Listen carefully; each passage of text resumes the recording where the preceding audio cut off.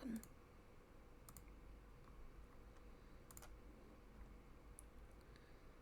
Just checking on this thing. Alright, cool. Welcome back to Ace Attorney Trilogy. Trials... no. Yes? Yes. Trials and Tribulations is the one we're on now. Last time, I think we stopped, like, in a break in the trial because my throat was hurting. And it had been fairly long. So hopefully we shouldn't... it'll, like, recap something. At least a little bit when we jump back in. I should be able to remember what was on once we get back there. That's loud, actually. Adjusting my volume doesn't mess with this, so it's fine. Right.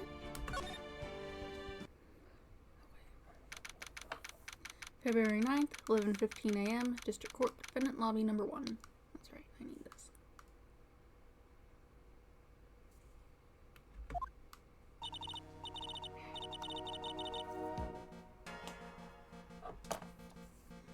Excuse me, Mr. Edgeworth. I'm not really sure what to say. Iris, we only have 20 minutes. There are 2 things which I need to ask you before we reconvene. Alright, I'll help you any way I can. First, about that night. You really didn't go to the Inner Temple, correct? The last witness claims to have met and talked with you in the training hall. Either you or Sister Bikini is lying. Mr. Edgeworth, it is just as I said yesterday. Until the incident occurred, I was in my own room in Hazakura Temple. Very well. The second thing, then. At night, the temple snowmobile was used in between the time Sister Bikini returned to the main hall and when she bore witness to the murder. Sometime between 10:30 and 11 p.m. that night. Were you the one who used the snowmobile? There is only one key for the snowmobile. The only person who could have used it was me. So it was you. But why? What made you go out to Dusky Bridge? I'm sorry, Mr. Edgeworth. No one wants to say anything in this case. Iris. I can't tell you about that yet. Yet. Not until her safety is confirmed. Her? The safety of the Acolyte. The Acolyte, huh? She must be talking about Maya.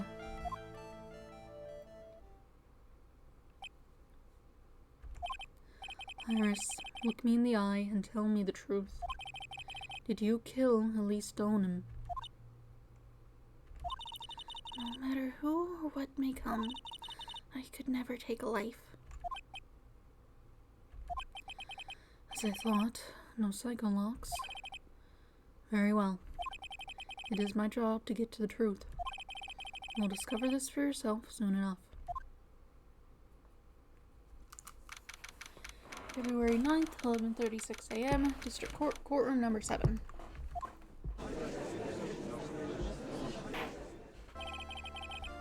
Court will now reconvene. Miss Von Karma, where's the witness? During the break, a man was detained for suspicious behavior in the gallery. Suspicious behavior? He was sketching something very intensely.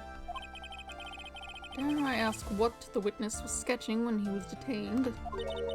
He drew a terrifying woman, armed with a demonic face and a vicious whip. I can only presume that his intention was... Anyway, it is time to drag this pathetic excuse for an artist before the court. Maurice Donham, I hope you're ready. Get in here. It would seem that whip is going to see plenty more use today.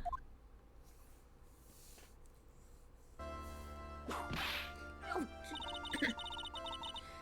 get is in contempt of this court.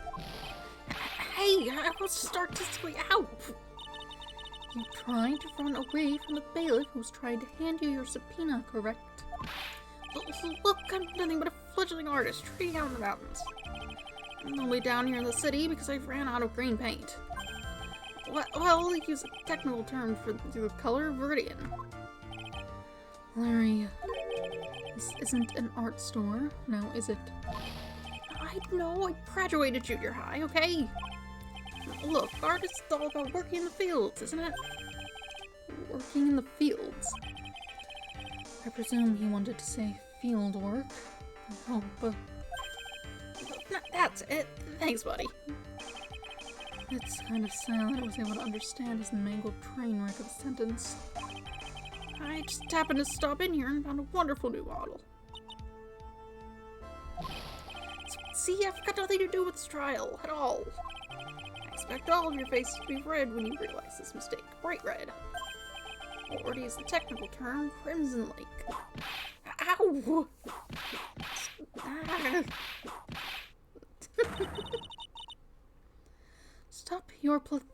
Stop your pathetic blabbering and testify like a man. Refrain from whipping me, Miss Von Karma. Cross-whipping is as bad as cross-checking. Witness, that was all your fault. Testify now. This is too much for me. What I saw. I was at that lodge out in the mountains, looking up at the stars that night. I walked the bridge a number of times, but I didn't see a snowmobile.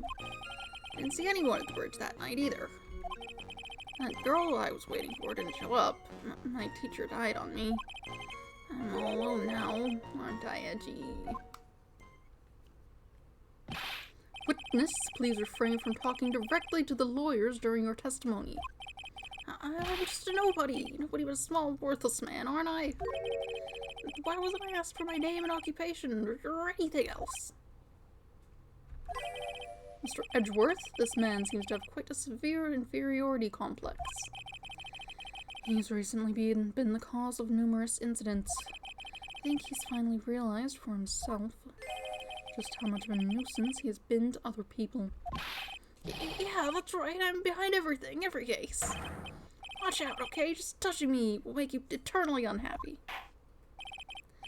Well then, let us proceed with the cross-examination. With no touching, thank you. We can delve into other details at a later time. What I saw. I was at that lodge out in the mountains, looking up at the stars that night. Oops. That's right. Hold it! Whatever's the matter, Mr. Edgeworth? This one single statement is so full of contradictions. For a moment there, I thought I was going to collapse. So, witness, any idea as to where these contradictions in your testimony lie? Depending on your answer, I may stay my whip. Okay, give me a minute. Well, it was snowing that night, so I couldn't possibly have seen the stars. That rundown shack is hardly a lodge, is it? And even if the stars could be seen, it isn't like I was there to look at them, right?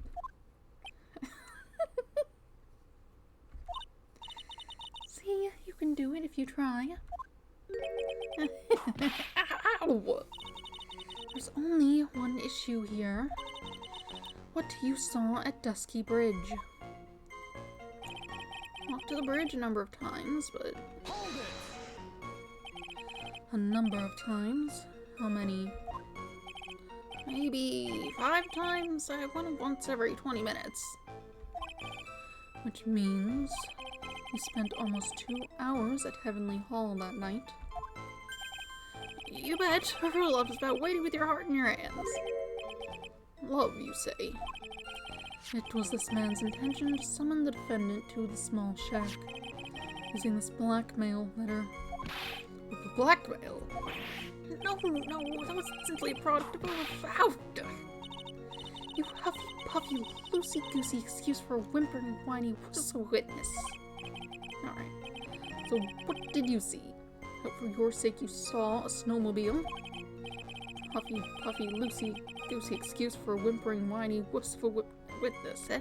What a nightmare. Well, you see...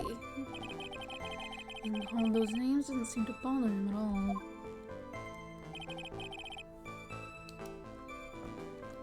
Didn't see a snowmobile.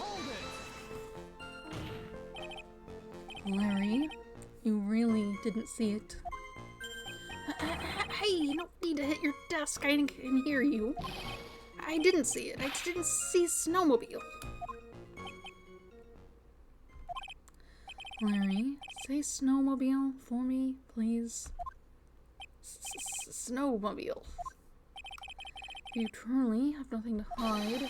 And why are you stammering like you just flew over a cuckoo's nest? Shut up! What is this? I don't know. Don't ask me. Seems I need to start for a more obvious contradiction. Going to strike the blow that will finally get him to spill the beans. Didn't see anyone at the bridge that night either. You didn't meet anyone. That's right, because I've got nothing to do with this. And I'm just here to buy some Verdian paint, okay? Come on, I expect to see those crimson-like faces now. It would appear that simply pressing him isn't going to be enough, Mr. Edgeworth. Indeed. Seems that he's going to claim to have nothing to do with this to the end. I don't want this guy to cost us any more time. And to slice through his obvious contradictions and keep things moving along. Now we know you saw someone at the bridge. Phoenix went out there and fell in the lake. Or the river or whatever. Now what do I have that, like, says that? I guess I just have Phoenix. You saw him. He talked to you. He could tell us right now if we called him on the phone or something. Larry Butts, I can understand why you might want to throw your old life away. You're pretty pathetic and you cause all sorts of trouble. I'm sorry. But, having realized just how much of a nuisance you have been, it could be considered a step in the right direction. Edge, are you trying to console me? Certainly doesn't sound that way to me. However, I cannot forgive you for simply turning away from the incidents you create. You're totally pinning this on me. Now then, let us talk about the night of the murder. Sister Bikini, after seeing the murder took place, asked Phoenix Wright to report it. Thus, he headed for the public phone by the bridge. There, he happened across a certain nefarious individual. You, Larry Butts. That's right, me in the flesh. Listen carefully, witness. Doesn't matter if you change your name. So long as you remain pretty pathetic, you will continue to cause these incidents. That reality will not change. But what do you want me to do then? Larry, what you need to change is your inner self.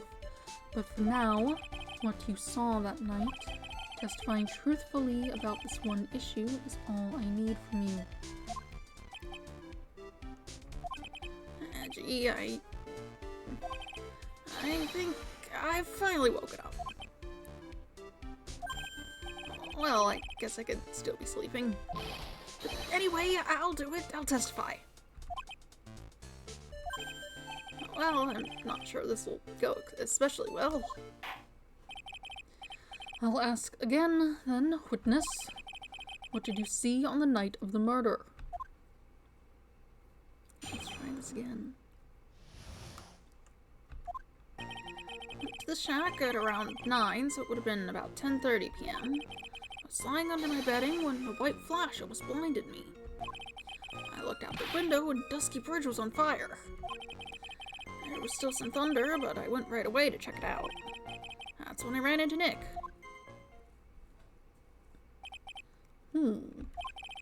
Certainly saw quite a lot, didn't you? I'm not sure that's a lot of the incident in question, though. That's just like a coincidence. So, what happened to the bridge after it caught on fire? It was like me after a 3-day stint chasing a girl. It totally burned out, like almost totally gone. I mean, trying to cross the burning remains was what caused Nick to fall. What did you say? Oh, don't worry. It's nothing life-threatening. He just caught a cold. I never know with that man if he should be called lucky or unlucky. Now, Mr. Edgeworth, please commence your cross-examination. Kitty. Alright. Went to the shack around 9, so it would have been about 10:30. What did you do out there in the cold for an hour and a half? Well, if you really must know, I was busy being excited, I guess. Excited? Dare I even ask? I set the meeting time as 10 p.m., right? But I couldn't wait, and I thought she might come early, too. Well, it appears she didn't come at all in the end. Because they never arranged to meet in the first place, did they? Shut up! Don't go picking my fond memories apart. Anyway, I was getting a little worried. I thought maybe Iris had lost her way. So every 20 minutes or so, I went out to the bridge. I didn't see anything particularly suspicious. I didn't have anything else to do, so I went back to the shack to wait for her. Lying underneath my bedding, white flash was blinded. This light was, of course, lightning. Like, pow! Like a slap from Naomi, honestly. A big bada-boom. Or a little like that. It's more like a punch from Miranda. Witness, did you actually see the lightning hit the bridge? Well, I was a little bit startled by the flash of light, so I looked out the window and Dusky Bridge was on fire. Seeing that, what did you do? What do you think? I was burning up as well from the fire in my heart. And that's why you went to take a look at the bridge. Well, to be honest, it was freezing cold, so at first I thought, forget it, I'm not leaving my covers. But it had pretty much stopped snowing, so, I don't know, I changed my mind. Hello. Playing Ace Attorney, as usual.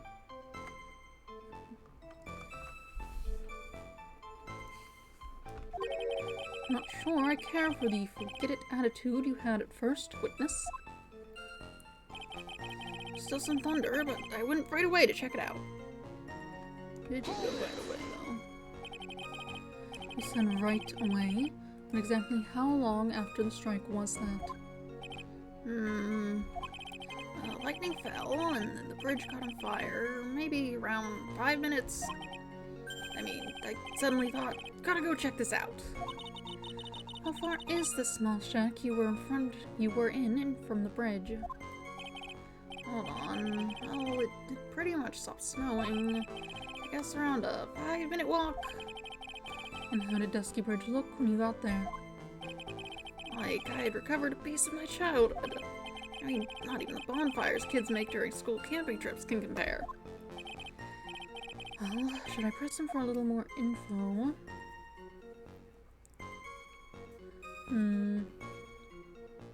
The timing isn't right. I pointed this out during the other testimony, but that wasn't what they wanted to complain about at the time. None of this is about the time either, though. Why didn't you call anyone? That's a good place to start. Larry, let me ask you one thing. What is it, Edgy? What's with the serious face? Why didn't you call anyone? Huh? What do you mean? Normally, when faced with a towering inferno, one would try and tell someone. There's a public phone right by Dusky Bridge, correct? Well, of course I thought of doing that. So then, let's hear why you didn't. Huh? Yeah, okay, reason. It isn't that I didn't try to tell anyone, I just didn't have time to, okay? Arrived at the bridge, Nick showed up less than a minute later. He claimed to have arrived at the bridge at the same time as Wright. Yeah. I thought I'd better tell someone about this. But then Nick came up yelling about murder. It totally made me forget about the bridge. The fire was pretty much out by then anyway. What's this feeling? I suddenly have a terrible case of unease. It was after contacting the police that Phoenix Wright fell from the bridge, correct? Yeah, that's pretty much it. More or less. You told me about the burning bridge yesterday. There's still something that doesn't quite fit. It looks like, despite his change of heart, Larry still isn't telling us the whole truth.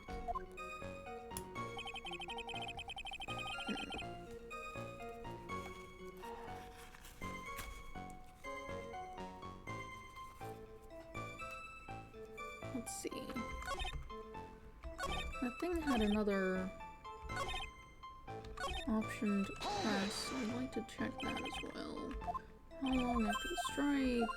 How far were you? 5 minutes. It's on fire. Why go to the bridge?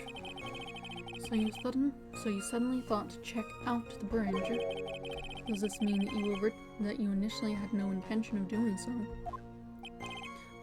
Well, yeah, I guess it does.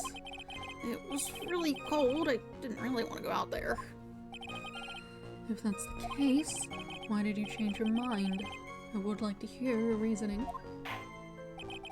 In which case, please give testimony to that effect, witness. My reasoning? Okay, reasoning it is it? I thought I'd never get another chance to see something so big burning. Oh, I see. So that... okay. Yeah, I don't care about that, actually. I didn't think it would replace the thing about Phoenix. Mostly because I think he said that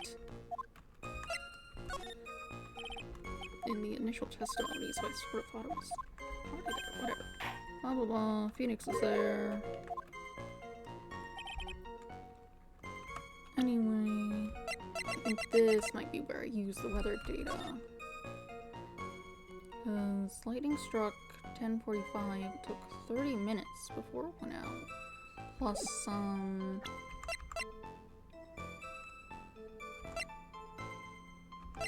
do we have anything about...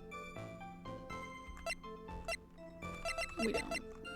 Nothing else points out the time because we don't have anything from the other testimony. I guess it's just this. Your very existence being a contradiction. I'm not sure if you can grasp this or not. Hey, Edgy! You make me sound like some sort of alien!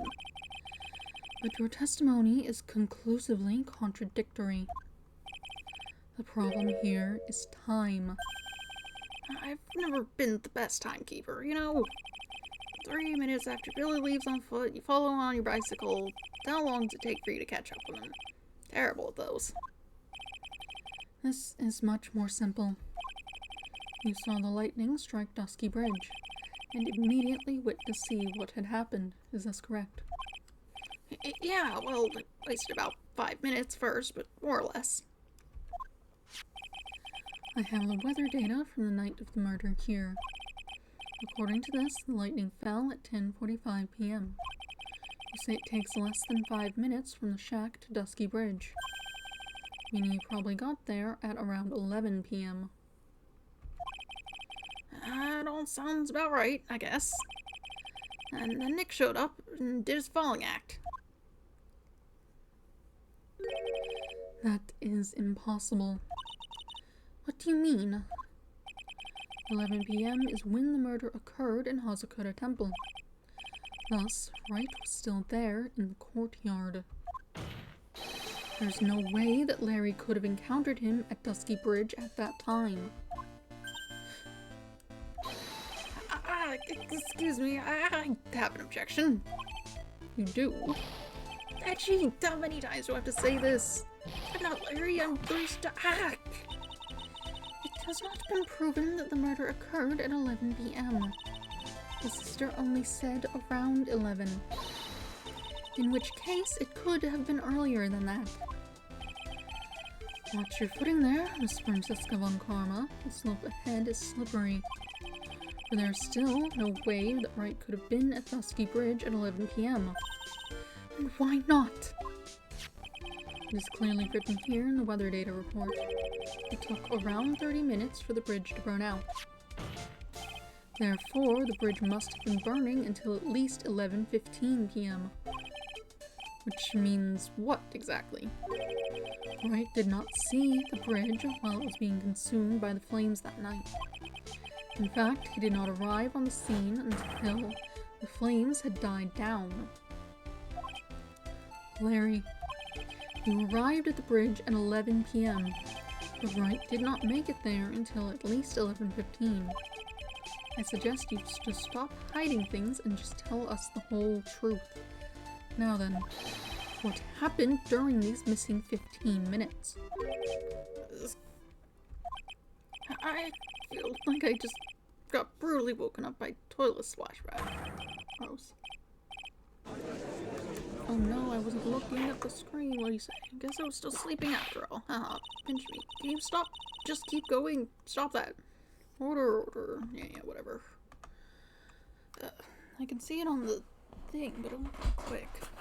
I hate that. But, like, just going.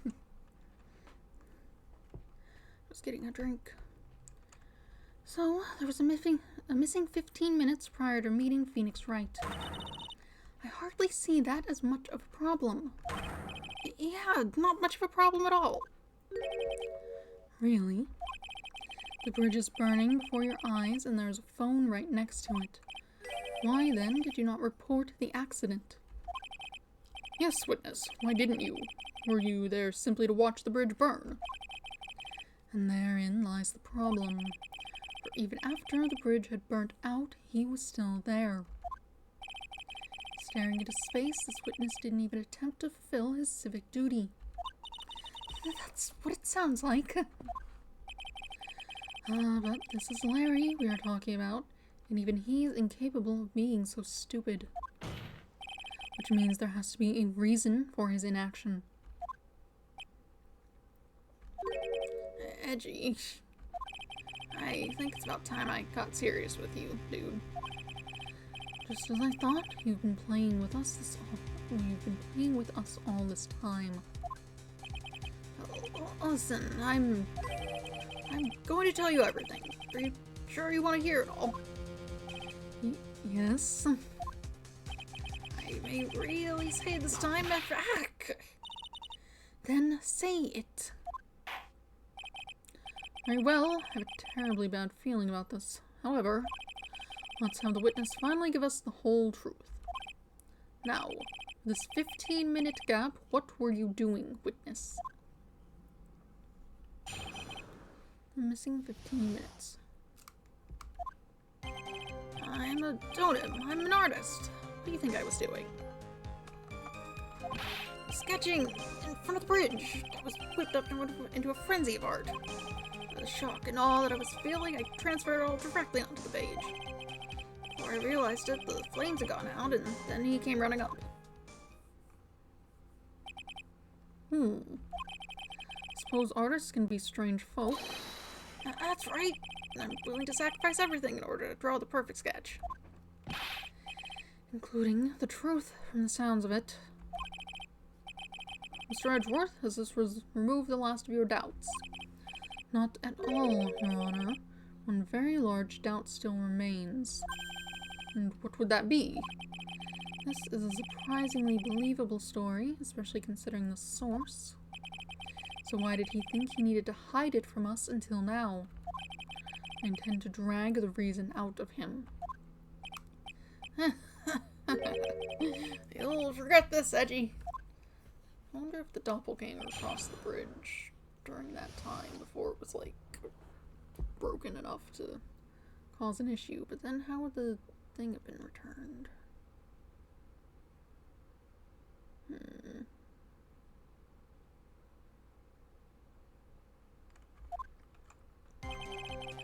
I'm an artist. What do you think I was doing? Tell us, Larry. My name is Cerise, get it right. Mistakes like that are what keep you from being popular with the ladies like I am. Who exactly are you? I'm Cerise Stoneham, apprentice extraordinaire. That's what he calls himself, in any case. And you are an artist. Of course, I'm an artist, the real thing. And again, that's what he calls himself. Names mean nothing. There's only one issue I care to discuss. What were you doing? It is a very big issue indeed. Sketching in front of the bridge. Sketching the burning bridge. Burning bridge and everything that came with it. What came with it? You want to hear this from my lips, do you, Edgy? You'll regret this. That's got Enough. Just take that ridiculous sketch of yours out already, witness. What are you talking about? I don't know what it is you mean. I don't know what you mean. That does indeed appear to be the fastest solution. I'll leave it to you, Mr. Edgeworth. What should I do? I've got a terrible feeling that the instant this sketch is revealed, the entire world may be changed by what is depicted in there. Let's get a look at it. Larry, I wonder if you could show us your sketch, please? Well, even I couldn't have imagined it'd turn out like this. Imagined what? That Larry Stoneham's debut would take place here, today, like this. Show it now. Okay, but steel yourselves. This is the world of Larry Stoneham. Where were you sitting that you got that angle? It certainly would have been in front of the thing.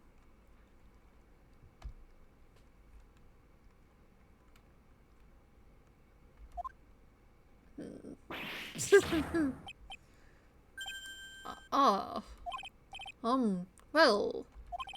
So this is Dusky Bridge, correct? Someone is way up there. Quite a large bridge, isn't it? Your response, Miss Bonkarma. Yes, well, it's a better drawing than I expected. Isn't it? I struggled to reproduce those flames, I really did. Yes, I'm sure you did.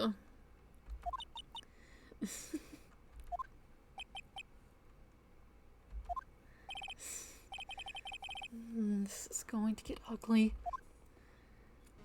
Alright.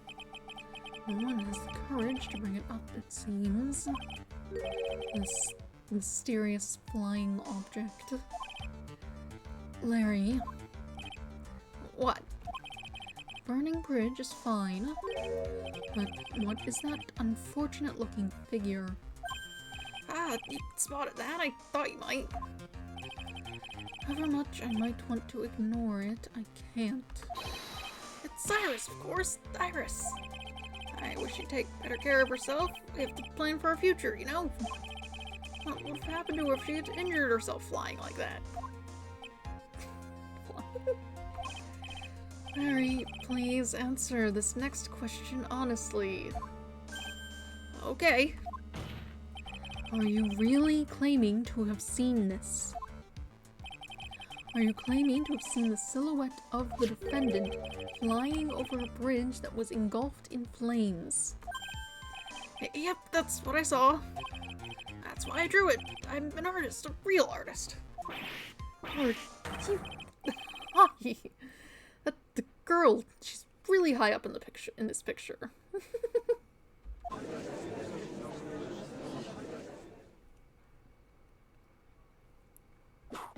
Ugh, what's that for? This is all a bad dream. I was hitting you on the cheek to test that theory. Please whip your own cheek from now on if you wish to test your wild theories. Anyway, no court of law will ever acknowledge that people can fly. Actually, there is some precedent for this. She was flying pretty high, my sweet Iris. She was about 30 feet above the bridge, at least. It was really something to see. That's 30 feet? Oh. This has to be some kind of mistake. Mr. Edgeworth, please bring the witness back down to earth.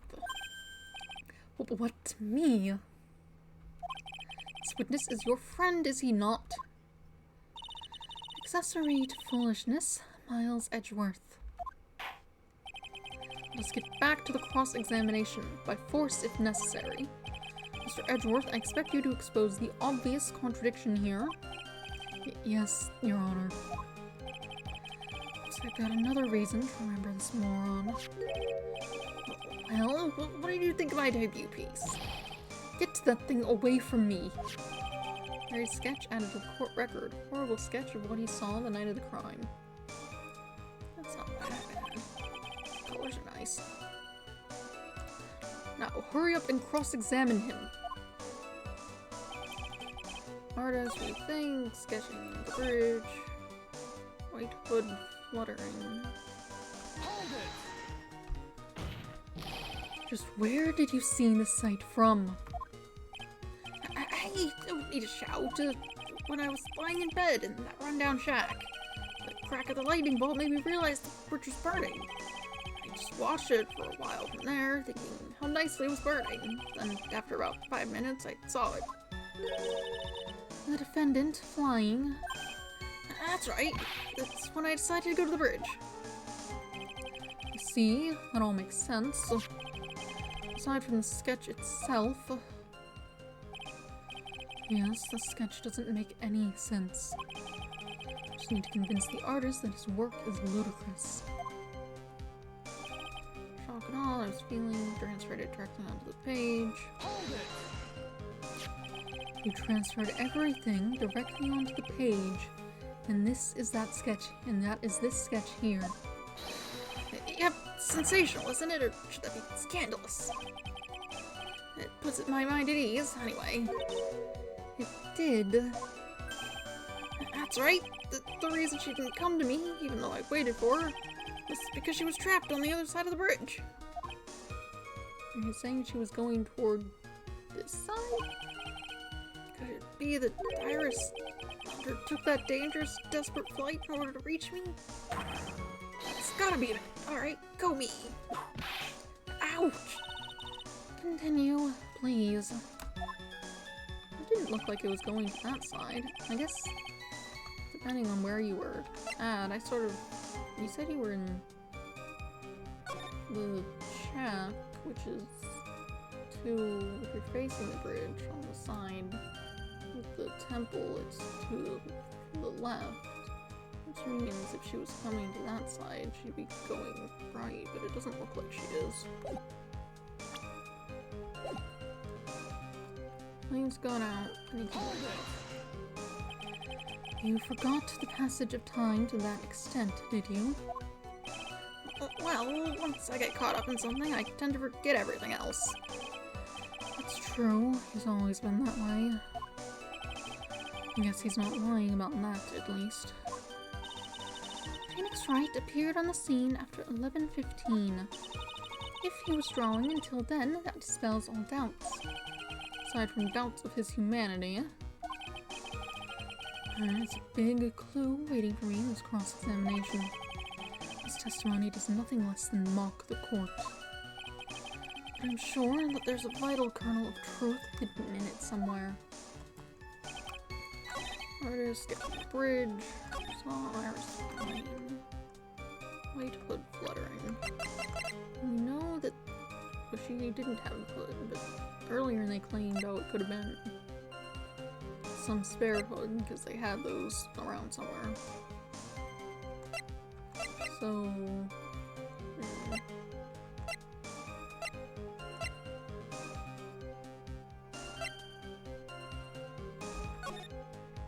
that doesn't look like a hood. I don't think it's that long. But also, who knows? You can just draw badly and not have those proportions quite right. Take this. Look at this hood. Larry, what did you really see that night? Not that I particularly care. In your position, that's just being irresponsible. I drew exactly what I saw. I'll give you a whole dollar that it's the truth. If that is truly the case, then there's one thing that we can say for certain. What might that be? That the person who flew over the bridge could not have been the defendant Iris.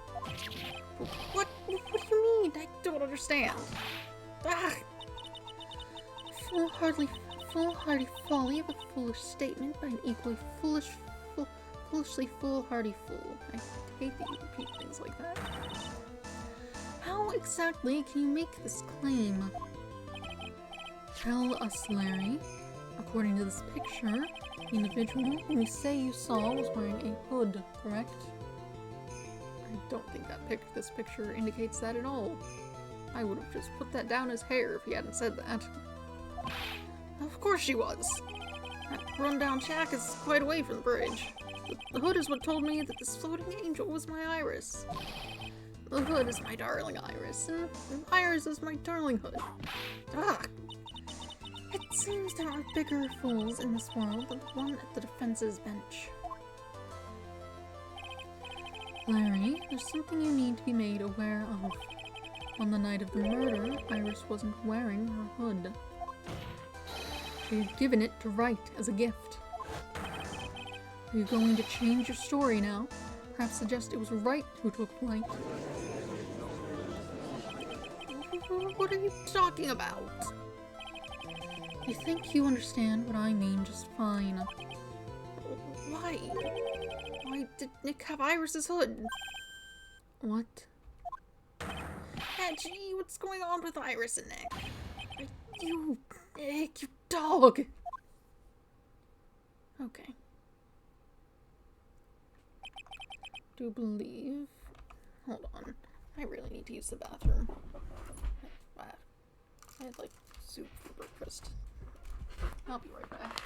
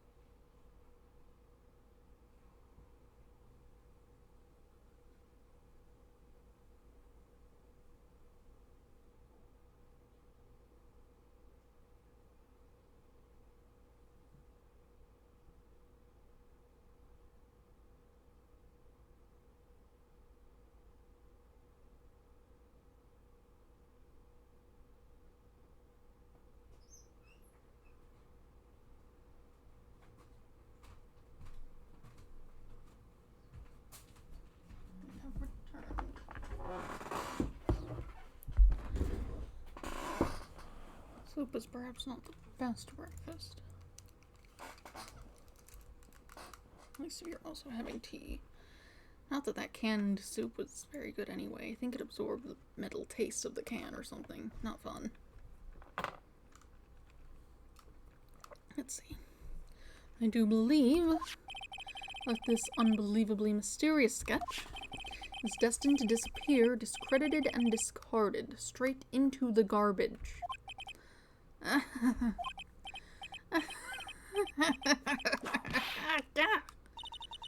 What is it now, witness? It feels like I've been waiting 25 years for this very day to come. Edgy, today's the day I get to completely stupefy you. What?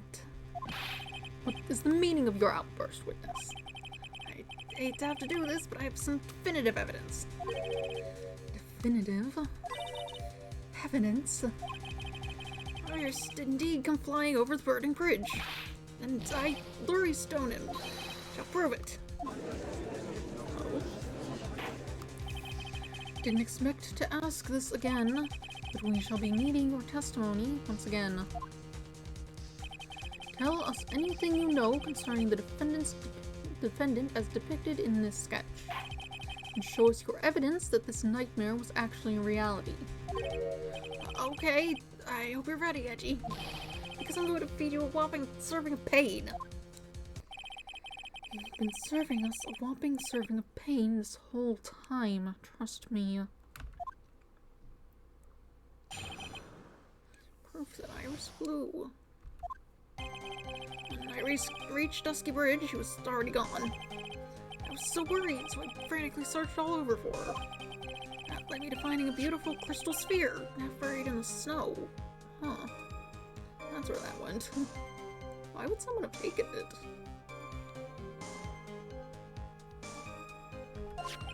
I'm sure that Iris was simply wearing a spare hood. After all, no one else could have lost a crystal sphere that night. Okay. Obvious contradiction there. A crystal sphere. This one. Pretty, isn't it? But finders keepers. There's blood on it, you dumb... That sphere. Where did you find it? Let me see, around here somewhere? Looks about right. And it was half buried in the snow.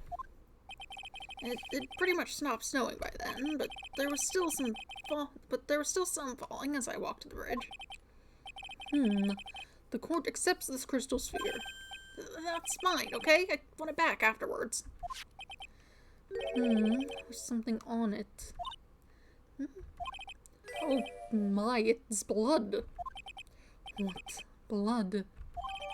Crystal sphere added to the court record, found half covered in snow near Dusky Bridge the night of the crime, has blood on it. You ready, Edgy? You're not gonna react to that at all? Okay. By tomorrow morning, you'll be calling me Master Larry. Yeah, I like the sound of that. No one's gonna push me around anymore. Didn't you want to be called Lurie Stoneham only a few minutes ago? Alright. Reached the bridge, it's gone.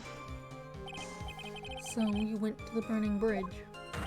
That's right, to the Iris. She actually flew to get me. The least I could do was meet her halfway. But the defendant was not at the bridge when you got there, you say. I guess she went back to Hazakura Temple. She's a girl, after all. She must have wanted to look her best. Must have been lovely. Lovely to live in the fantasy land of Larry's mind. Actually, it's so depressing that I can't even work up the energy to point. So, what did you do next? You keep saying she was, like, going to that side of the bridge. This image does not look like that. Not at all.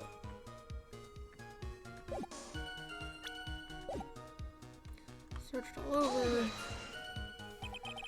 So you searched all over for her? She was flying pretty high, you know. I thought maybe she slipped out on her landing and got hurt. Hey, it was nothing more than possible. It was more than possible. Also, when I headed out to the shack the first time, I was snacking on a banana. I was pretty sure I threw the peel there away somewhere around there, so, you know. Can one guy really be this stupid? So did you find any signs of her so-called landing? I remember. I kept on falling over myself and kind of lost it for a while there. You fell over yourself. Yeah, the snow was deep and there was even a banana peel out there. Yep, there's Stupid, and then there's Larry Butts. The short of it is that you didn't find any signs of her landing, correct? Then what happened next? That led me to finding a beautiful crystal sphere. Half buried. It was sitting in the snow with a little gathered on top of it. It was very hard to spot, actually. I mean, it was dark out, too. I'm impressed. You did well to find it. No matter what you may think when you look at me, I'm a pro, a genius security guard. I used a pen light I borrowed from my company to help in my search. It sparkled really brightly, as if it was saying, "Here I am," to me. It does indeed look very much like the crystal sphere on Iris's hood. But need I remind you that she was not wearing her hood that night. Spare hood. Each nun is assigned their own hood, and they are assigned only one. I don't know anything about that, okay? Iris is special, alright, dude? Even if she did steal Spare Hood, I'll forgive her. This is getting us nowhere. Our destination for the day, it seems. However, this crystal sphere was found near the bridge. That is a fact. If it didn't come from a hood, where could it have come from? That is the question I aim to answer. No one else could cross the sphere. Let me confirm this one last time, Larry. The reasons you thought that this was Iris are the hood in this crystal sphere, correct? That's right, my gut is never wrong. I met that old bikini the next morning, and her crystal sphere was still there, safe and sound. Indeed. She was wearing it in this very room earlier today. This case isn't going to end without a fight. Exposing the obvious contradictions in this testimony will be easy. But I fear that all that awaits us are further mysteries.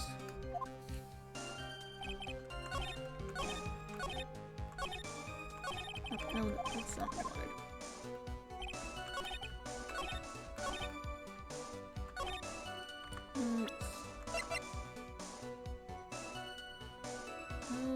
Something indicating the thing there.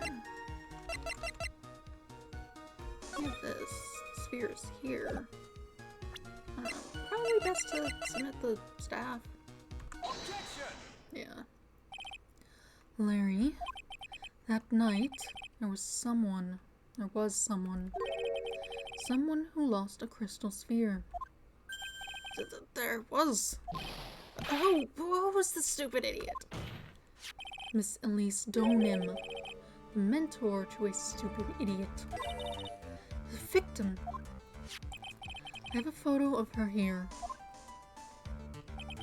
And on the end of her staff, you can see a familiar-looking crystal sphere.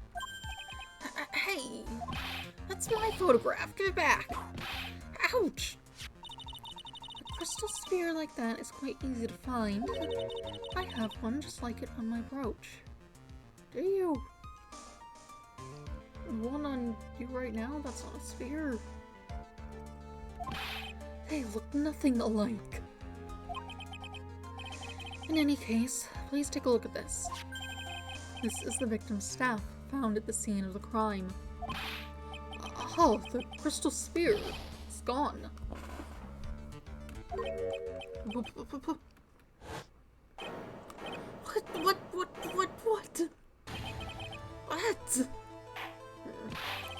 What does this mean?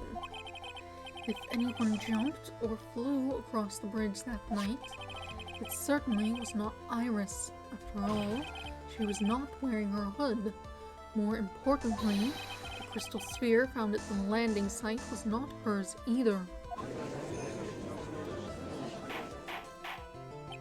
That means the one who flew and dropped the sphere was the victim, Miss Elise Donim. That doesn't match. A fool along alongside another fool on a fool's errand to reach a foolish conclusion. First of all, this sketch, which I prefer to call scribble, is ridiculous. People cannot fly. Thus it is rejected. You can't do that. I saw it right in your eyes. And this crystal sphere. This is nothing more than a red herring. You honestly believe that? Give it some thought, and I'm sure you'll realize it as well, Miles Edgeworth. Elise Stoneham was in her room on the night of the murder. There was no reason for her to go to Dusky Bridge. Therefore, the sphere cannot be related to this case. That is all. Miss Franziska von Karma, the only people who will accept that explanation are scatterbrains and clowns. Why are you pointing at me? The victim's crystal sphere was found near the bridge on the night of her murder. Yet you expect us to believe this has nothing to do with the case. Also, there's blood on it. That crystal sphere was probably thrown away at the bridge after the murder. Why, though? Why take it? Just leave it there, even if it fell off, like, whatever. After the murder, there's blood on the crystal sphere, isn't there? This naturally suggests that it was thrown away after the murder took place. The killer placed it there to throw the investigation off the scent, which is the exact same reason that he drew that ridiculous sketch. You say he did the murder? What? You mean I'm the killer? No, all joking aside, just when did this crystal sphere appear near the foot of the bridge? Unless this can be proven in some way, I refuse to believe that this is related to the case. She makes a valid point. There's no evidence that Elise Stoneham left Hazakura Temple that night. However, if somehow this crystal sphere can be proven to have been dropped before the victim was killed, then this case is going to transform into something else entirely. Your response, Mr. Edgeworth.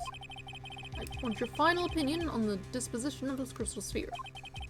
If it is not related to the case, then this witness who you called will have been nothing more than a monumental waste of time. Prepare yourself for some very appropriate punishment, Miles Edgeworth. Can I prove it? Can I prove that the crystal sphere was dropped before the murder took place? Let's see. Half covered in snow. Plus the time we have of the murder, it's about 11. I think the weather data is still useful. We got this. Can I prove it? That isn't the issue. Simply prove it. That's the only option. That's what he'd do. That's the way Phoenix Wright would do this. Your Honor, allow me to prove something to you. I will prove that this crystal sphere is a vital link to solving this case. You will do what?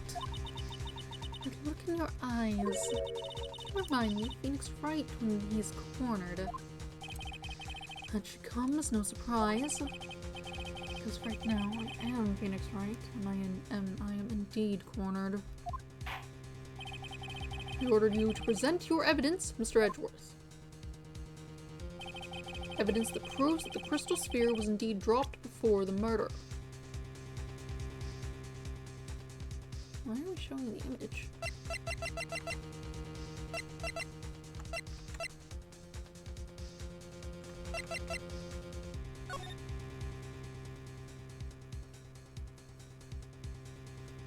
No reason to show this. I don't see anything with it. Half covered in snow. Right, I think it's just this again, right? Take that! Oh. Your response, Miss Von Karma. Birds of a feather flock together. be familiar with this phrase. Miles Edgeworth. I think one such bird is calling for its fellow now. Go, Edgy, do it, prove it, win. It's cheering. It's listening to the ominous calls of the ravens. Alright.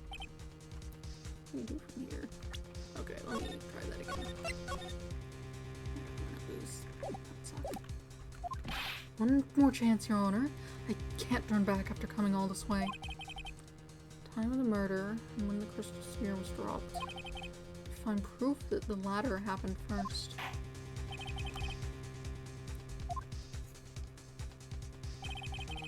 Proves the crystal sphere was dropped before the murder.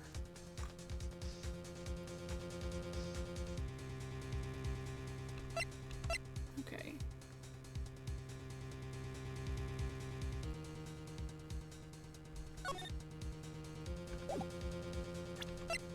Let's see. Why is it showing this image? Could be...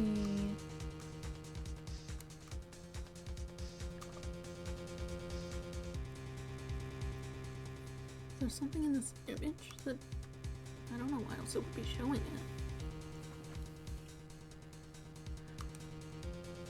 There's blood, yes.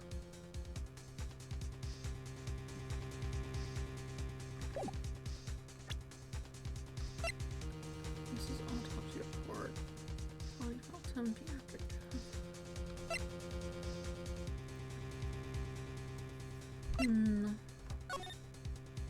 It's on there. Magazine, weather report. Well, the sphere's on there now. Takes like 15 minutes to get there. From the death. When do you find it?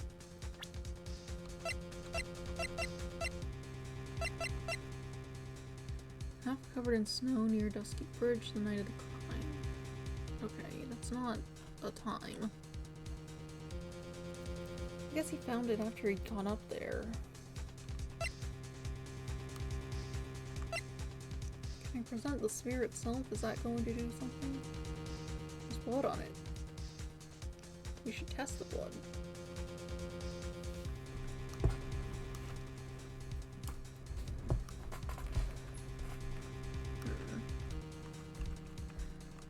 I mean, it's an idea.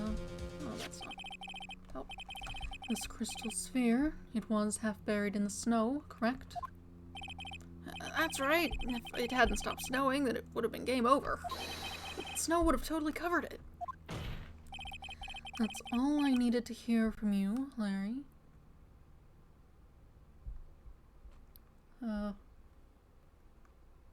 Okay. Interesting statement. Mia isn't here. Also, that's what I was trying to get at with the weather report. Whatever. Your testimony makes one thing quite clear. What? When the crystal sphere was dropped, it was snowing. Even if it was ever so slightly. Snowing. On the other hand, let us look at the scene of the murder. Oh, that's why they showed it, because there's no snow on her. As proven earlier today, there is no snow on the victim's body. Oh. Therefore, crystal sphere must have been dropped before the murder. What?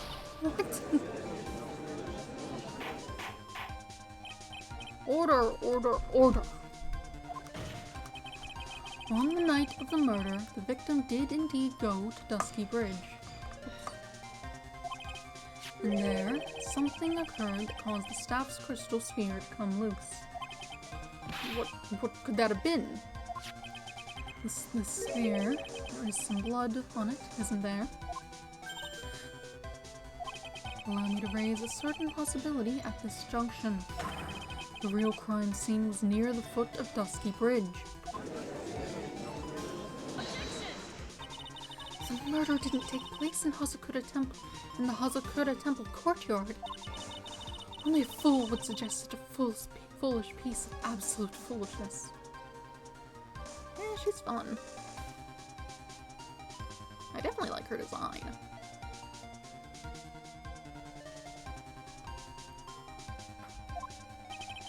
Just who is the fool, and which part is so foolish, Miss Von Karma?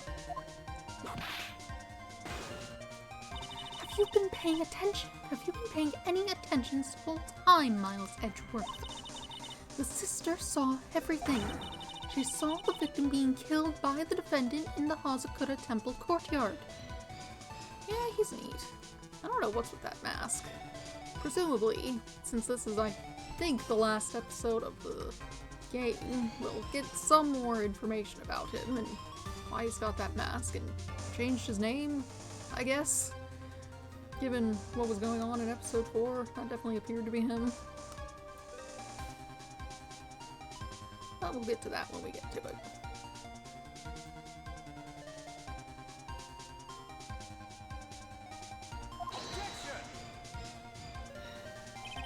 That's not exactly true, now is it? To put it more precisely, what she saw was the murder weapon being removed from the victim's body. That's the same thing! Persona. I haven't actually played any Persona games. I don't really know what happens in them.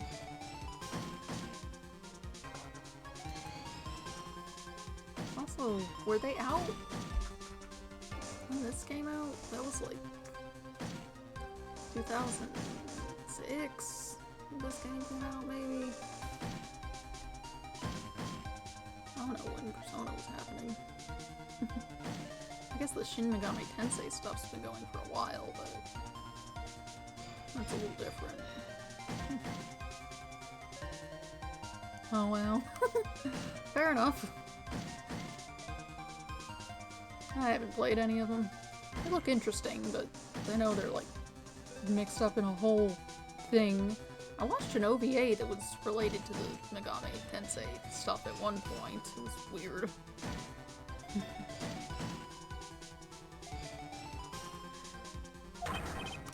No, it isn't. You said it yourself. Very little blood is actually lost at the moment of a blade's insertion. If you want to talk about when the most blood would be lost from a body, that would be when the blade is removed. If that statement is the truth, then Dusky Bridge could very easily be the scene of the murder. The murder weapon was not removed, thus there was no bleeding. You are forgetting one vital thing, Miles Edgeworth. Elise Donham's body was found in Hazakura Temple. On foot, it takes 15 minutes to travel from Dusky Bridge to Hazakura Temple. You mean to suggest that someone carried the body all that way? I mean, someone took the snowmobile, right? Made it this far. This is the only place to take this is to the end. I just need to prove that my version of events is also perfectly plausible. Now, if the defense is ready, the court would like to have an explanation. Please show us the method by which the victim's body was carried to Hazakura Temple. I mean... practice photo? Yeah, that should do it. Look at the snowmobile. On that snowy night, there is one way the body could have been moved. The snowmobile. As we know, the snowmobile was used that night.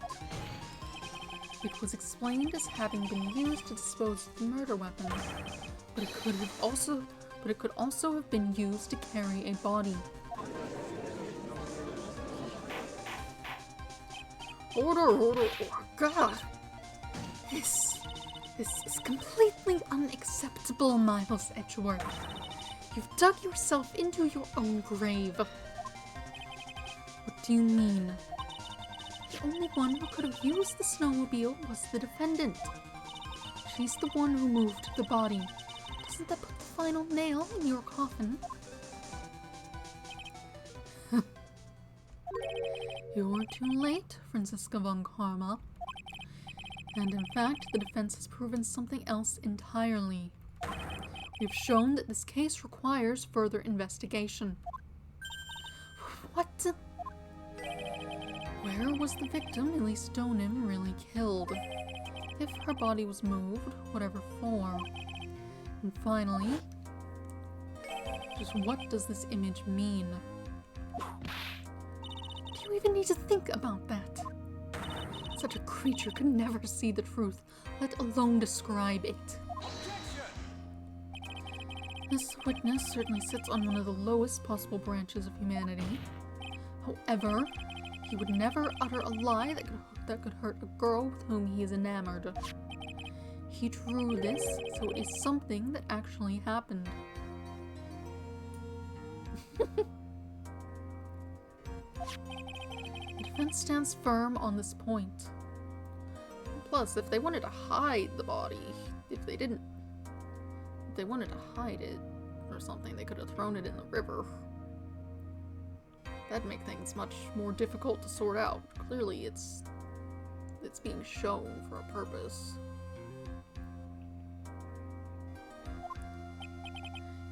Edgy! Thank you! That settles it then. I cannot give a verdict under these circumstances.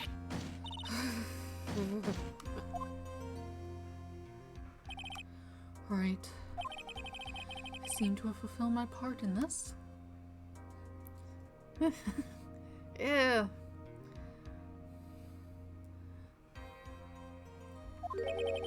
It is just as I thought. Franziska von Karma, you make a wonderful partner. Excuse me? There was one reason, and one reason alone, for me being here. To expose the darkness lurking in this case, and then pass it on to Wright. Really? That's what this is all about? You could have just told me that from the very beginning. Then I wouldn't have had Francie whipped out. Miles Edgeworth, I don't care about what you were here to do. This was my chance to finally grind you under my heel. A shame that your chance seems to have slipped you by. What a shame, Francie. This is all your fault. Such a terrible witness. You are an affront to all the legal system stands for. I demand satisfaction. Goodbye. I cannot believe that the witness's testimony relates to an actual event. However, there has to be some sort of answer for the questions it raises. Yeah, she keeps, like, knocking people out. Or at least people keep fainting. I think she's been the cause of at least a few of them.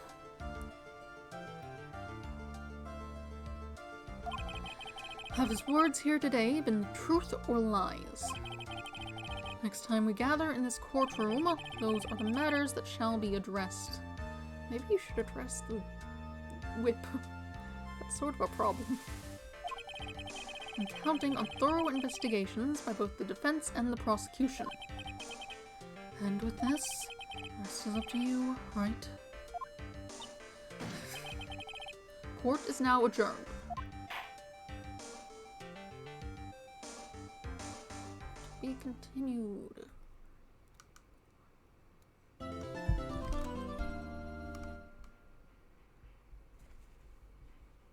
Save progress. Yeah. February 9th, 3:43 a.m. Hottie Clinic Intensive Care Unit. Why'd you go there? That place seems to have problems. Or at least it has one creepy guy who just kind of hangs out. Well, I guess maybe that he wouldn't bother Phoenix all that much, so maybe it's fine. I'm still up at this hour, reading through the trial record of a certain case. It's the first case my mentor, Mia Fey, ever handled in a court of law. The horrifying truth that I refuse to accept is holding me hostage here within its pages. Dahlia Hawthorne. What I have read, I I don't want to believe. What is written here? This isn't the Dahlia I knew. But what?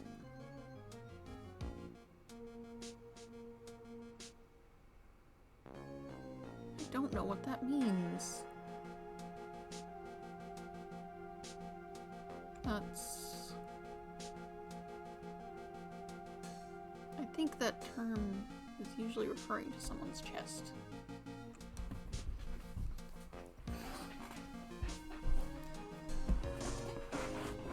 I don't typically engage with that sort of thing.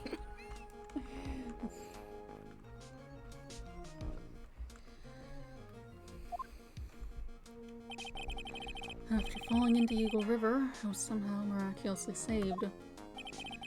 But I ended up catching a cold that seemed to knock me around the world and back. I feel dizzy, my ears are ringing, my throat burns, and my head is on fire. But I will recover. I have to recover by this afternoon. I have to meet with the most ill-tempered witness imaginable. But I know that he will be able to help me with him somehow. Alright. Back to Phoenix. February 9th, 2:43 p.m., Dusky Bridge. Right. Are you sure you're well enough to be doing this? You still look a little green in the face. Or maybe Viridian in artist speak. Actually, my fever has gone down quite a bit. Yeah. He's lucky. He seems to be relatively good at not getting terrible problems from things that happen. Like being tased into unconsciousness that one time because he was stupid and showed the one guy evidence and it's like, we're gonna arrest you, do you know? Like, I tried to leave without doing that and then nothing would progress and I was like, fine, I guess I'll show him. This seems stupid. Especially given you did that in an earlier case in the first game and it was indeed stupid.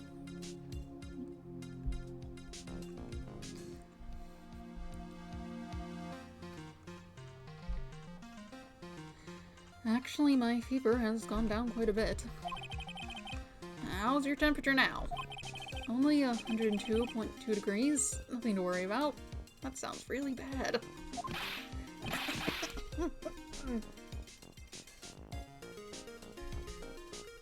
Is he in fighting games?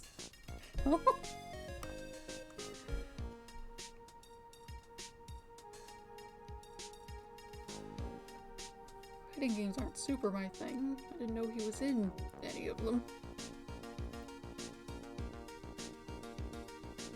This is Capcom, so it probably would have been Marvel vs. Capcom. That's the only one I can think of.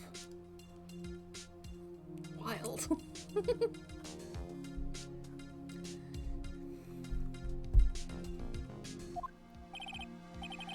Anyway, I read today's trial record. You weren't bad, Edgeworth. Pretty impressive despite the circumstances. We're not in the clear yet. The main point of contention tomorrow is going to be the murder weapon. Yeah. In the end, the Shichishito did not deliver the deadly blow. Which means there must be another sword hiding out there that we don't know about. Another sword, huh? Don't you worry about a thing, pal. I'll dig up the murder weapon myself, or I'll eat my coat. Thanks again, Edgeworth. I'll handle things from here.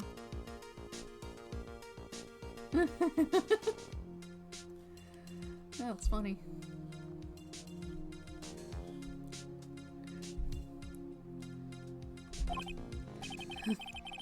That is probably for the best. Actually, I was thinking about paying the old precinct a little visit. There's something I want to look into. And that is? Our client's background, naturally. You mean Iris, sir? I have a feeling that we've met before. All I want is confirmation. one way or the other. And since I probably won't be getting that from you, I'm sorry, Edgeworth. I bid you adieu, right? Take care. Guess I should get moving too. Why? Do you need to be somewhere? Yeah, I've got to get to work on this bridge, pal. I'm rigging something up so we can get across to the other side. That's right, Maya's still stuck over at the inner temple. Don't you worry, pal. As soon as it's all set, you'll be the first to know. Thank you, Gumshoe.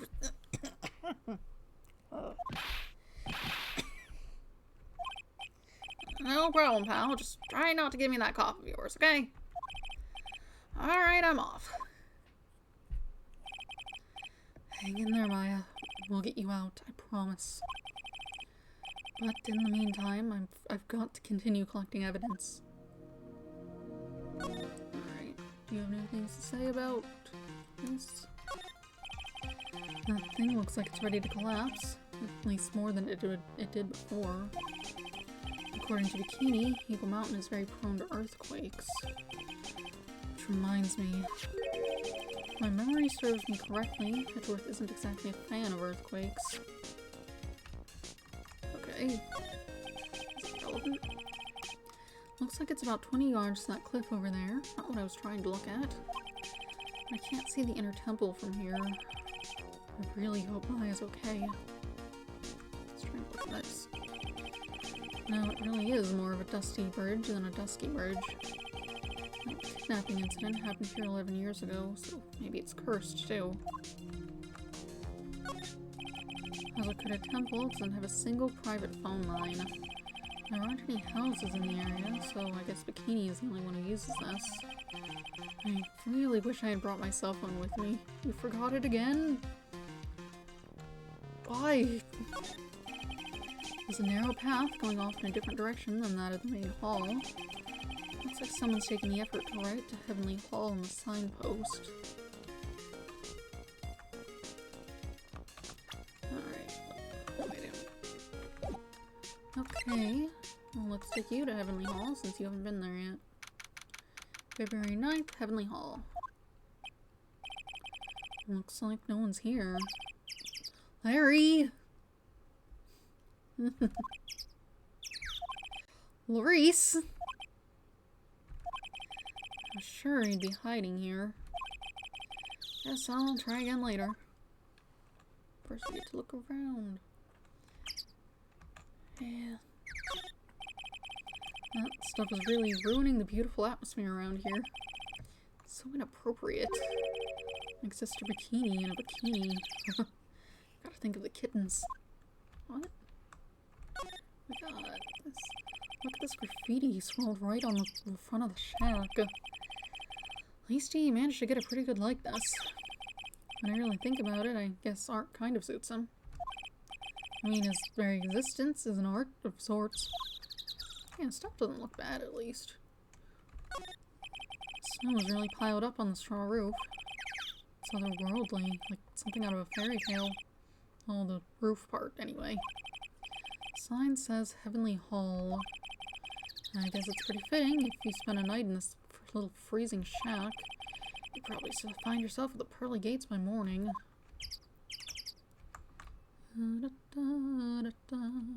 River itself. This is the famous Eagle River. I got to try out its rough rapids the other night. They say it has a really strong current, and they weren't kidding. It's both powerful and fast-flowing. That's true. You should probably just stick with art. Like, yeah, plus on top of the Thinker clock being really nice statue, he also put like a clock in it that spoke the time. He might have been able to put that together from some pre-done stuff, but still.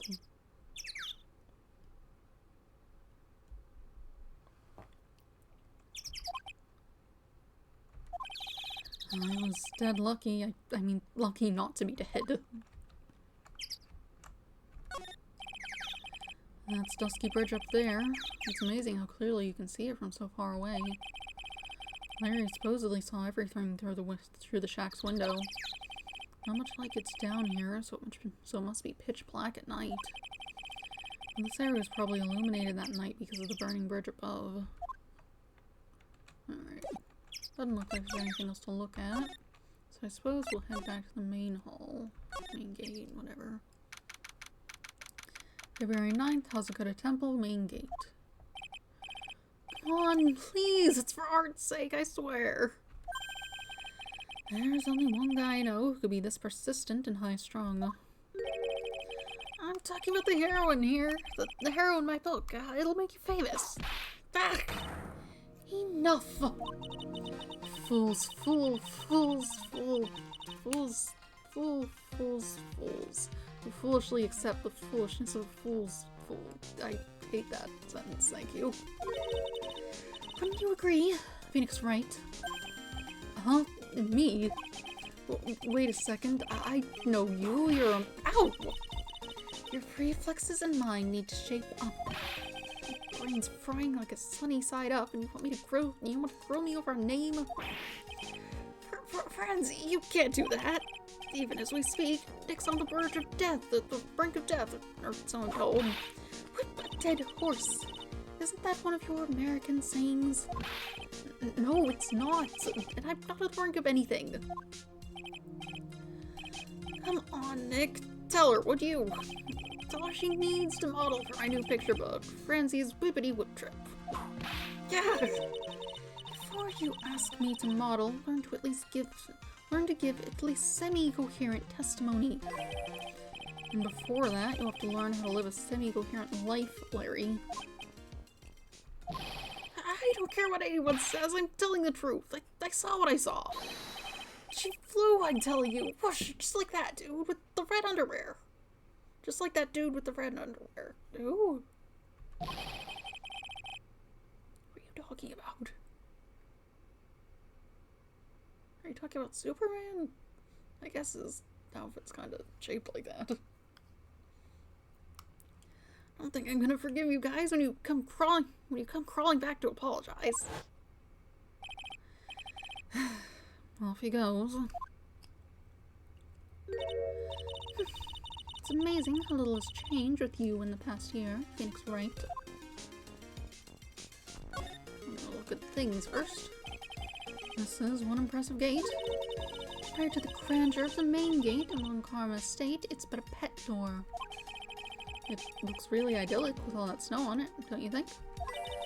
All that snow? Don't make me laugh. This is but a light dusting where I come from.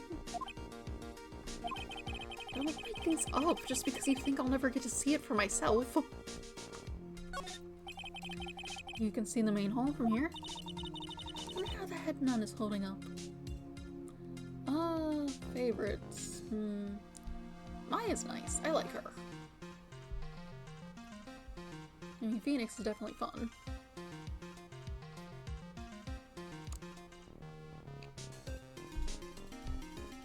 I don't know. I have difficulty picking favorite characters a lot of the time. Unless one just really stands out for whatever reason.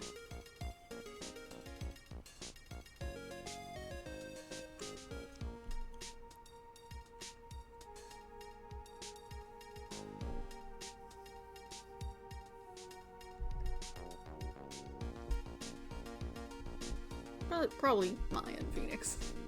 Kind of basic, they're the main characters, but you know. I wonder how the head nun is holding up. Oh, wow, is that an inkling of human kindness, I sense? Ow! Do you enjoy causing other people pain with that sharp tongue of yours? Yeah, I don't really know much about that sort of thing.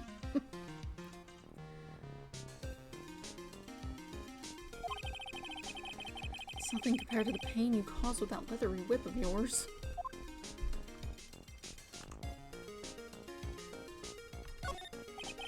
It's a quaint little bell tower. Never would have thought that something this horrible was about to happen.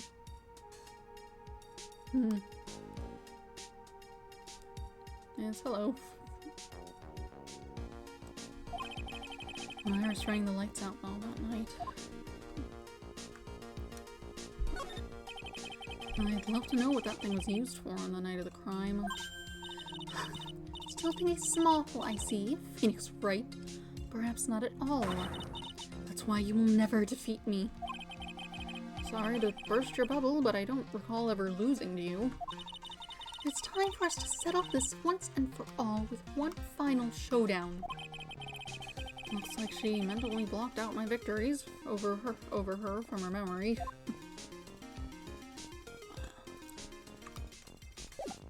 Oh, let's talk. You got anything to say? You, what have you been up to anyway? Have you been in Germany all this time? That's right. Extending my perfect win record, naturally.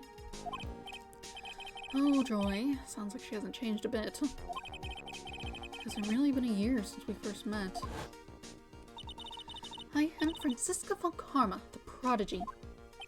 I see. I gave up a promising career in Germany and came to this country for one sole reason. Revenge. Franziska was born and raised in Germany and became a prosecutor at the age of 13. Her father was the legendary prosecutor Manfred von Karma. Oh, I forgot he looked like that. His front portrait is not flattering. He had a perfect win record for 40 long years, but now he's gone from this world. Don't tell me you still hold a grudge against me. Because of what happened to your father. Yeah. He didn't look that bad from like the 3/4 view they use in court. It's just head on, it's like, oof.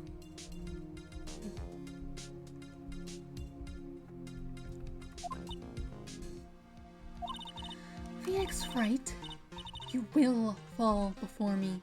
This I promise. But it will be for my sake, not my father's. Be clear? Yes, Crystal. How did the trial go? Hopefully Phoenix was like informed, got like a transcript or something. Kinda wasn't there to see it. That feels important if he's going to take over. In truth, I was shocked. I came back to America with the intention of defeating you. Instead, it was my little brother who was leading the defense. Edgeworth.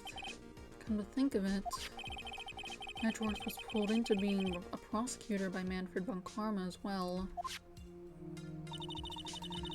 Miles Edgeworth told me something very interesting, you know? Yeah. Certainly anyone who's meant to be, like, a lawyer or something. Though various witnesses and such seem to be better from the front. That's probably because they were only designed to be seen from there.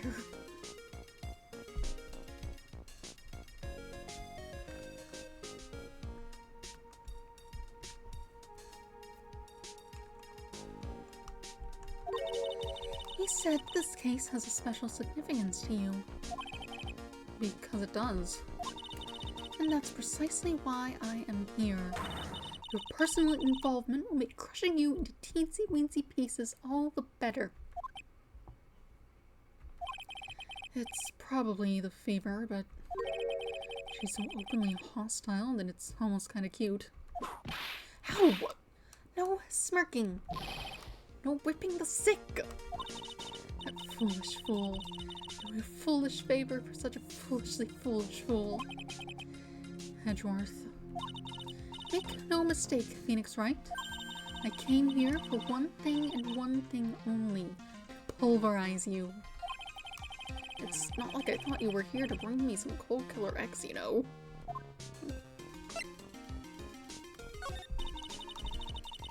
I went over the whole case file on the flight over. You read the whole thing? Yes, every last word, every last sentence of every last paragraph. All the ridiculous things you did made it a very interesting read, you know.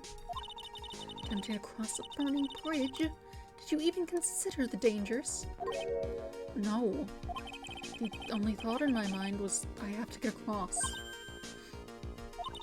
A fool who doesn't think is more foolish than a fool who foolishly thinks. Gumshoe said he'd let me know once the bridge was repaired. She's got to be okay, I just know it. Plus, I need to ask her about what really happened at the Inner Temple that night. Also, Pearl is missing. Like, my current hope is that she's just, like, over there with Maya or something. But that still is sort of a problem that hasn't been addressed super well. You wanna look at evidence I have. Thoughts on this sphere? About you! Refused to help you, Phoenix Wright. I should have known better than to try. Let's talk about you. No? Okay, that's not gonna do anything, I guess. Well, we'll move on then. February 9th, Hazakura Temple, Main Hall. Nah, that's probably Bikini. That was one long sigh.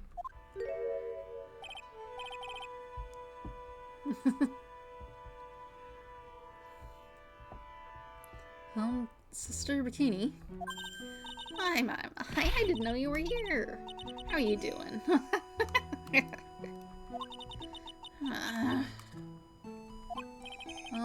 You don't have to pretend to be in a good mood for my sake. I suppose I've made a terrible mess of things, haven't I? I let Mystic Elise die, and there's Iris as well. Mystic Elise? Now that I think about it, There's an acolyte stuck at the Inner Temple. And that poor little girl's gone missing too. That little girl? You don't mean Pearls, do you? Guess you didn't hear. Yes, I'm afraid I do. She hasn't been seen since the morning after the incident. Pearls, she's missing. Why didn't anyone tell me about this? Oops.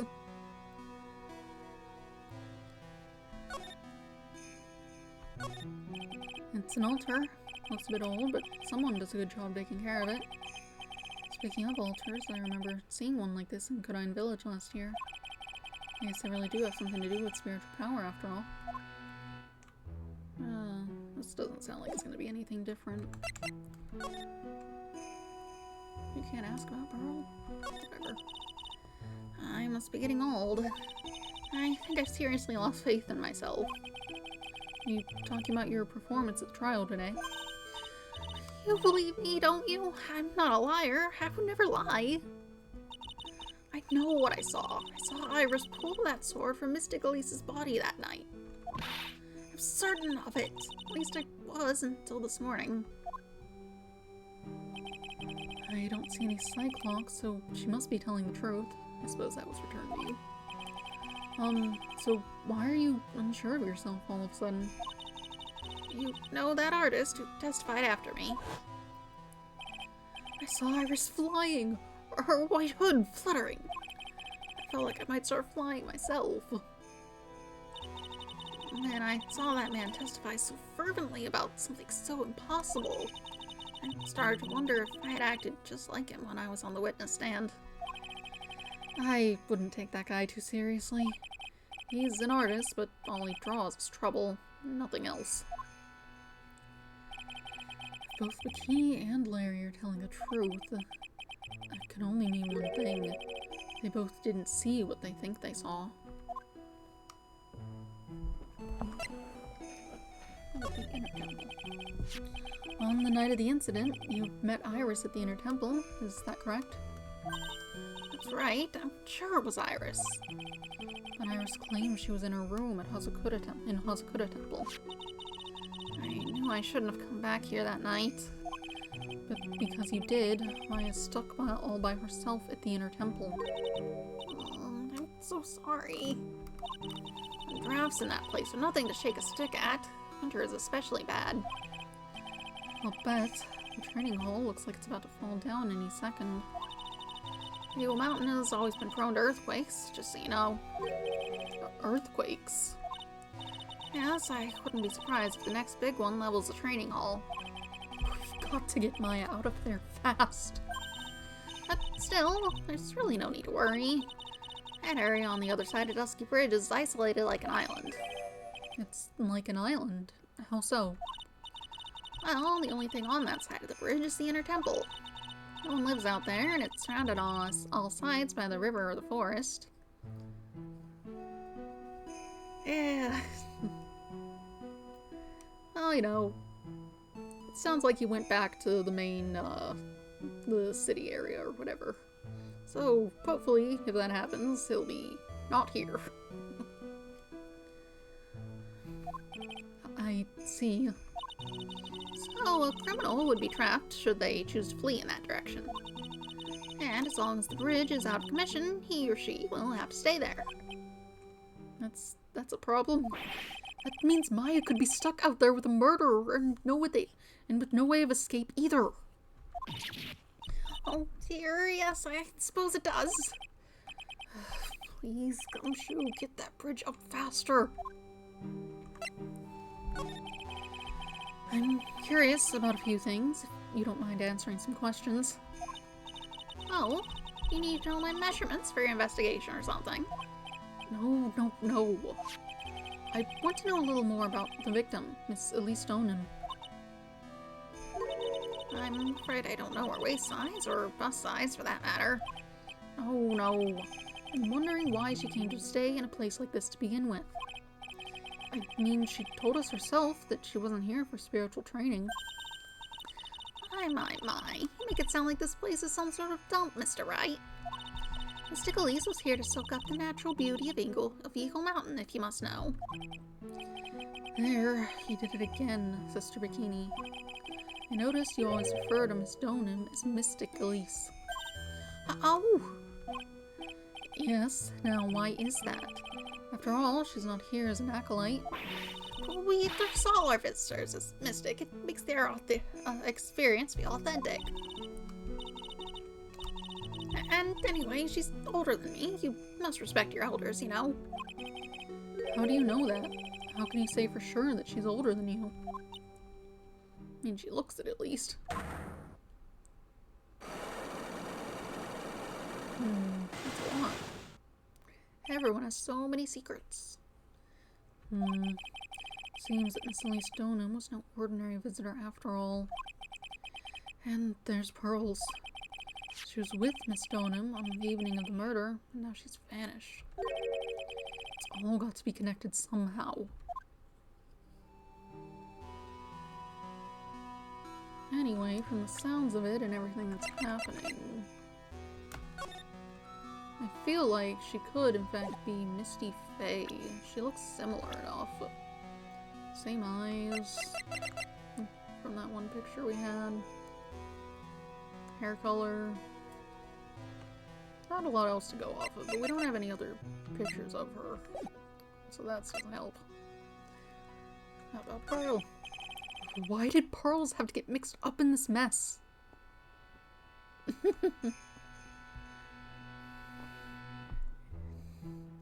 Yeah, she's off somewhere. Hopefully she's just like at the inner temple with Maya or something. Because otherwise I don't know where she'd be. Please, Mr. Wright, I know you're worried, but try to keep it together. Oh man, my head's throbbing so bad it's killing me. Pearls, she was with Miss Donan on the night of the murder, remember? Yes, but I have a temple to run, you know? I was busy preparing for the training. I didn't see the little darling even once after we'd finished eating dinner. The murder, it didn't take place right in front of her innocent eyes, did it? According to the detective, she hasn't turned up at her home either. Come on, keep calm. There's one place left where Pearls could be. She just has to be there. Come on, Gumshoe, tell me you'll be done with the repairs soon. I'll show you some evidence. Thoughts on the sphere? This crystal sphere. It's not from a demon rewarding hood, but I would guess it serves a similar purpose. If it's not from a hood, then I guess it really is from Miss Donham's staff. Something looked off about her front profile. What could it be? I'm not seeing anything. A me. Yeah, a big bobblehead, I guess.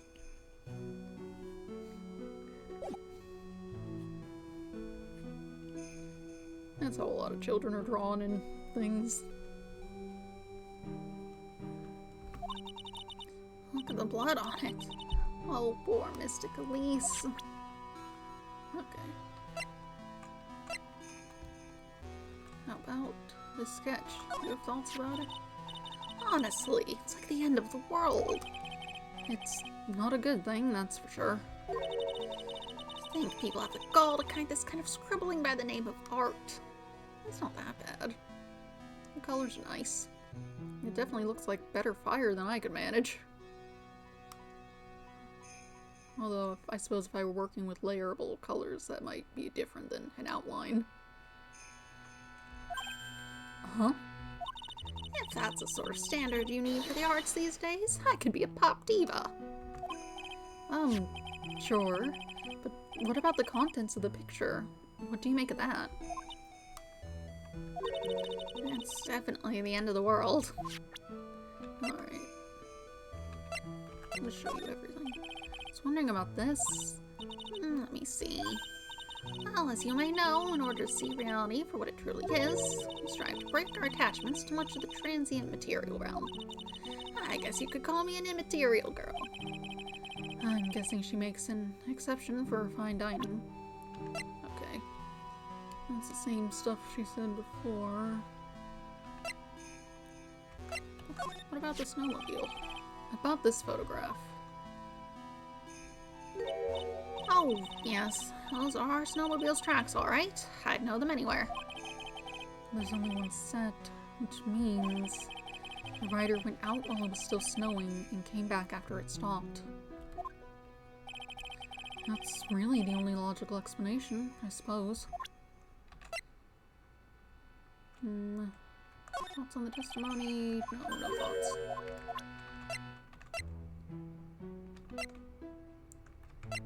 Do you know why she had the staff? It's Mystic Elise's staff. The crystal sphere really is missing from it. But the sphere was found near Dusky Bridge, right? Yes, even though I'm sure Mystic Elise was in Hazakura Temple that entire evening. Sword. Maybe my eyes were playing tricks on me. I mean, Iris could never do such a wicked thing. But they proved it in court today, didn't they? That the sword wasn't the murder weapon. That's what they were saying, yes. Problem is, I saw it too.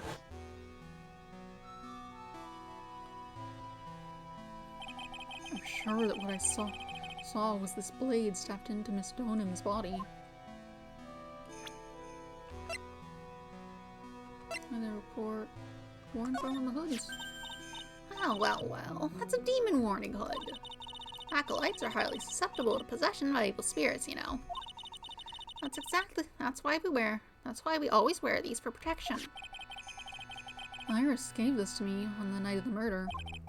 But then I went and fell into the river and got this nasty fever. I thought maybe if I were to wear this hood, it'd make my fever go down faster. I mean, worth a shot. Not gonna hurt, probably. Unless it keeps your head warm and causes issues that way, I guess. Then again, you're on a snowy mountain, so it probably won't keep it that warm. I don't think so.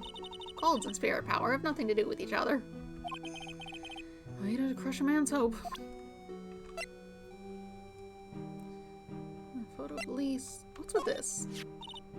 Well, you look what you found. Look at what? We didn't steal it. We left it there. That's the master of the crime channeling technique, Mystic Misty Faye. So this woman is Maya's mother, huh?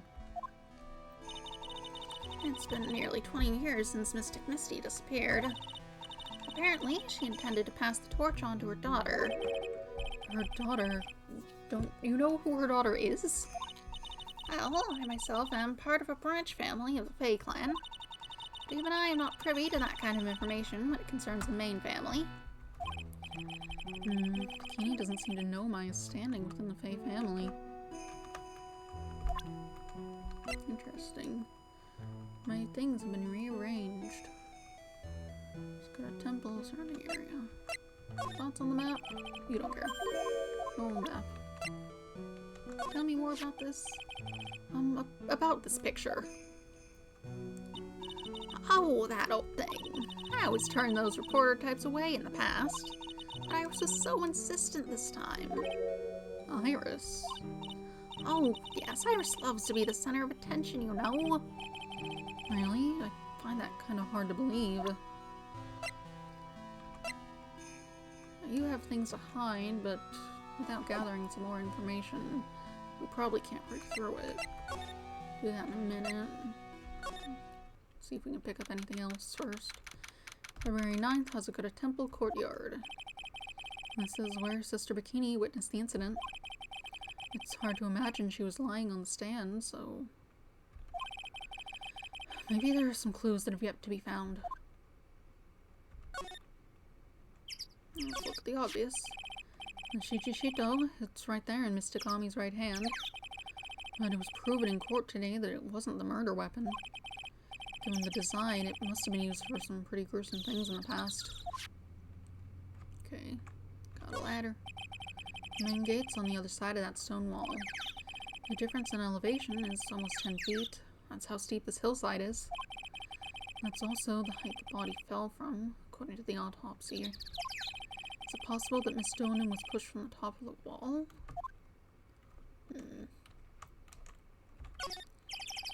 That building up there is the main hall. It was where we were staying.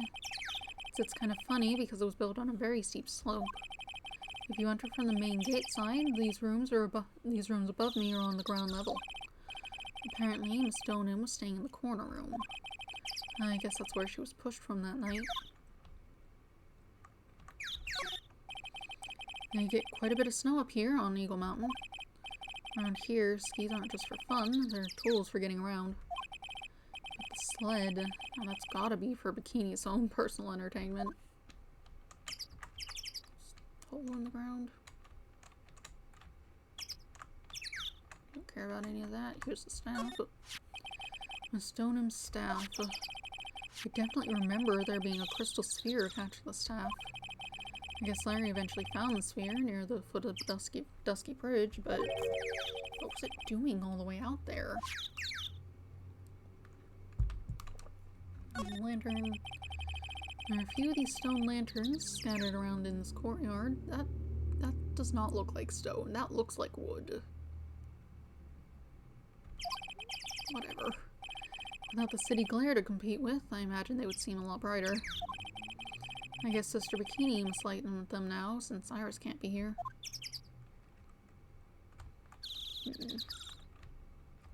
Trees. Alright, now we should look at it, seems. Maybe Gumshoe's got the bridge back. Oh. Hey! What was that jarring, inconsiderately loud? What was that jarring, inconsiderately loud yell? So this is where you've been. Keep me nice and warm, I see. Detective, have you finished repairing the bridge? Yeah, I did. Told you I'd let you know. Well. And I'll come with you and... Sorry, ma'am. No unauthorized entry. Access is restricted to the people involved in the case. What was that? I'm involved, aren't I? You couldn't get much more involved than me. Oh, yeah, but that's not what I... You're here as well. It's been a while, Scruffy. It's... Miss... Karma. Oh, goodbye. Sister, please leave the investigation to me. My. Well, you certainly seem to have everything under control. I am on your side. I won't do anything you don't want me to. As he worked to pin the guilt on Iris. What are you daydreaming about, Phoenix Wright? Oh, that pearls, you know. Silence! I, Francisca von Karma, will personally guide you through your investigation. So you will follow me. She's not seriously going to follow me around, is she? Oh, let's set off then. Guess we'll leave Gumshoe here on the ground. That's the wrong place. Nope.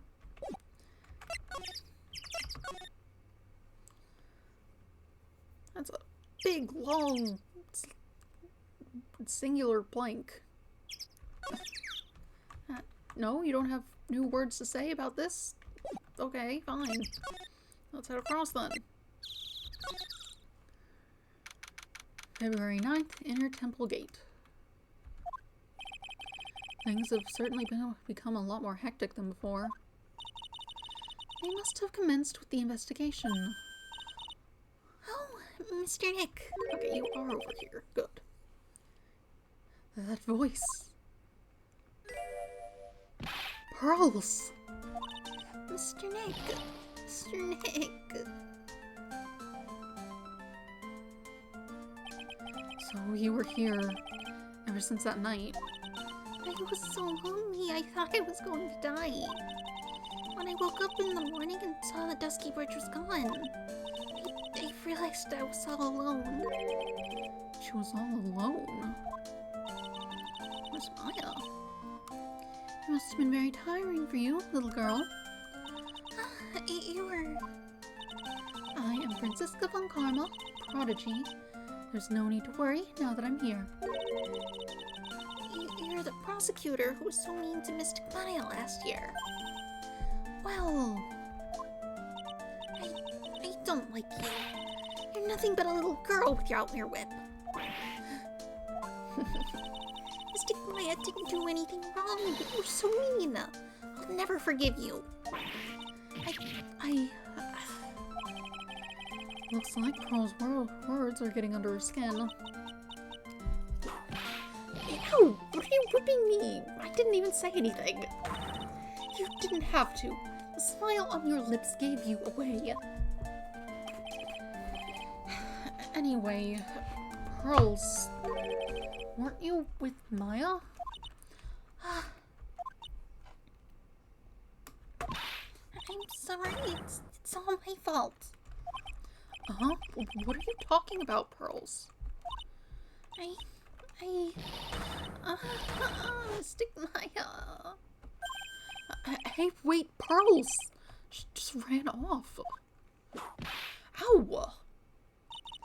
That was cruel, Phoenix Wright. To make a little girl cry like that is inexcusable. What was that all about? Pearls acting like that, it's giving me the creeps. I guess I'd better take another look around since I finally got the chance.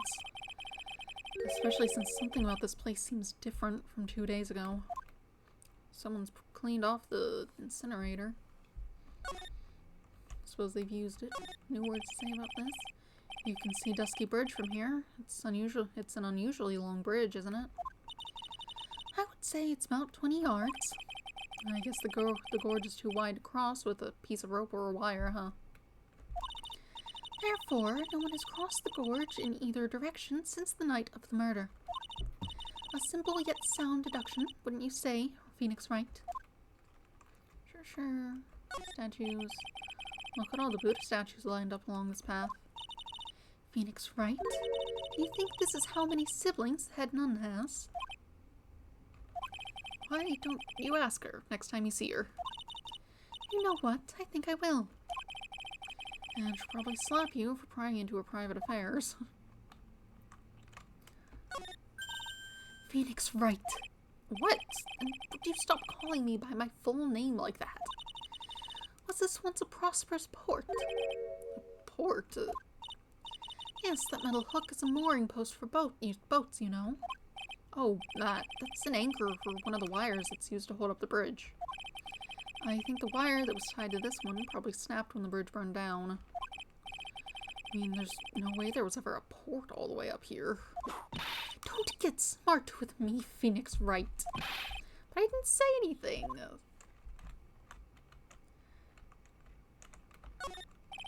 There's a weird smell coming from that incinerator. The door is also open, almost like it's begging me to look inside. Well, let's see what stunning clue is concealed in here, shall we? It's empty.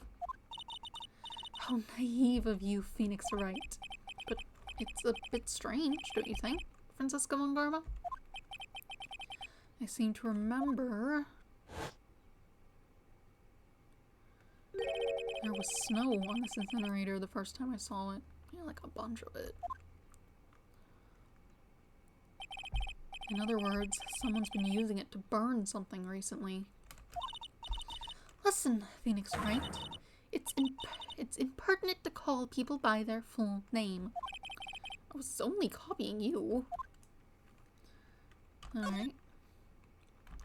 And you don't care about any of this, and this is just the sign. The sign says Inner Temple. I don't know how you're reading it, but it's incomprehensible to me. Actually, I can't read it either. Feigning comprehension isn't a very good habit to have, Phoenix Wright. She looks really happy to have finally caught me on something. There's a little gate that leads into the garden. It says no entry on the sign, though. Come now, Phoenix Wright. What are you doing? Let's go in. It's half open anyway. What harm could come of it? But it says no entry. Don't you Americans enjoy doing whatever you like and then simply say whatever? That's got nothing to do with anything. And who told you that? Normal gate. This must be the door that leads to the Inner Temple, where Maya Fey was training on the night of the murder. Yes, there's a solitary room there called the training hall. You could do with some training yourself, Phoenix Wright. Yeah, what? You're completely out of shape. I don't know how much more of this woman I can take. Nothing else to look at. You don't have anything to say, so we'll just head in. Oh, something's all over the thing now. February 9th, Inner Temple Training Hall. Plus there's a lock that looks like the Cyclops. Fascinating.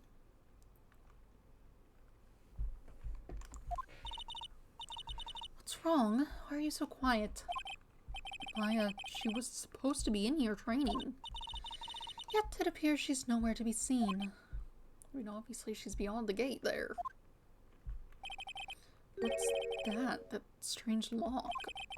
It wasn't there 2 days ago. This whole room is really giving off some strange vibes. This door. When I was here 2 days ago, that weird lock wasn't on it. Those chains, it's almost as if they're guarding something inside that cavern. Never seen a lock quite like this before. I have. I've seen locks and chains just like this before. They look just like the ones that guard a person's secrets during a cyclock. Wonder if this lock is guarding something too. Dark secrets in a dark cavern. I feel like you should fully ignore those locks and get some sort of bolt cutter, get through there. Right now. What's happening over here? What do you think this yellowish poster is, Phoenix Wright? It's a scroll, not a poster. It's a picture of a woman who's actually... a woman? I don't see any woman here. There's a different atmosphere in this room since the last time I was here. No, it's not a different atmosphere, it's a different smell. It's gravy. Huh? What's the matter? This scroll, it's been completely covered in gravy. Ah, yes, there's a very appetizing smell in the air. But gravy is a type of sauce. So when you run out of paint, you Americans use gravy as a substitute, I see. No, no one does that. For starters, it stinks. This must be the gravy that we had on with the roast on the night of the incident. Why would anyone do this? Why this scroll? Hanging scroll updated. Touch to see before and after view in under the check section. Sure. Touch. What took you so long? Oh, what took you so long? I thought even you... Oh, you're a different person than I thought. I thought maybe Maya was here. And at first I thought it was that Gumshoe. I thought even you'd managed to get here faster than this, Mr. Trite. Prosecutor Godot, I didn't know you were here. Prosecutor? How come you didn't show up at the trial today? Huh. I could ask you the exact same question. Uh-huh. But I had a cold, so... I had something slightly more important than a common cold to deal with. The importance of which is something you have no hope of ever understanding. Enough! I believe I have the measure for you. You're the very worst kind of prosecutor. What could be more important than a trial? It was the wild mare, Trite. This is Miss Von Karma. She was the acting prosecutor in your absence today. Huh. Well, I guess I owe you one then. But you can go now, princess. It's time for the big boys to take the reins. Just who do you think you are? This case is mine. Hey, Philly, know your role and shut your mouth. I can't stand women like you. Rude. I'm going to say this once, Lady von Wippenberg. Go home. Phoenix Wright! What are you hitting me for? You should hit him. You deserve more cracks of the whip than that, Trite. But what? You still don't get it, do you? You don't realize you've set something in motion that you'll never be able to undo. There's something different about Godot today. Getting such a strong sense of something from behind that mask of his. Is it anger? Or is it sorrow?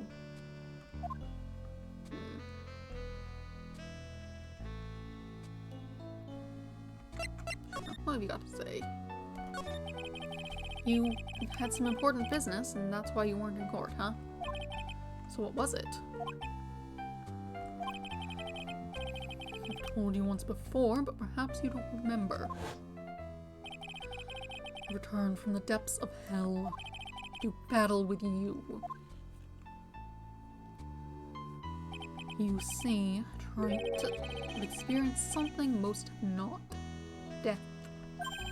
You died? Of course, being extradited from hell is a tedious affair. The meticulous regeneration and adjustment of all your internal organs is... Well, let's just say modern medicine allows us all to live to a ripe old age. Even someone like me. So, you mean that mask you wear is this ugly device? Promise it's not a fashion statement, my unenlightened friend. Without this, I can't see your frequently dumbfounded face. I didn't know. My eyesight is pretty messed up. Even with these huge goggles on my head, I still can't see everything. Still, I keep this worn-out piece of junk of a body going with regular servicing. I'm sorry, but you say you experienced death. How is that possible? What happened? Why don't you ask him? Huh? Me? Yeah, Trite, you. You should know all about it. Know when my life ended, who ended it for me. Well, Phoenix Wright, do you? I don't know what he's talking about. Though, to be honest, I do feel a little tug at the corner of my memory. I think I do know about how Godot was killed. It will all become clear in due time. Isn't that right, Trite?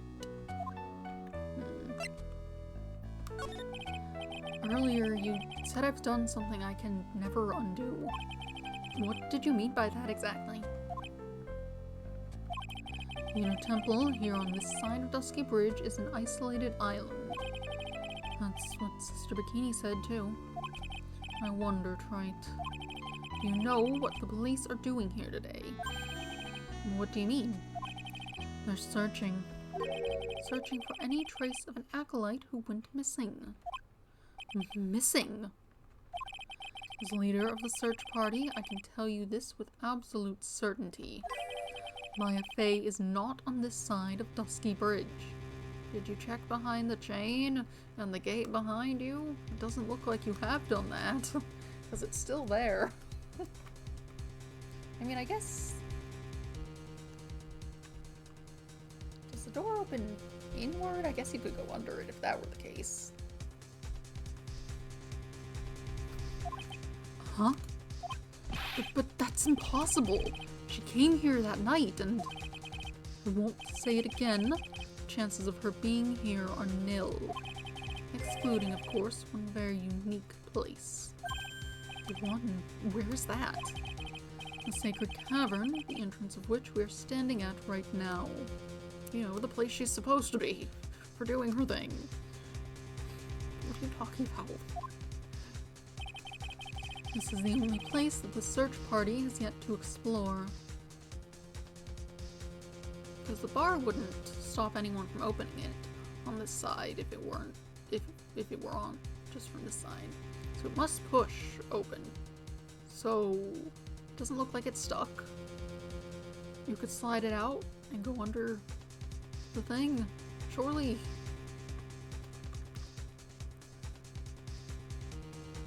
Yeah, you wouldn't even be able to open the door in this direction anyway because of how the floor is. Search party isn't too super. So they haven't searched that cavern yet, huh? Be aware, though, that the temperature inside frequently falls below freezing. Even if she were in there, the chances of her being found alive are slim at best. No! Which means, Trite, that you sent Maya Fey to her death. He didn't send her in there. She wanted to go there. Like, he just came along. You fool! If that's the situation, why aren't you in there with a search party right now? You must have blinders on, my equestrian angel. Don't you see the big lock and chains? It's a trick lock. I'm making preparations to open it as we speak. Well, Trite, once again, a woman dies because of you. Once again? What are you talking about? Don't tell me you've forgotten. It was only 2 years ago, after all, when the last unfortunate woman died because of you. Because of me. And do you know who that was? It was Maya Fey's sister. That's right, Mia Fey. He didn't have anything to do with that. Mia? You killed her. No, that's not how it was. It was 2 years ago. Mia Fey was pursuing someone, a man, but she bit off more than she could chew. She made a very dangerous enemy. Yeah, that's one case I'll never forget. But I got that guy, personally. Sure, Miss Fey's murderer was caught, but that won't bring her back. Well, no, but you were with her at the time. You and no one else. It was your responsibility. You should have protected her. You say Mia Fey was your teacher. Well, then I'd say you've learned nothing right.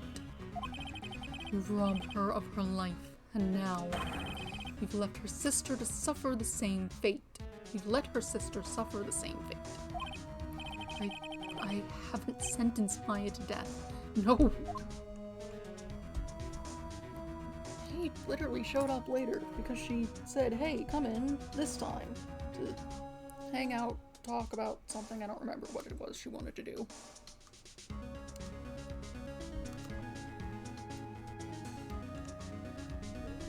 Like, this is absolutely not on him. I think you've got some sexism going on, but the type of, oh, men should always protect women no matter what, and what the circumstances are, their fault or something. Really dumb. Trick lock. What is this peculiar looking lock? Why don't we just break it open? It would be a simple matter of... I'm afraid we can't do that. This area has always been prone to earthquakes. The repeated tremors have weakened the foundations of the training hall. Any excessive force used to break the lock open would... Well, let's just say the inner temple and the sacred cavern would be a thing of the past. Very well, then dare I suggest the obvious solution of opening it with the key. Huh. Or just show me where the keyhole is on this trick lock. There's no keyhole. That's right. An interesting puzzle, huh? The person who set this lock is the only one who can open it. Then who was it? Simple. The accused. We'll just bring her up here in handcuffs, be like, hey, open this up. Do it. Like, you can do that. What? Iris? When an acolyte undergoes training inside the sacred cavern, the attending sister is responsible for locking the entrance. Obviously, the night of the murder was no exception. Maya Fey was to train in there. Sister Bikini did mention it a number of times, now that I think about it. She said that Iris was left in charge of supervising the early stages of the training. Iris, the accused, is the only one who can open this lock. I've arranged for her to be brought here now. Okay, you are doing that, good. Iris is the only person who can open this lock. I hope she gets here soon. Hang on in there, Maya. We'll get you out. So, I should be getting back to work.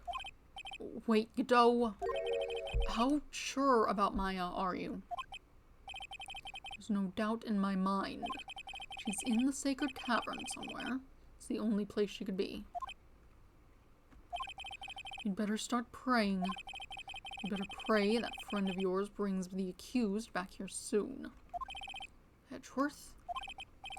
Listen up, Wright. There's only one thing I want to say to you before I go. I'll never accept you. Never.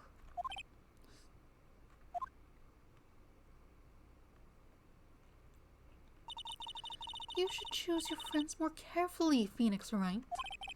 That's what everyone says. Looks like I don't have much of a choice. I guess I'll just have to do what I can for now.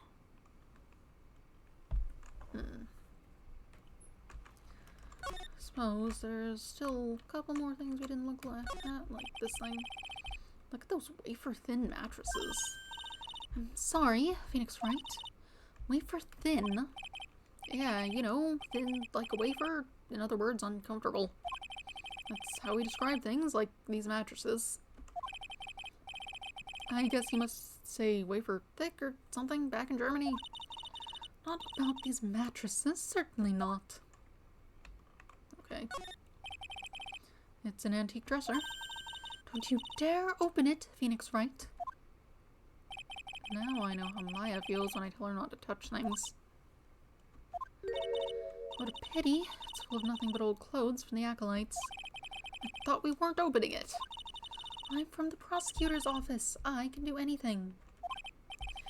Yeah, you can do anything except stand up for a 9-year-old girl. Suppose there's nothing else to look at in here. We'll just head back out. I don't know. Should I or shouldn't I? Gumshoe, maybe? Sounds like someone's talking to himself. But where's that coming from? There you are. Yeah, I guess I'd better wash that off. That's what I'll do. Oh, but I can't do that. I'm a detective. Ah, my brain. This is driving me nuts. Ah. Is something troubling you, Scruffy? Please don't whip me like that all of a sudden, sir. It's merely a simple greeting, a friendly tap on the shoulder with my whip. So, what's up, Gumshoe? Is something on your mind? How did you know, pal? Perhaps you were trying to decide... That's not it. Perhaps you were trying to decide if you wanted to wash that off or not. How did you know, sir? Oh, yeah, I nearly forgot. You can't go through that little gate there, okay? You mean the one that says no entry on it? I, kinda already snuck in there. Trying to be clever or something. So, what's behind there, Scruffy? A kind of garden-like garden. Oh yeah, looking at it, you can see there's like more fence here. Behind this one.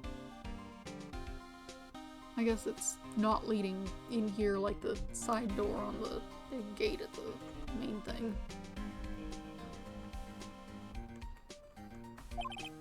Garden. Yeah, anyway, it's under investigation right now, so keep out.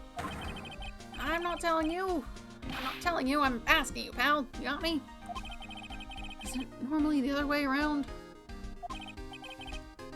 I'll see you later. Okay. So, shall we adjourn to this garden, Phoenix, Wright? Of course, what else would we do? I really want to know what Gumshoe was thinking of washing off. Mud. Suppose we'll just head in there. Oh, normal.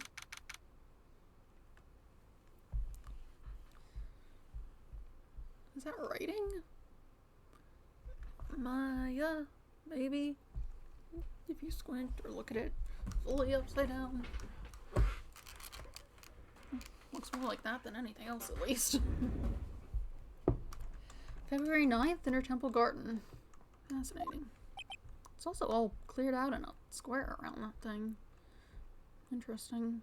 A very perfect square. There's a strange feeling in the air. I wonder what it is. Strange feeling? Forget about that. What's that strange writing on the stone lantern? Ah! What are you doing in here? What are you doing here, sir? I thought I said you can't come in here. Don't you know, Scruffy? Von Karma will always show up wherever there is a clue. There are plenty of clues to be found here. But... You have anything to say? You do, but first I'm looking at things. Like this. What the heck is that? Uh-oh, you spotted it, huh, pal? Are you kidding me? It couldn't be more obvious. It says Maya. Yeah, and before you ask, it's written in blood. You will answer all of our questions now, Scruffy, without exception. Yes, sir.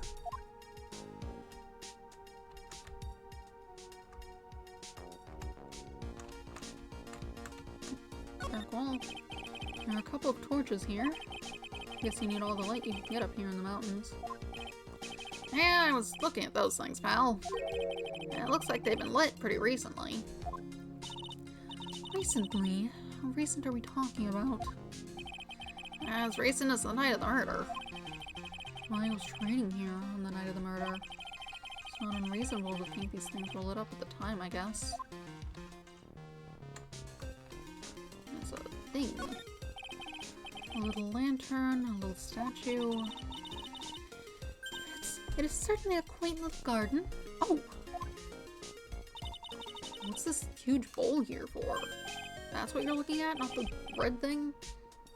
Oh, I know that. This one, it's a water bowl, isn't it? Everything else is completely frozen over. The ice in this bowl has been broken. That's true. I wonder if this has any impact on the case. Well, I doused my face earlier with the water in this. I was getting kind of sleepy. Ah, next time you're sleepy, you need only come to me. Got it? You don't care about this red thing?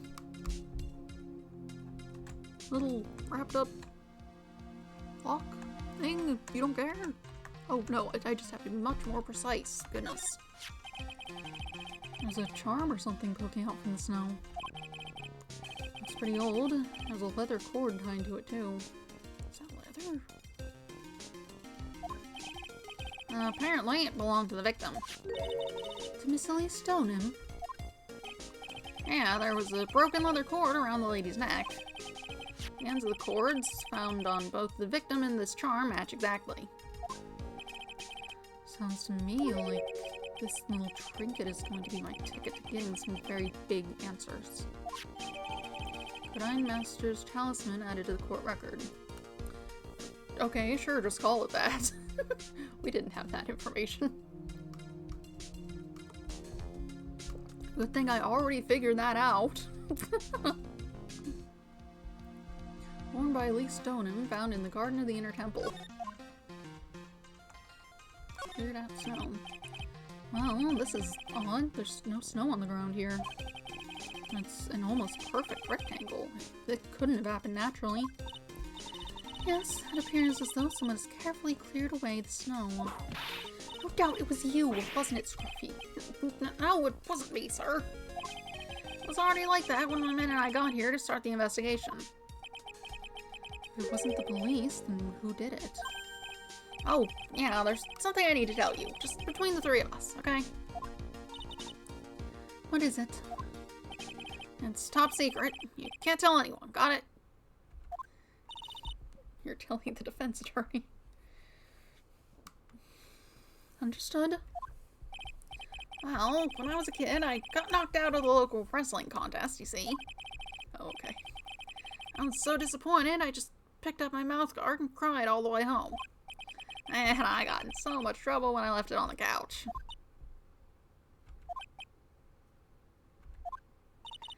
Is that it? That's it. Ah!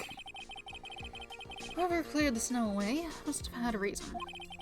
I can't even begin to imagine what that reason could be.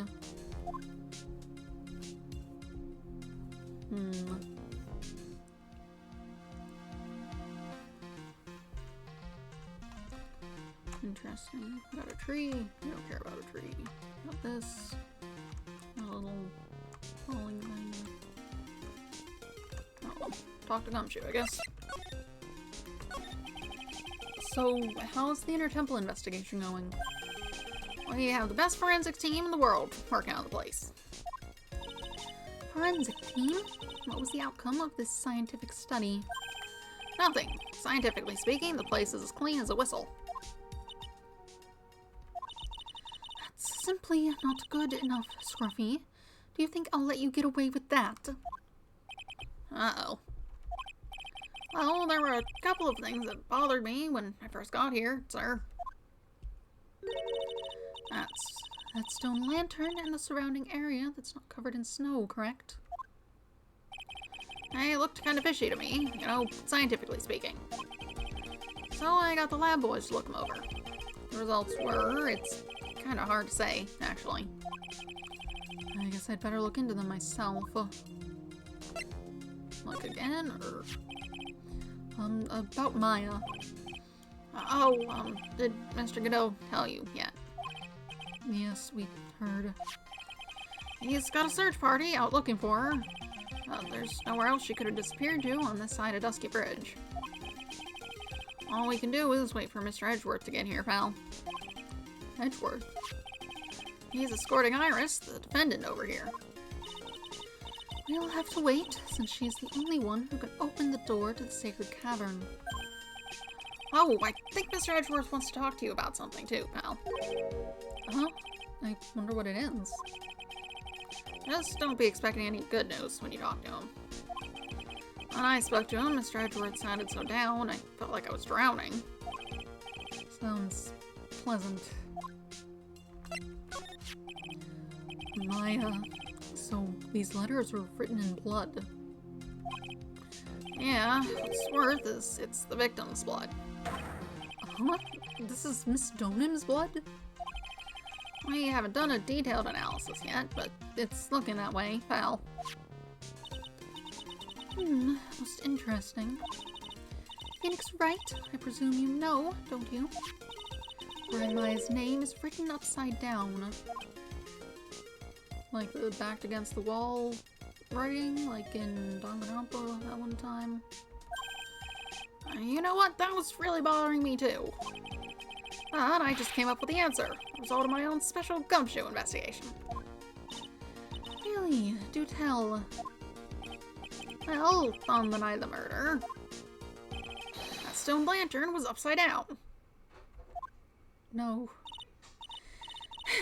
Anyway, there's really only one logical explanation to this mystery. Miss Elise Donim wrote these letters herself, in her own blood. Yes. Alarm for dog food. But someone else is here who can feed the dog, so it's fine. You must be joking. That's impossible. The writing in the victim's blood and the other clues left behind, it seems pretty likely that this garden was the scene of Miss Elise Donham's murder. At least that's our current theory on how the events took place, pal. What? So Miss Donham was killed here. However you want to look at it, that's what people are saying now. Then what Sister Bikini saw in the courtyard at the main temple was... Well, what was it? If that wasn't the scene of the crime, what did she see? Oh, what do you think, Miss Von Karma? Surely a special gumshoe investigation would reveal the answer, no? But wait a sec, the bloody writing and all the other clues here. Or no, but wait a sec. The bloody writing and all the other clues here, someone could have easily set all that up after the murder, right? Sorry, but that's not an option, pal. Why not? Because the bridge was down. How quickly you forget, Phoenix Wright. Ever since the incident occurred, this place has been completely inaccessible. Because Dusky Bridge was completely burned out. I was overseeing repairs to the bridge the whole time. No one came over here before me and my men. Which means no one could have planted all this stuff here, pal. I can't think of a counter-argument to that. I knew it. I should have washed the blood off the lantern as soon as I got here. If this really was the scene of the crime, then I need to figure out exactly what it was that Bikini actually saw. I suppose it's the setup for the fake scene of the crime.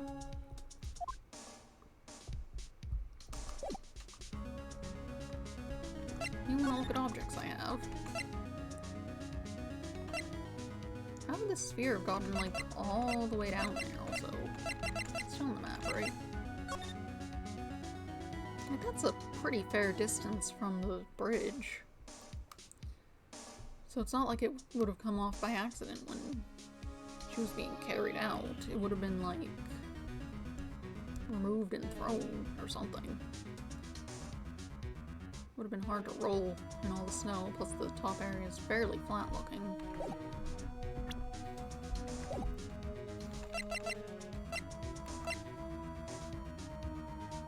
Alright, I wanted to show you things, that's it. Well, thoughts on this. I found it on the ground. That thing must have been worn by the victim. There's no other way of looking at it. You mean because of the matching leather cord found around the victim's neck? Yeah, I bet it was one of those things she always wore. Got the safe driving charm I've been wearing for over a year now. If you're getting into an accident, it guarantees it'll be the other guy's fault. Isn't it supposed to stop you from having an accident in the first place? It's fair. This was found close to Dusky Bridge, wasn't it? That's what that artist guy said, yeah. Right after the defendant flew over the burning bridge. According to his testimony, she dropped it when she landed on the other side. This crystal didn't belong to Iris. The crystal had dropped out of Miss Elise Donham's staff. And there are traces of blood on it, too. The real question is, what was it doing near the foot of Dusky Bridge? It was like a circus day in court. All thanks to this little sketch.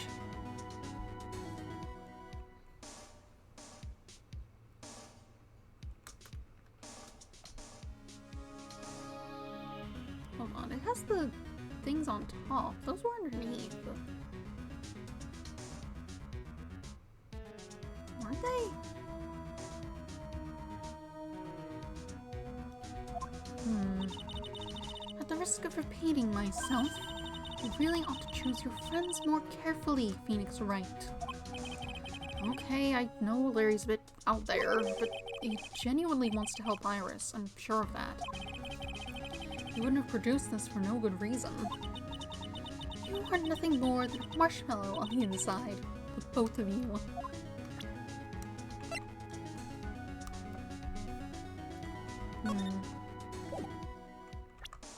Look at everything. What do you make of this? What do you make of this photo of the crime scene? It's really gruesome. All I gotta say is the killer is messed up in the head. But it turns out that the Shichishito thing wasn't even the murder weapon. So then why would someone stab it in the victim like that? That's the mystery we're here to solve. What about this, Detective Gumshoe? Any thoughts? Yeah, well, it's pretty chilly today, huh? My brain doesn't work properly in the cold. Perhaps we'll just have to wait until summer when it's warmer. Oh, no, my brain doesn't work properly in the heat. Kinda weak in the head. There's some things you shouldn't advertise, Gumshoe, especially in front of her. Thoughts on the testimony? Nope. No thoughts. Oh, whatever. I didn't follow the ins and outs of it, but turned out that this wasn't the murder weapon, right? If what Sister Bikini saw was right, then no, it's not. She said that the murder weapon was thrust into the victim up to the hilt. But the bloodstains on this aren't consistent with her story. Don't worry, pal. I'll uncover the real murder weapon. If I haven't turned it up by spring, you can take my badge. Guess we've long over by then, Gumshoe. Got any more? No. Do you see this thing?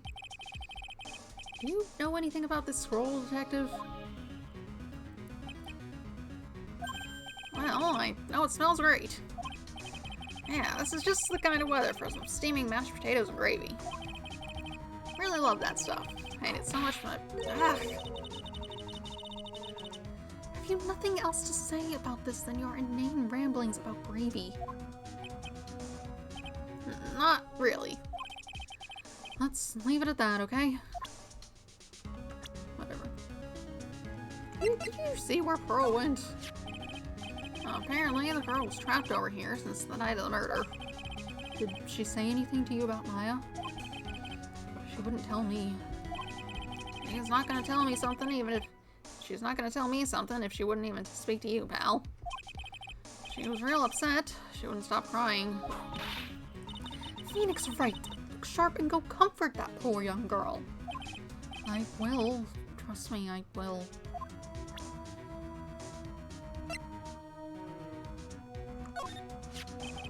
That guy's got more mysteries than a Choose Your Own Escapade book, pal. Yeah, I know. Trust me, I already know. Can't believe he skipped a trial like that without even getting permission. He'd have been fired for sure if he worked it for a normal company.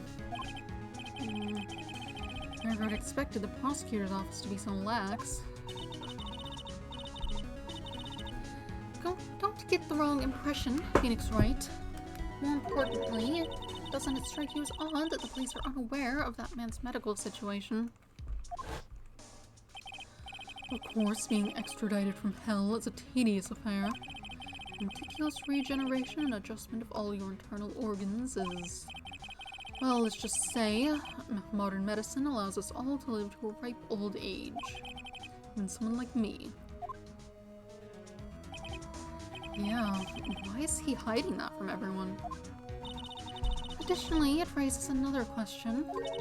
Why did he choose to tell only you? Yeah, why did he? Seems to want to remind Phoenix about something that happened. Studies foreign judicial systems now. That's so. I haven't seen Mr. Edgeworth for about a year. Talk about a long time. Do you know why he moved overseas? I don't know. Probably local... There's a lot of weight attached to doing research overseas, you know? Once I've done my stint in Paris, you'll have to call me Monsieur Gunchadus. What?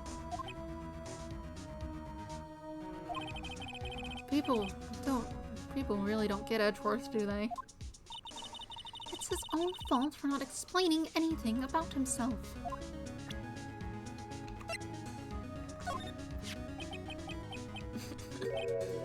Wow, what a beauty, huh? She's right there. What was that long pause for, Scruffy? That's a real nice throat she's got, too. God! Now she learns how to give compliments faster than Francisca gives lashes.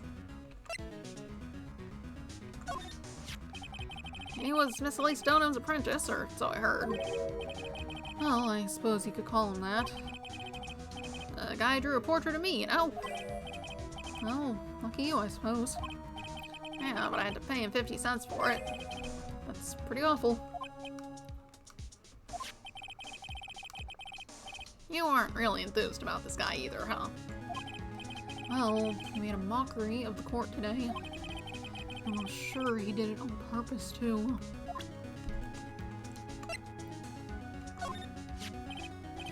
I don't know. I'm not so sure anymore. The clues we found today have turned this case all topsy-turvy. I can't see how Iris could have done it now. Oh, how interesting, Scruffy. Sadly, I don't share the same sentiment. Prepare yourself well for tomorrow, Phoenix Wright. Why does every prosecutor want to burn me at the stake so badly?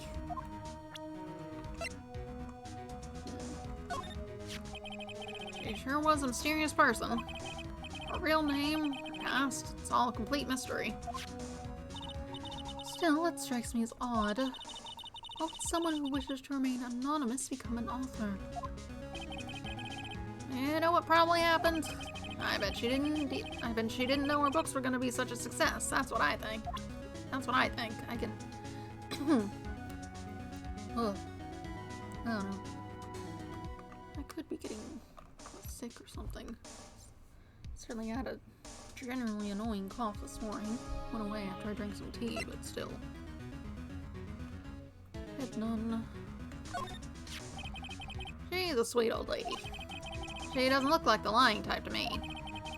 But there was a problem with her testimony, wasn't there? Yeah, but I don't think it was her fault. She was just trying to say the right thing, and it came out wrong. That's all. I know what it's like. Happens to me all the time. For a detective, you are completely lacking in the powers of observation. This is you. Hey, you want to hear something, pal? Come on, I know you do. Maggie says she's gonna buy me a new coat. Really? That's great. Yeah, I think it's to say thanks for helping her out during that last case. Which means...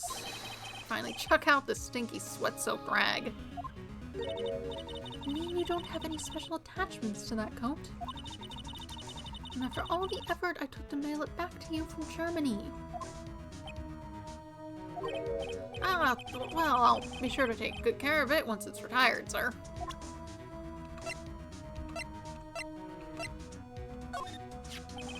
The situation hasn't changed. We still don't know anything about Maya's whereabouts. She's gotta be in the Sacred Cavern, though. That's the only place left. Heard it's real cold in there. Gotta get her out faster. It could be bad, pal. Isn't there anything you can do, detective? What are you talking about? Huh? We're already on it. You couldn't get a faster response from the computer. Mr. Godot put everything in place right away. That guy doesn't mess around. Godot? Yeah, the coffee-drinking mystery man who didn't even show in court. I gotta say, he's totally made me rethink my perception of him, pal. You don't have anything to say about her. Okay. She cross-examined me once, you know? Yeah, that was us. The big guns locking horns. Witness versus lawyer. It's a battle of cunning tactics and tricks. But the witness isn't supposed to play any tricks. I can't believe she's gone. Okay. suppose there's something else to be done here. I can head directly there. Not much reason to, though. Unless there is... No, nothing's happening. No. Alright, off we go. Nothing here. Anyone down here? No. I suppose we can show the thing we got to the lady. February 9th, Hazakura Temple, main gate. It seems you have a visitor. Mr. Wright. Iris, I'm really glad to see you. Godot managed to mobilize the police by claiming a state of emergency. Not him again. Never mind him. We've got to hurry and unlock the sacred cavern. I'm sorry, Mr. Wright. It's my fault someone so important to you is locked in there. Mr. Edgeworth, can we finish our conversation later? Alright. Let's hurry to the inner temple then. I'll see you later, right? Wait, Edgeworth, I'm coming with you guys. Sorry, Wright. I can't allow you to come with us. What? I hate to be the one to break it to you, but my Fae is in a rather delicate position. What do you mean by a delicate position? This isn't simply a rescue operation, Wright. It's also an investigation. That being the case, we can't allow members of the public to interfere. Come on, Edgeworth. If anything happens, you'll be the first to know. Please understand, right? But it's Maya! Mr. Wright. All that matters is that Mystic Maya is rescued, correct? Listen to the voice of reason for a change, Phoenix Wright. From now on, consider anything beyond Dusky Bridge to be off limits. We'll be going now. Excuse us. Ah! This is no time to be standing around, Phoenix Wright. Aren't there other things that demand your attention? She's right. Thanks for reminding me. Let's go talk to her. February 9th, Hazakura Temple, Main Hall.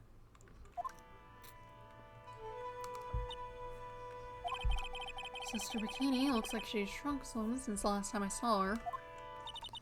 Don't be so rude, Phoenix Wright. What's wrong, Sister Bikini? My. Hello, you two. How are you doing?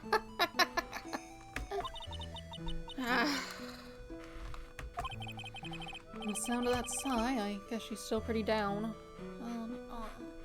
It's awkward to use my other arm for this. Still. Iris was just here, you know?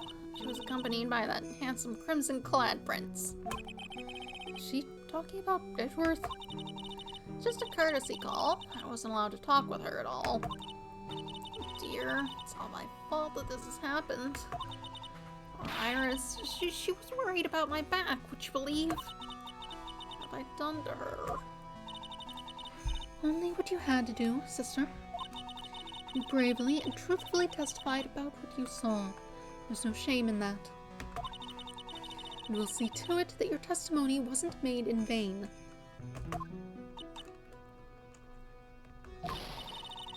Well, I don't hear any well saying that. Mr. Blue Suits doesn't seem to share your opinion, I see. Me? Ah! Yes, you did great, Sister Bikini. Absolutely spectacular. You were the only ones who've said that to me. I can't shake the feeling that I just became a shill to a shrew. You have a problem, Phoenix Wright. Sure, she was brave to testify so truthfully like that. I know she's still hiding something. Guess it's time to break those cyclocks of hers. Yeah, I guess there's nothing else to say. Although first, I'd like to ask you about this thing. Sister Bikini, would you mind taking a look at... What are you doing with that? Give it back at once. I can't. This is evidence. This really must be one very important item. Interesting. I suppose we'll do this and see how it goes. Oh, I should have...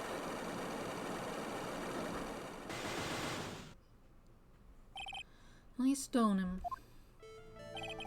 Sister Bikini, the truth is becoming increasingly clear to me. I'm convinced that Miss Elise Stoneham had a special significance to this temple. As to why she had a special significance, I believe that has to do with her true identity. What on earth are you talking about? She was... Mystic Elise was just was an author. Just an author of picture books. To be honest, I had my suspicions almost immediately after I met her. Suspicions? Yes, but I didn't have any evidence to support my theory, though. And now I do. This piece of evidence proves Miss Stoneham's true identity. This one, I suppose. Miss Stoneham had this charm with her at all times. Where did you? This isn't some cheap good luck charm either. Then, what do you think it is, Mr. Wright? What could a talisman like that possibly mean? It's a talisman, is it? Interesting. Oops. This thing speaks volumes about who Miss Stoneham really was. This talisman and one other item unequivocally prove Miss Stoneham's true identity.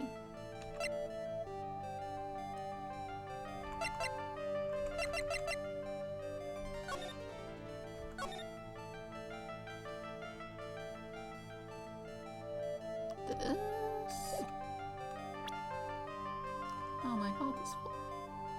I guess he didn't have to hold on to Edgeworth's lacking health. This painting is obscured by this gravy stain at the moment.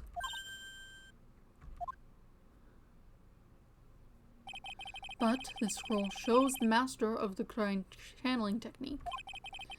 The crest at the top is a sign of that honorable title. The very same crest that adores the talisman the victim carried with her. This crest is reserved for the master of Kurain.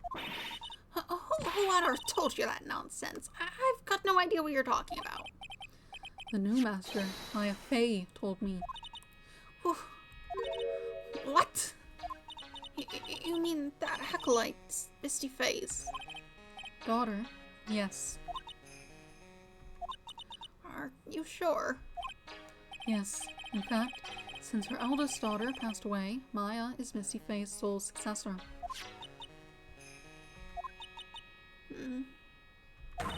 Mystic Misty. Oh, okay, that's everything. Fair enough.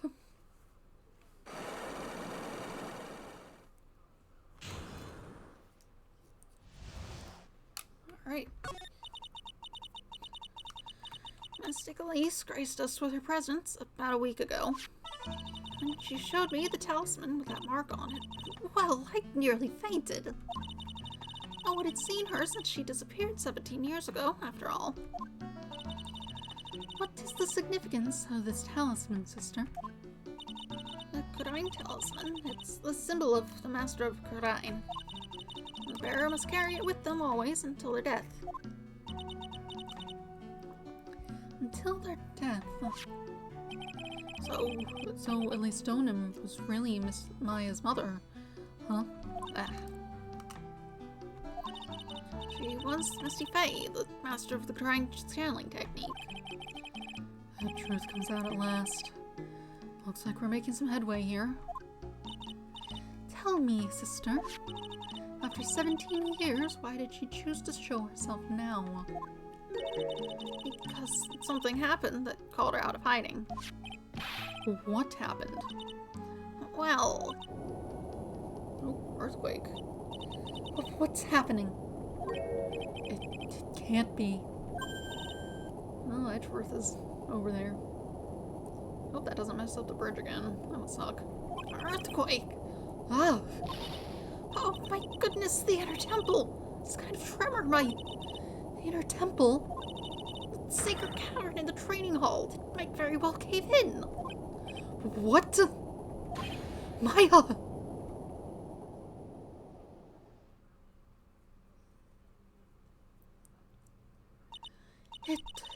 It seems to have passed. Well, we can't just stand here and do nothing. Let's go. What? Where? To the inner temple, of course. Where else? Sister Bikini, we'll finish this later, alright? Of course. You run along now. People may have been hurt. I must get some first aid kits ready. Come on then, Phoenix Wright. They won't bar you from entering as long as I'm with you. Thank you. Right at that moment, I had the worst feeling in my gut. Shoo. I just had an earthquake. I wonder if he's alright. You look worried. Are you thinking about Mrs. Miles Edgeworth? Come on, let's go.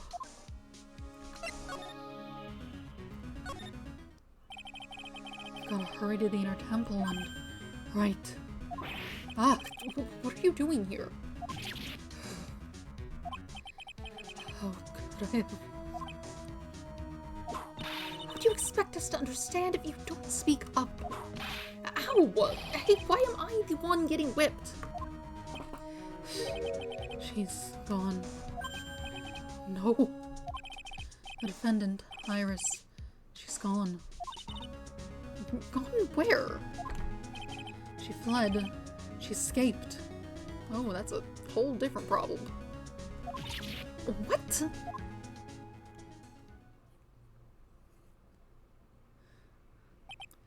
So, it was just now, during the... It's easy to see Edgeworth's one and only weakness. His fear of earthquakes. I should have known better than to escort the defendant alone. As soon as the ground started shaking, everything went dark before my eyes, and I stupidly passed out. And that incident haunts you to this day, doesn't it? That's no excuse for letting the suspect get away. I can't believe I let it happen. Right, the inner temple area is a dead end, so she could have only escaped to this side. We haven't seen her. And we need to get a manhunt underway now and search Eagle Mountain from top to bottom. Wait, Edgeworth. Have you thoroughly checked the inner temple yet? Don't be ridiculous, why would I? The inner temple is like an island. There's no way to escape but to cross. No, that's not it. Iris isn't the type of person to run away, Edgeworth. What are you talking about? Sister Bikini mentioned something when we were with her. She said that the sacred cavern might have caved in because of the quake. And you think Iris might have gone to the inner temple to check on the situation? Listen, Edgeworth, I'm sure she's at the inner temple. A manhunt is not necessary. Right. Let's not waste any more time. We need to get to the training hall's sacred cavern now. Alright, let's go. February 9th, Inner Temple Training Hall. Fortunately, the sacred cavern hadn't caved in, but what we found was something none of us could have ever expected.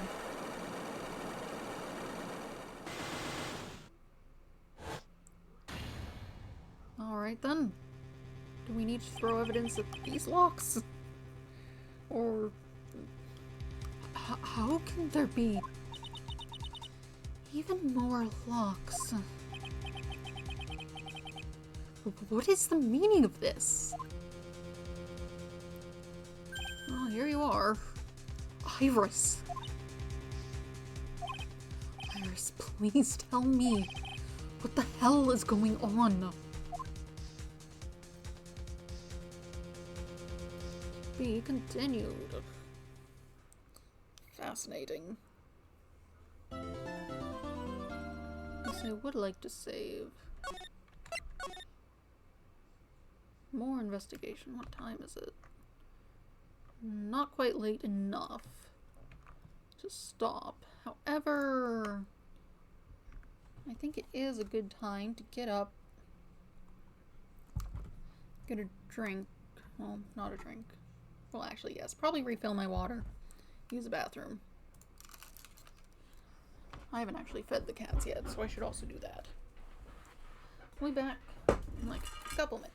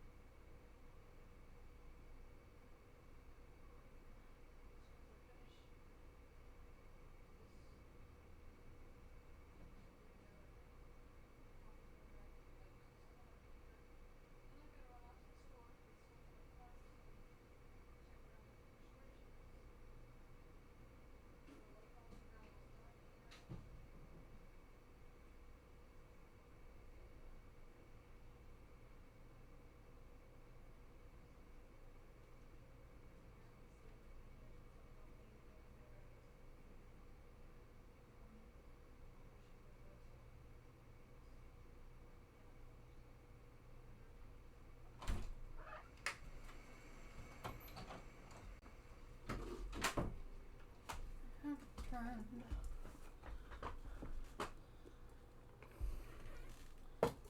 Some sort of spam appears to have tried to say something at some point.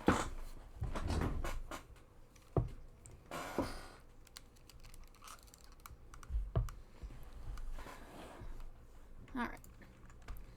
Back into it.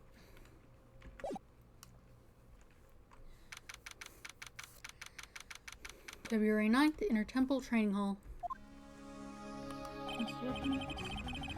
Right. Is this what Godot was talking about? Yeah, the trick locks. Now then, Iris, please remove these at once. Mr. Edgeworth, I'm afraid I can't. It's not possible for me.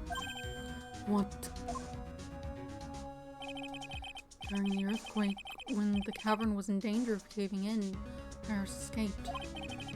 And I know that there was only one lock when I last came here. So you're saying that you can't undo the new locks? Yes. It was stronger. Edgeworth, how are you feeling? You look a little pale in the face. Like you were once talk with your face all green.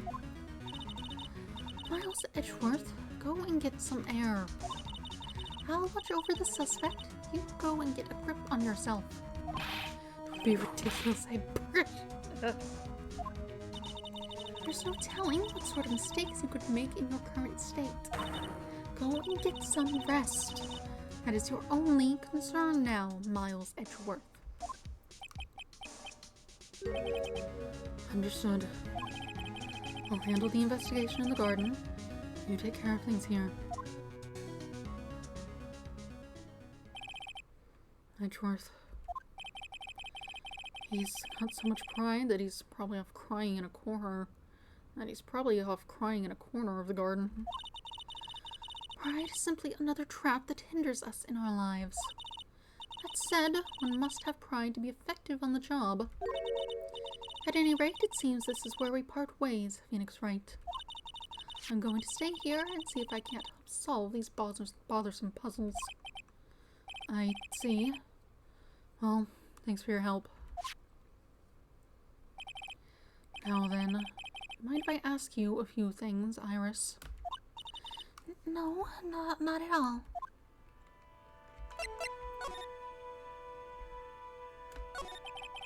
Why did you make a run for it, Iris?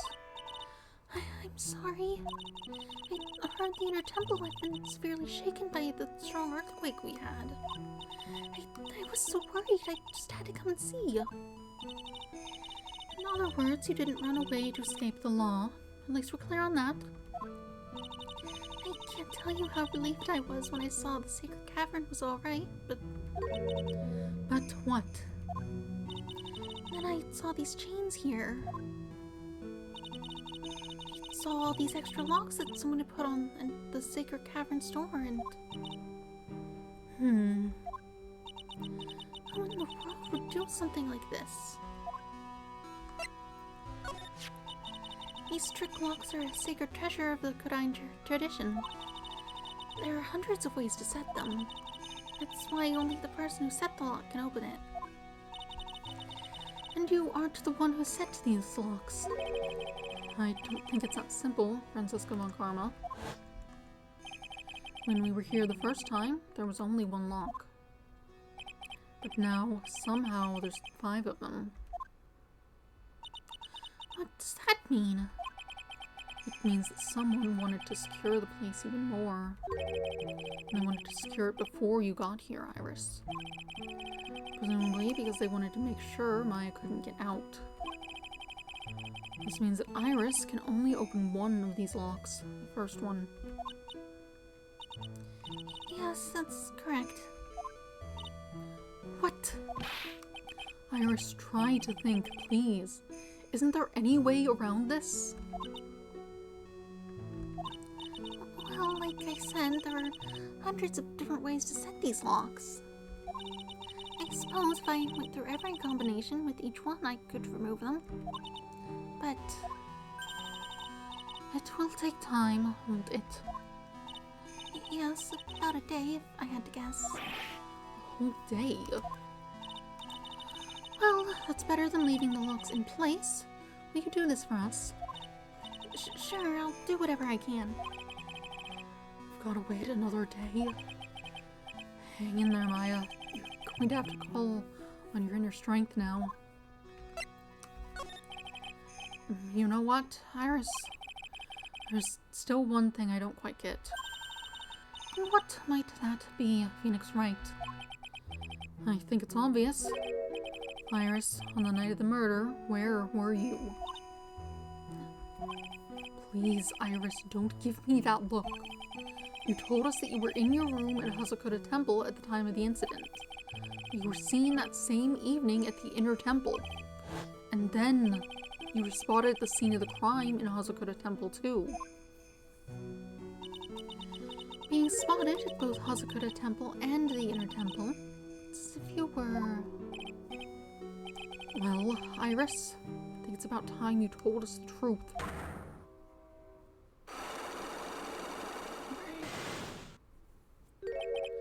I knew it. There's something going on here that we don't know about.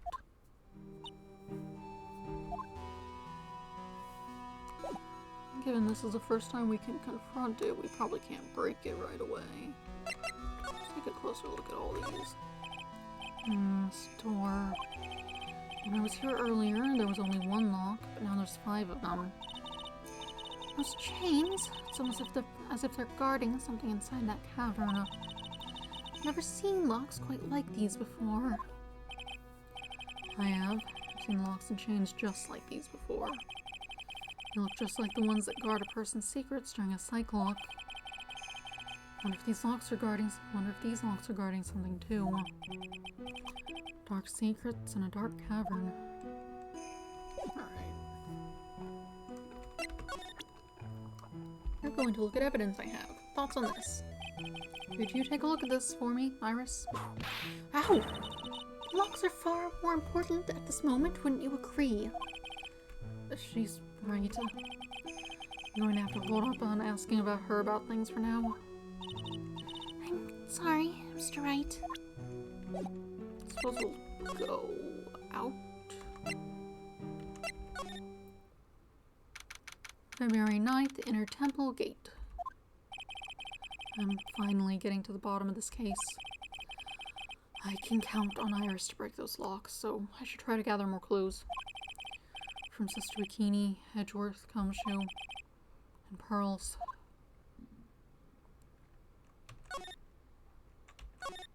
Nothing new to look at. Well, stop here while we're here. February 9th, Inner Temple Garden. The cops are still combing the place. They look pretty nervous. I'd be nervous too. It's gotta be a tough job. Especially with someone giving you the evil eye the whole time. Could I have done that? Oh, I can't believe it's still bothering him. Edgeworth?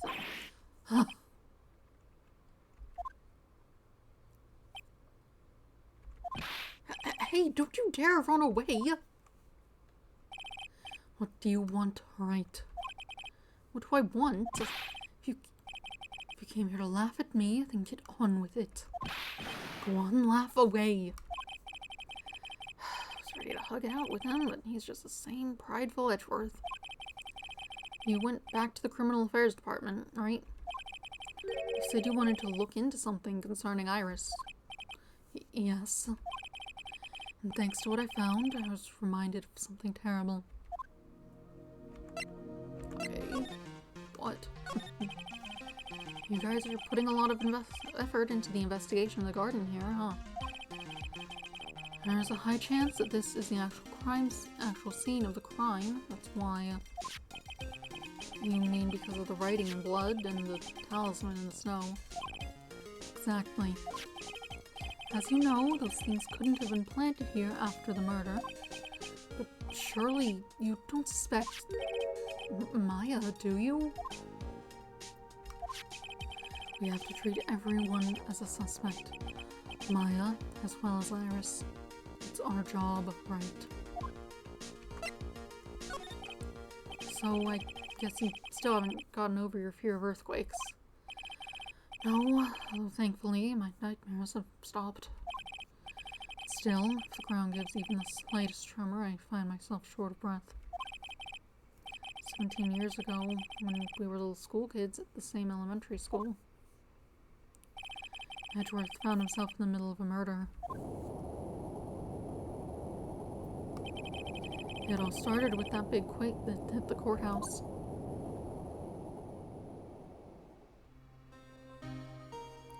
Recap. Yes, I was stuck in the elevator with my father, who was a defense attorney. We were deprived of oxygen, and we passed out. That's when it happened. A single gunshot shattered my whole life. I lost everything that day, all because of that earthquake. My dreams, my family, and myself. It's been more than 17 years now, and that case was finally resolved 2 years ago, right? You'd think I don't know that was there, but it was such a shock. I never imagined I could be so wrong about myself and my life. I'm sorry, Wright. There's nothing else I can say. Not after you chose to become a lawyer for my sake, and not after you saved me. Edgeworth, you're stronger than you think, so no more of this self-pity, okay? There was something that bothered me about her from the moment we met. I felt like I had seen her somewhere before. Oh, wait. Not somewhere. I felt like I'd seen her in court before. So you went back to the Criminal Affairs Department to look for her file. Yes, I checked over every case file I've ever worked on. And I was right. I had seen her face before, 6 years ago. 6 years ago. It was my first appearance in court. And as cases go, it was my worst nightmare. So, who is she?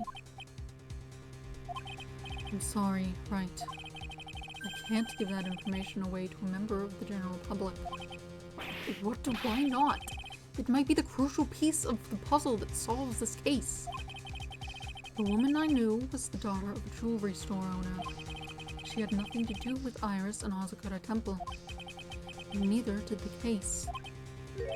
No, that woman is completely unrelated to this murder. Unrelated. Yes, I can say with complete confidence. You're wrong, Edgeworth. She's totally related to the case. I need to fill Edgeworth in. I need to explain the connection between Iris and the woman Edgeworth knew. I guess that's your evidence.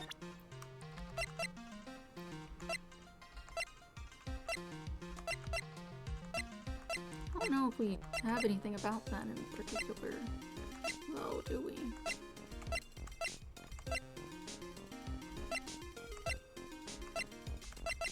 I don't see this. Think about this. Sorry, Wright. You're a defense attorney, and I'm a prosecutor. Wouldn't be right for us to discuss things so intimately. We're acting for the defense in the trial today.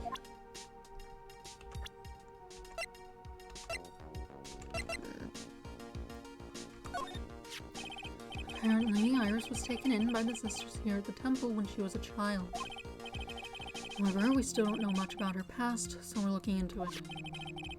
That reminds me, Edgeworth went back to the Criminal Affairs Department to look up some stuff on her. I should ask him about what he's found. Okay, no. Well, how do I go into that in detail? I suppose I need something about her in particular, but...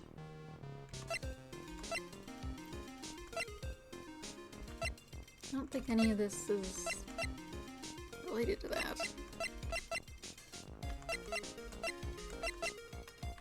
Get back to that later, I guess.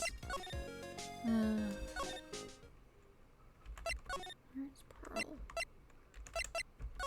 Back to the bridge. February 9th, Dusky Bridge. It's weird that there's no one around all of a sudden. Sure gets quiet up here in the mountains when you're all on your own. Speaking of alone, I guess I should go check on the shack just down this path. Maybe I'll find Larry there sulking again. Fair enough.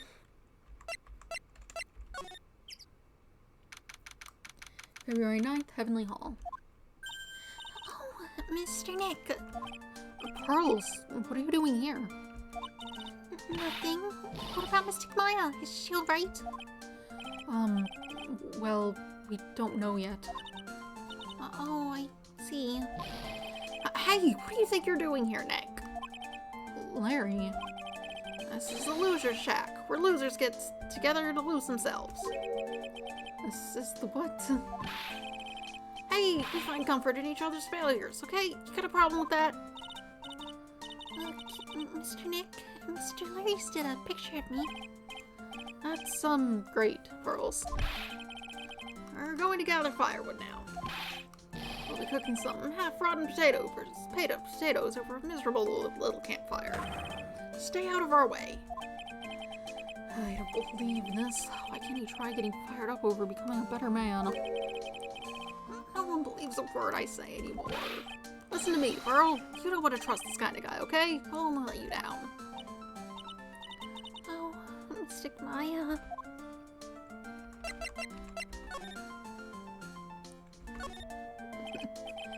Larry, is there something you want to tell me about this picture? I got nothing to say to you, Nick. My life's here now, with Pearl, two losers cooking potatoes together forevermore. What am I going to do with him? Alright then, what do you think about this picture, Pearls? I think it's really well drawn. I can't draw at all, so I think it's really amazing. See, someone appreciates it. It's tough getting the flames to look like that, you know? It's supposed to be Sister Iris flying through the air, isn't it? I love it. It's like a dream, a wonderful fantasy. Actually, hold on. I noted that the things seemed like they were on the wrong side. Is this like upside down? Was she falling and he just was at a weird angle? That'd be weird. 30 feet though.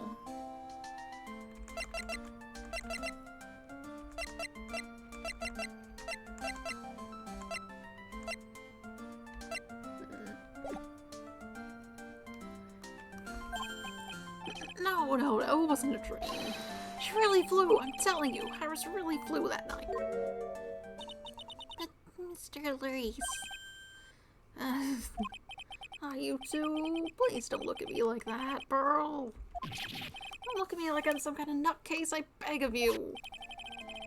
I guess this picture really is a representation of what Larry thinks he saw. Okay, so I was half asleep when I was here that night. Yeah, he's even looking at it upside down. But I was wide awake after the lightning struck. And I saw what I saw. It was exactly like I drew in the picture. It looks like I don't have any choice but to take this sketch at face value. Hey, what's with that look of doubt on your face? Pearls, Yes, Mr. Nick? I've been meaning to ask you about the night of the murder. Where were you and what exactly were you doing when it all happened? I was just, well, I'm just a kid, you know? I'm sure it doesn't really matter what I was doing, does it, Mr. Nick? Sorry, Pearls, but yes, it does. On the night of the murder, you were supposed to be in Miss Stoneham's room reading a book together. But Miss Stoneham was murdered and you, Pearls, were at the Inner Temple. Just what exactly happened that night, Pearls? I'm really sorry, Mr. Nick. Ooh. That's a new way to arrange it. I've been a bad girl. That's why I'm being punished. What are you talking about, Pearls? my spiritual power has disappeared. What? Our powers have disappeared. What do you mean your powers have disappeared, Pearls? Your power has disappeared. It's all over for me. A spirit medium who can't channel spirits is like a painter who can't paint. Hey, what are you looking at me for? Pearls, did you try to channel someone's spirit right here at Hazakura Temple? Tried but failed, perhaps?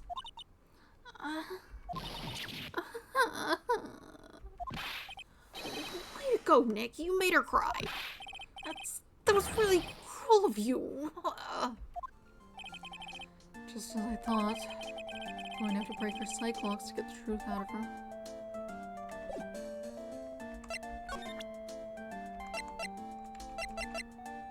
Do you know about this? Pearls? That's no good. She's in no condition to look at anything for me right now.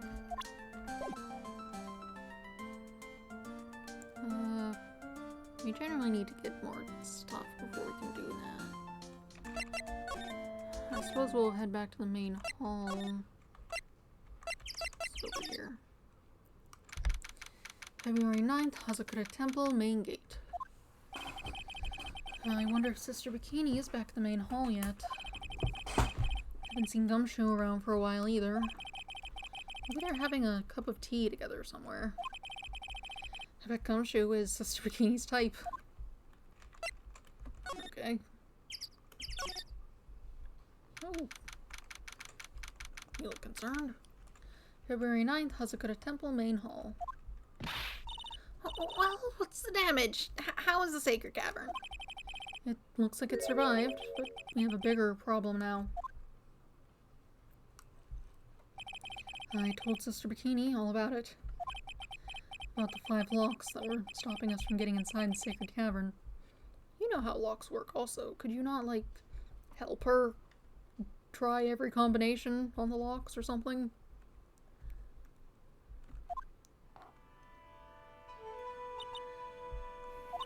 But who could have done that? Only people who know how to set those trick locks are those of the Kurain tradition. We have Iris at the sacred cavern, trying her best to open them for us right now. Actually, there's something I've been meaning to talk with you about, Sister Bikini. Oh, yes, we were in the middle of a chat, weren't we? Yes, you were telling me how the Master of Kurain disappeared 17 years ago. I want to know why Misty Faye suddenly appeared at this temple. It was about a week ago when Mystic Misty arrived. After she showed me the talisman that proved she was the master, she said, "Someone is trying to destroy the Kurain tradition's main family line. I'm here to put a stop to them."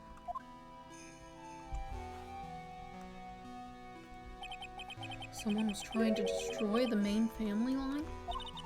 There is only one heir to the title of master at any time, and it's usually the eldest. That child becomes the new master of Kurain, and her daughters the main family. All other mediums become branch family members with no hope of controlling the clan. That's why nothing has changed throughout the history of the clan. Branch families always have and always will plot to erase those of the main family line. That seems like something you should work on.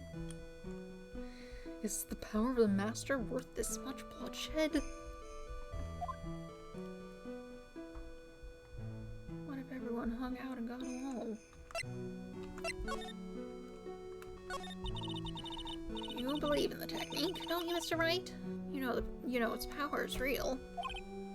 Yes, I do. It's been 2 years since I first met Maya.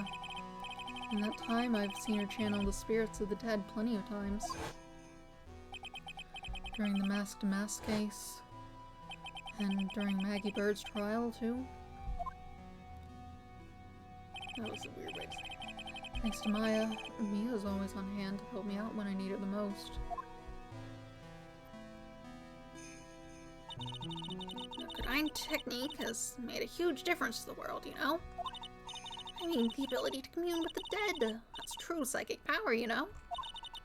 Members of the tradition have always been there, behind every important leader. Who wouldn't respect such a tremendous skill? I suppose so, but with all that power and influence, I kind of expected you'd be really rich by now. Are you saying we're poor, Mr. Wright? You're very direct, aren't you? People don't believe in it anymore, you see. All because of one little mistake. A mistake? What mistake? It was 17 years ago. That's when everything came crashing down. All because of that incident. That incident? Is she talking about what I think she is? I'm sure the records still exist if you're interested. Locked up, of course.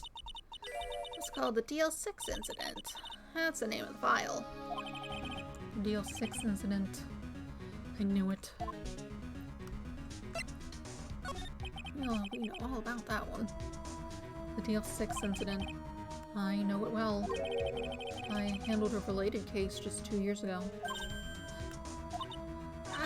That's right. It was you who was the defense attorney on that case. A murder that took place 17 years ago. It was the first time in the country's history the police ever used a spirit medium. The idea was to channel the victim's spirit to learn the identity of the murderer. And the medium who performed the channeling was Misty Faye, Maya's mother. No, through Mystic Misty's channeling, the name of a certain man surfaced. Armed with that as evidence, the investigators were spurred into action. But that man, he was found not guilty, wasn't he? That's right, he was. And the case remained a mystery. In other words, we failed. It's the first case the world had ever seen the Godine tradition openly involved in. It's all over the media, the public, the judiciary, the people of Godine Village. Everyone judged her. Everyone said Mystic Misty's powers were a sham. And then she just disappeared. Vanished while everyone still thought of her as a fraud. But I know the truth. Mystic Faye's spirit channeling wasn't a sham at all. Of course it wasn't. And since you managed to reveal the truth, we're finally making a comeback. The Godine tradition is starting to recover at last. But with a new master wielding the power of the clan. Does she mean Maya? The spiritual power of the Godine channeling technique is in the blood. Maya's told me this exact same thing before. We, the women of the Fae clan, have always been spirit mediums. It's because of the power to communicate with spirit. It's because the power to communicate with spirits flows strongly through us. According to Maya, only the women in the family can inherit that power. The main family's bloodline stems directly from Mystic Ami. But with each new generation, only one daughter becomes a new master. And the ones who don't become branch families, right? That's right. It's always the cause of tragedy. You know, Maya had a sister too. An older sister named Mia. Oh, yes, I've heard of her. What? You know about Mia? Of course, she became a lawyer in hopes of discovering what had happened to her mother. And lost her life as a result. Do you know what Mystic Mia is rumored to have said? She said that it wasn't only because of her mother that she became a lawyer. She also didn't want to fight with her sister over the leadership of the tradition. Really? Well, she saw what happened to her own mother, Mystic Misty, as she grew up. Guess Mystic Mia got tired of seeing all the rivalry between her mom and her aunt. That's right. Misty Faye had an elder sister too. And Misty, having superior powers, managed to usurp the master's seat from her. Mystic Misty's sister is Mystic Morgan, as you probably know. Morgan. There's a name I know well. It was a year ago now, at Maya's home, Kudine Village. What she did was terrible. It was also she could make her own daughter the next master. I suppose if you know about Mystic Morgan's daughter, you must have already realized that Iris... Huh? Iris? What's Iris got to do with any of this? That Iris is Mystic Morgan's daughter. Huh? Iris is what? Is she kidding me? Iris is Morgan Fay's daughter? Fascinating. Did you just say that Iris is Morgan Fay's daughter? Oops, I thought you already knew. Sounded like you'd met one of the Mystic Morgan's daughters already. I have. I know her very well. Oh? Yes, Pearl Fay. But I always thought she was an only child. Just that child. She's Mystic Morgan's. I had no idea. Seems like you didn't know anything about any of these people. Mystic Morgan. But she is in prison now, isn't she? Yes, ever since she was found to be a co-conspirator in a murder case last year.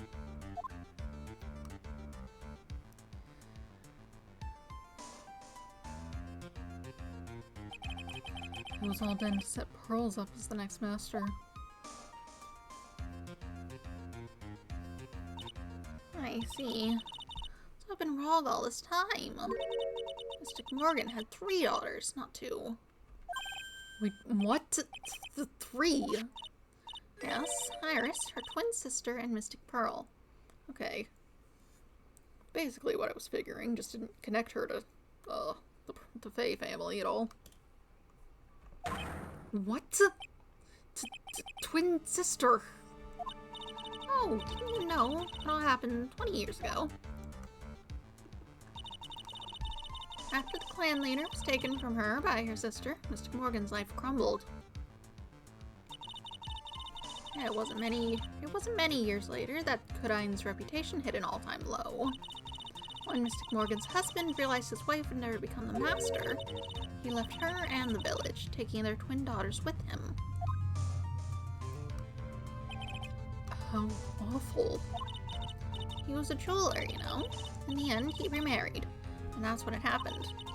He decided to give one of his girls up to be looked after by us here at the temple.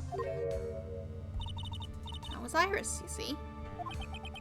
It's unbelievable. If Iris has a twin sister. Could it be... could you tell me one more thing, Sister Bikini? What was the name of Iris's sister? I'm sorry, Mr. Wright. I just can't remember. All I can recall is that her father was a jeweler. Well, it's a clue, I guess. Jeweler. Thank you very much. You've helped clear up a lot of details. Pearls had 2 older sisters, huh? Yes, that's right. No doubt it was all because of Mystic Morgan's anger toward the main family. Anger? What do you mean? Her twin daughters were taken from her by her jeweler husband. But even that couldn't destroy her dream that a child of hers would one day lead the clan. That's why she had pearls? From the same father, husband? Or a different one? Was he unaware that this was happening? Did he just not?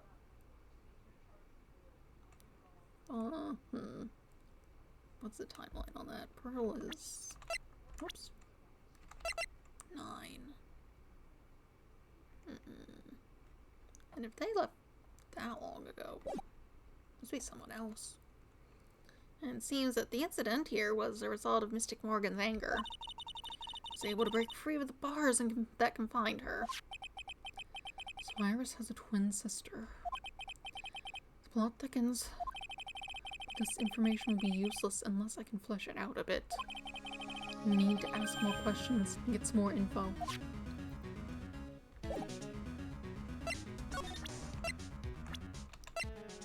she's been tossed in here. What do you mean age question marks? She's twins. They're twins. She's the same age. What do you mean age question marks? Okay. Iris had a twin sister. That's really all I know about her. That and the fact that she was taken away from her mother by her jeweler father. I don't have any idea where she is or what she's doing now. I could tell her, but she's probably have a coronary and a half.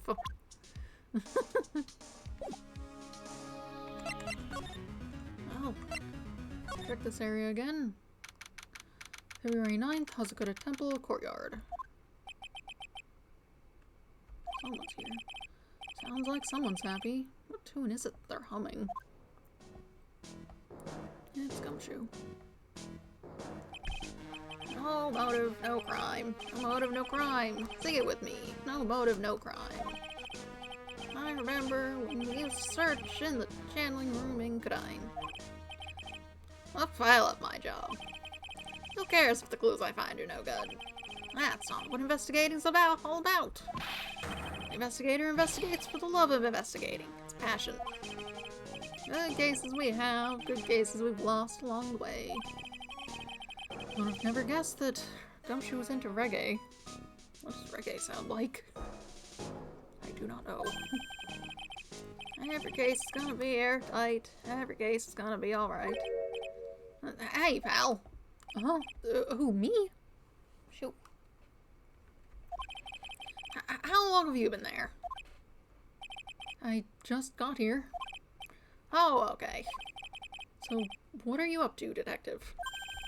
I'm investigating, pal. Made a promise to Mr. Edgeworth. Promised I would find the real murder weapon. A real murder weapon. That barbed sword thing turned out to be a false lead, right? Giving it my best shot here, but I still haven't turned up any clues. I just found these weird scraps of paper. Looks like a letter or something. Doesn't seem to have anything to do with the case, though. A letter? Can I see them? Oh, that's not a button. Oh, I guess we'll ask that. So, how's the investigation going, Detective Gumshoe? I don't know if I should be telling you, pal, but I guess it can't hurt. Looks like the murder took place in the inner temple garden. And they're taking that bloody writing on the lantern pretty seriously back at HQ. Any fingerprints? What? You mean... I don't have the details, pal. All I know is if you don't find Maya down in that sacred cavern, we're gonna be faced with one ugly situation. What kind of ugly situation are we looking at here? You got me. I don't know. They're not my words, pal. Then who said it? Mr. Godot. Godot? What did he mean by that? Let me see the letter. About that letter you found. Don't remind me, pal. I'm busting a gut here trying to find the murder weapon. All I find is some burnt up old letter.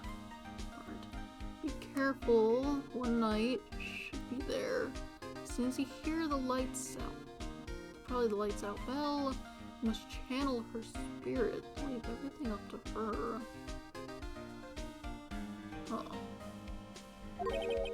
Burnt up old letter. Yeah, it was in that incinerator right outside the inner temple. The incinerator? I knew it. I knew I wasn't imagining it. There was snow on the incinerator when I first saw it. But after the incident, the snow had melted away. Which means someone used the incinerator on the night of the murder. What's up with you, pal? I've got it right here if you want to take a look. Can I? Do you mind? Sure, go nuts. I don't want it, pal. You can have it. It's all spirit mediums and masters and stuff. I bet it's got no relation to the case. Spirit mediums? That letter added to the court record found by Gumshoe in the Inner Temple Incinerator. It's got to be important if it mentions spirit mediums and masters. Let's see if we can get a better look at it. Be careful, once night falls, should be there. As soon as you hear the lights out bell, but there's a big space there. You must channel her spirit. Give everything up to her. More pages. Her name is something. She is our all something. The whole. There's a picture of her. Use it when you channel her. I know you can do it. The picture's gone. I have to look for that. Once this is something. Burn the probably the letter. Also make something. Tell anyone about this letter.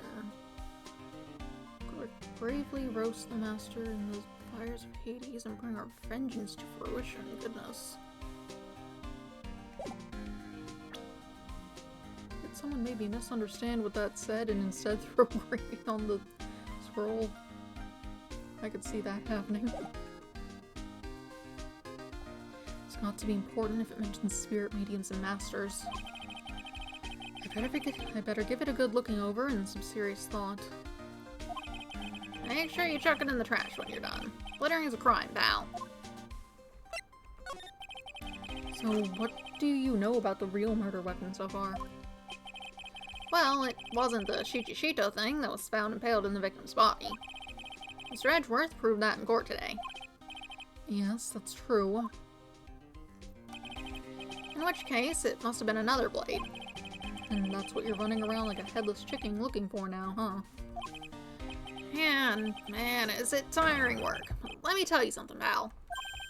I'm no chicken. We got the feather of forensics in our cap these days. We're using the department's secret weapon on this.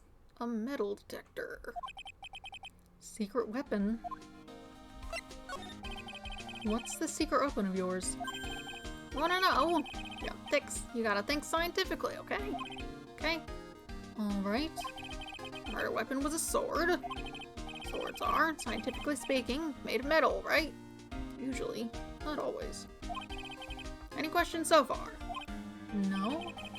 I know what he's going to say, but I'll let him look smart. So what's the perfect tool for the job? It's a metal detector. Raise your hand if you didn't see this coming from a mile away. Well, you want to give a scientific investigation a go? Huh? Me? Just like forcing this off onto someone else? I've been using this thing for hours now. It gets pretty boring after a while. Why don't you give it a try? I don't know. Should I help Detective Gumshoe out or not? Why not? Come on, pal. It's good fun, I'm telling you. Alright then, I guess I'll give it a go. Like I said, this is the department's most advanced gadget. The absolute best. It's so sensitive you can make it cry. It's so high-tech you could skydive off of it. Oh, bother. So, now I'm gonna tell you how to use it. It's possible the real murder weapon is around here somewhere, right? Sure, that's what we're trying to find out. Alright, so first, let's turn the detector on. That's the sound of the metal detector's signal bouncing off something metallic. Next, move the detector around and give this courtyard a good look-see, pal.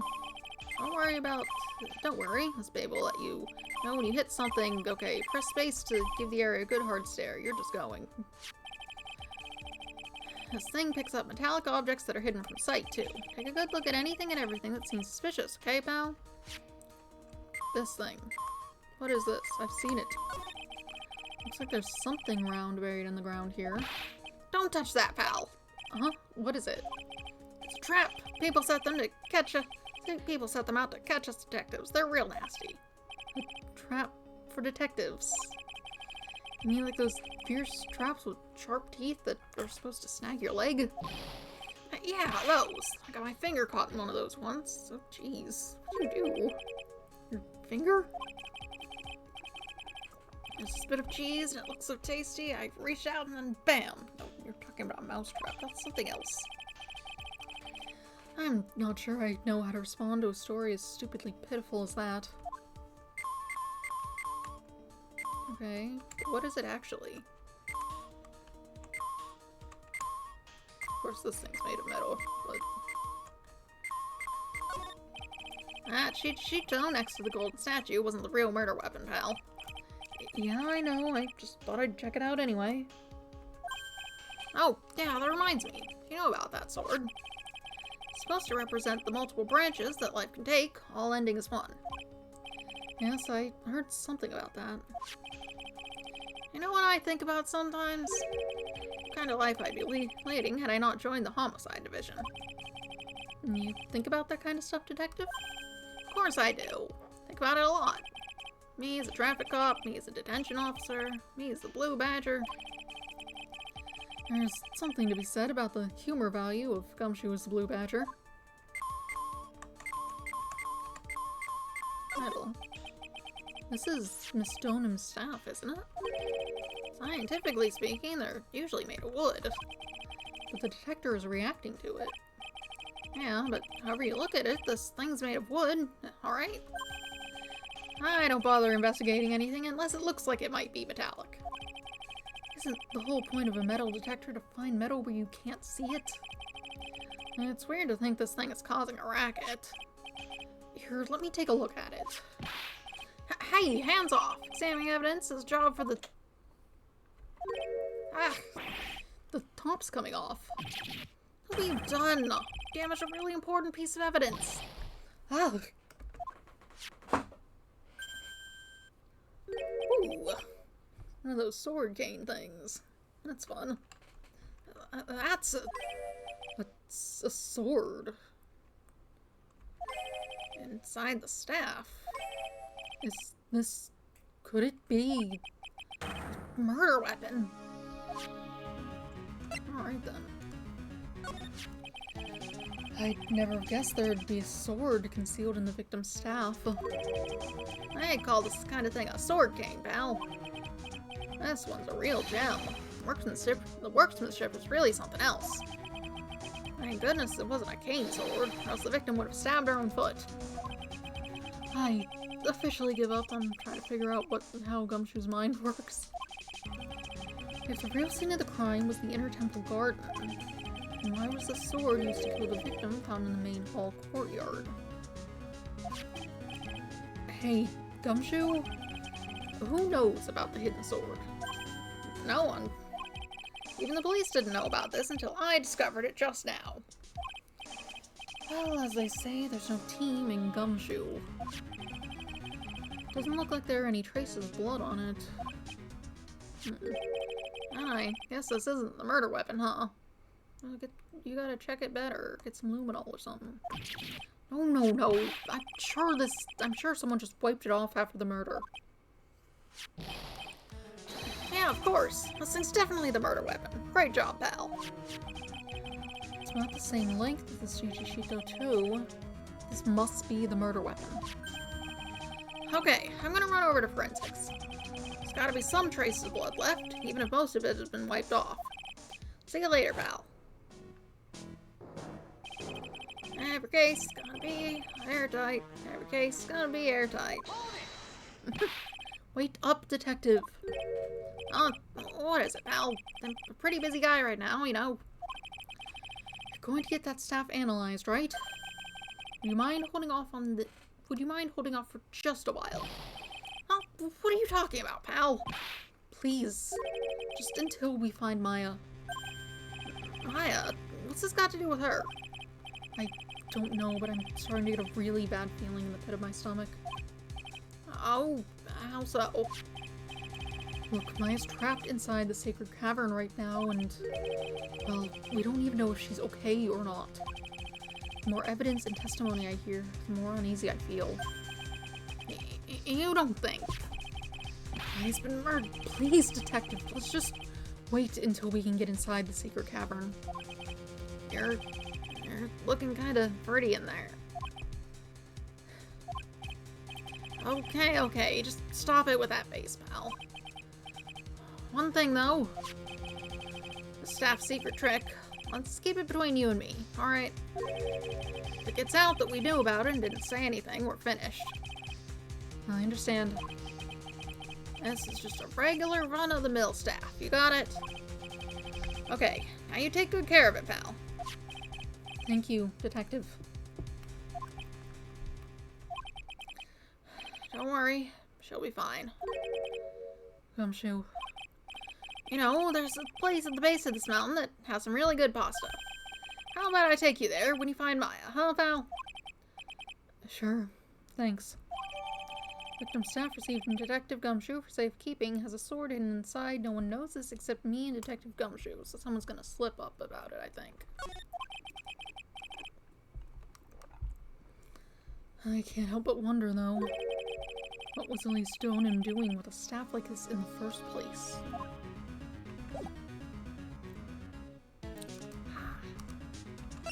Suppose we'll head out. You had a lock? No. You had it earlier and I already dealt with it, that's right.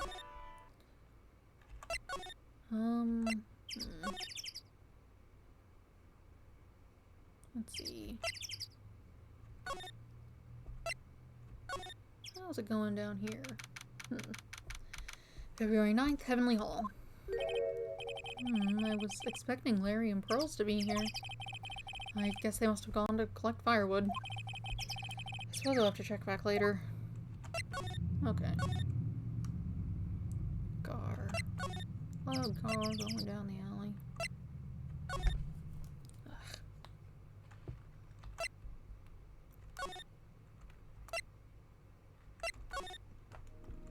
You didn't have anything to do, did you?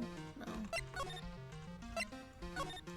Let's see if we can deal with, your lock thing. Let's see what can be done.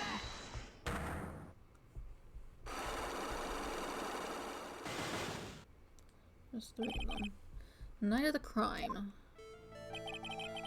I think it's time you told the truth about what you were doing on that night. You said you were in your room at Hazakura Temple the entire time. You still claim that to be the truth. Yes, it's where I was.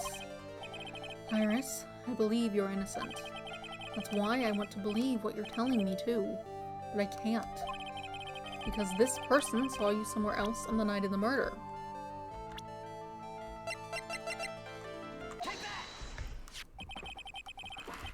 I'm talking about Sister Bikini, of course.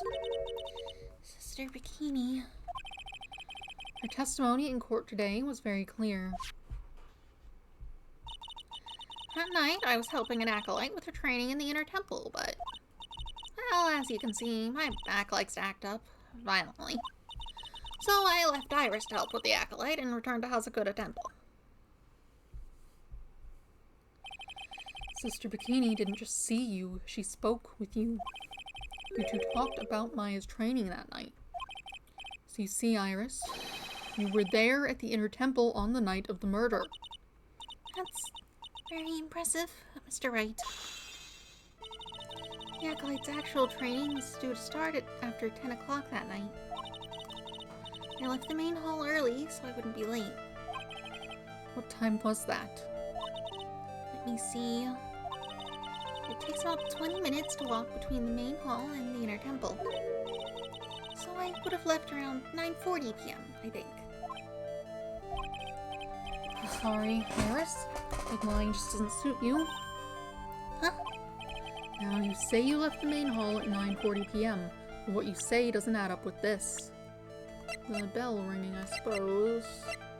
What do I have that says the bell? What you said before, and also, everyone heard the bell, I guess. You yourself testified to the contrary, don't you remember? You said you rang the lights out bell at 10 o'clock that night. Plus, only moments before you rang that bell, you were seen at the main hall by the most reliable witness I have. Who's that? Me. Mr. Wright. We even spoke a little that evening. That's when you gave me this. Surely you haven't forgotten. No, that's right. I remember. And that brings us to another puzzling fact, Iris. At 10 o'clock on the night of the murder, you were seen in 2 different places at the same time. It's time you told me exactly what's been going on, Iris. So far, I've managed to prove two things. First, on the night of the incident, you were at the Inner Temple. And second, at that exact same time, you were ringing the bell at Hazakura Temple.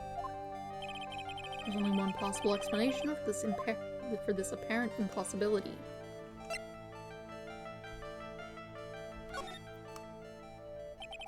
On the night of the incident, you were seen in two different places at the same time, which means there must have been two of you. I can't think of any other explanation, Iris. But that's crazy. How could that be? There's only one of me. It's impossible. Impossible? I wonder. The way you're trembling certainly seems to suggest otherwise. You're seriously trying to suggest there's more than one of me? Show me the evidence. Show me something that proves there's more than one of me.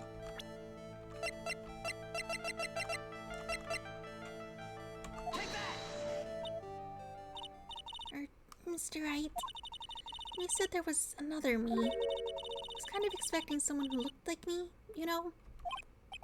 I guess so. That is someone who looks like you. In that case, are you saying that I look like this person? Well, I can't say with 100% certainty, but... Can you show me something you are 100% certain about, then? Oh, okay. I guess we need to get more information. Nurse is trying to hide something from me. Can't drag it out unless I show her some irrefutable evidence. I don't mean to be uncooperative, but you're seriously trying to suggest there's more than one of me. I guess we need to get more info on that. Maybe we can show it to Edgeworth. We can ask him about that. It sounds like he was looking into it. Hey, look at this mystery. Hey, Edgeworth, did you know that Iris had a twin sister? What? A twin? You can't be serious. Sister Bikini told me, but the problem is she didn't know the name of this twin. There's nothing about Iris having a sister in the files I checked. Well, Iris was taken in by the temple when she was really young. Apparently her sister was raised by her father. A jeweler, I think. A jeweler. Right. I just might know who this twin sister of hers is. I had a feeling you'd say that. Let me guess. Her name is Dahlia Hawthorne, right?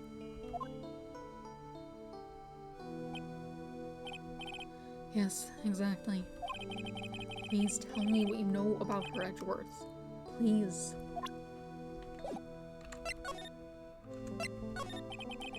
It was my first court case, 6 years ago. I was a greenhorn, and due to my inexperience, the defendant died. You're talking about Terry Follis, right? You know about that case.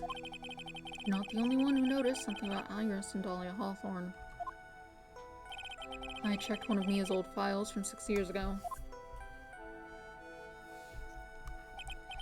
Yes, Dahlia was a key witness in that case. Dahlia and Terry Follis conspired together to stage a fake kidnapping 11 years ago.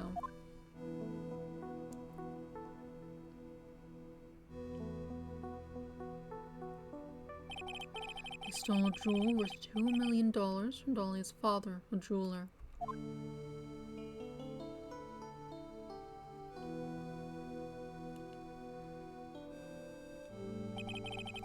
About 5 years after that, she murdered her own sister, Valerie Hawthorne, to keep her from talking. Her sister? Well, her stepsister, actually. They weren't blood-related. Valerie was the only daughter of Dahlia's father's second wife. Oh. And this is when she entered my life. The woman who tried to kill me.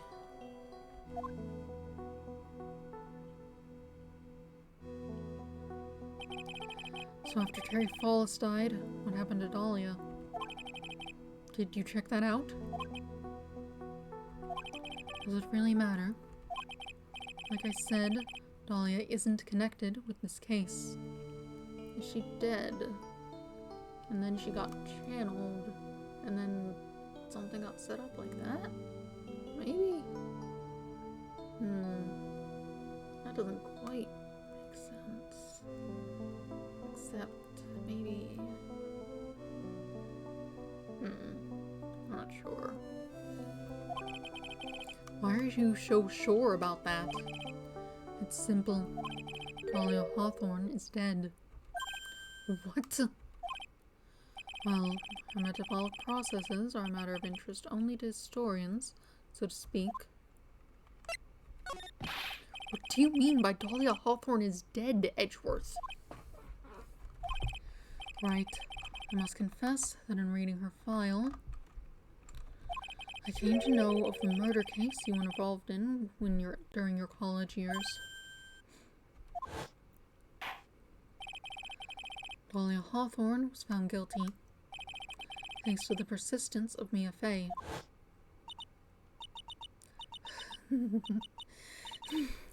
Mia Fey! Mia Fey!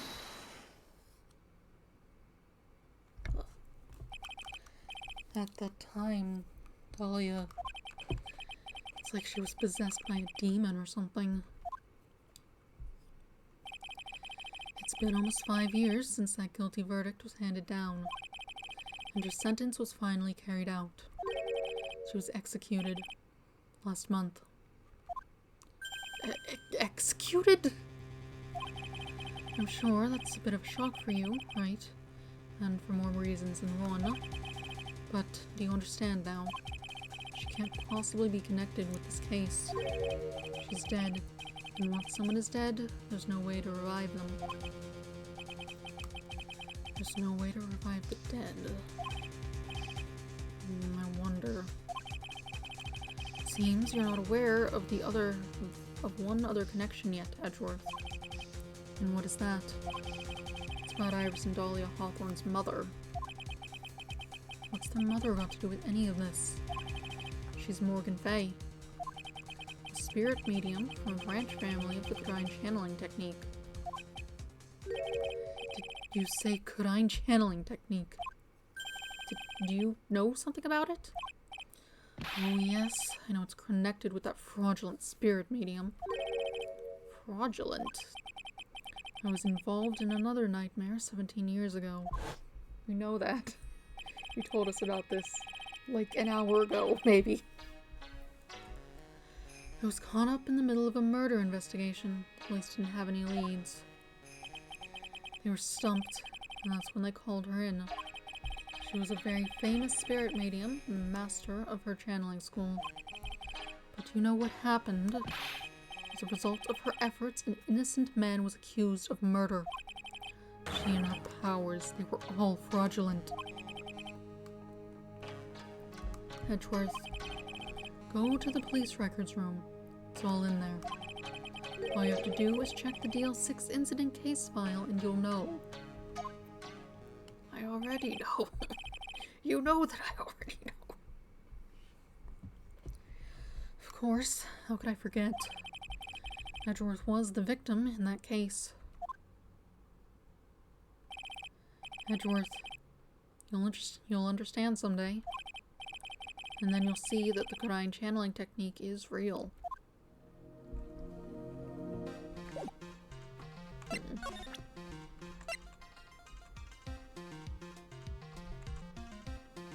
Thoughts on this? Definitely connected to the case. What do you think about this, Edgeworth? Hey, prosecutor, you don't want to do anything. Fine, we'll leave.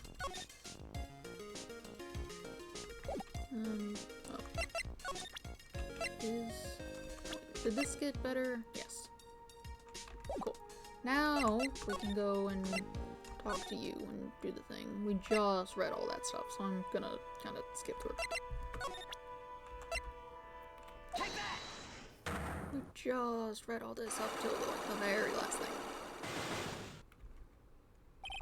End of the crime. time you told me, what were you doing? You were in 2 different places. Someone saw you. Talking about bikini. I saw you at the training hall or whatever. But also, I also saw you. Likewise training, start at 10. But because you weren't there, because you rang the bell, we heard it, and also I saw you. Testified to the contrary. Reliable witness, me. Gave you this. Remember, 10 o'clock the night of the murder, you were in 2 different places at the same time. This time you told me exactly what's been going on, Iris. So far, I've managed to prove 2 things. First, on the night of the incident, you were at the Inner Temple. And second, at the exact same time, you were ringing the bell at Hazakura Temple. There's only one possible explanation for this apparent impossibility. There were 2 of you. On the night of the incident, you were seen in 2 different places at the same time. Which means there must have been 2 of you. I can't think of any other explanation, Iris. But that's crazy. How could that be? There's only one of me. It's impossible. Impossible? I wonder. The way you're trembling certainly seems to suggest otherwise. Seriously trying to suggest that there's more than one of me? Then show me the evidence.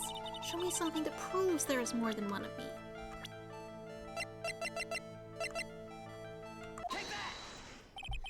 I have a firm grasp of the situation now, Iris. You have a sister, don't you? A twin sister, perhaps? That's right. Dahlia Hawthorne. A woman I know only too well. I had no idea you knew of her. Very impressive, Mr. Wright. But she's no longer... Yes, I know. Her sentence was carried out recently, wasn't it? I'm sorry. Thank you. There's no need to I'm sorry. I think might have been Phoenix saying that. Who knows? There's no need to explain now, is there, Iris? The second you, who was here at the temple on the night of the murder, was your twin sister, Dahlia Hawthorne. But you just said it yourself a second ago. My sister's dead. Have you forgotten that? Have you forgotten this, Iris? This is a channeling dojo, a training ground of the Korean channeling technique. At night, someone channeled Dahlia's spirit, and you knew about it. And that's the secret you've been trying to hide from me.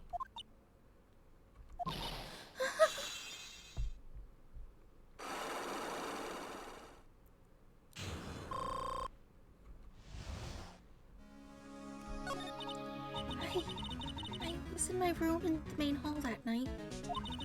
As soon as I heard that I'd been spotted in the Inner Temple, I knew it was my sister. Dahlia, the other half of me, who passed away last month. Just as I suspected. The Iris that Sister Bikini saw in the Inner Temple on the night of the murder was Dahlia Hawthorne. Why didn't you tell me this before? Because my sister always does the right thing. Excuse me? She killed at least 2 people. Maybe 3 people, depending on what exactly she's done. Maybe she stabbed herself. And because I mustn't get in the way of what she's trying to do. I already betrayed her once before. I can't do it again. You betrayed her? What do you mean? That's why I have to accept I may be found guilty. It's the only way. What is she talking about? You know about it, don't you, Mr. Wright? About the fake kidnapping that took place here on Maple Mountain 11 years ago. That was the start of it all. It's what started her down that twisted path.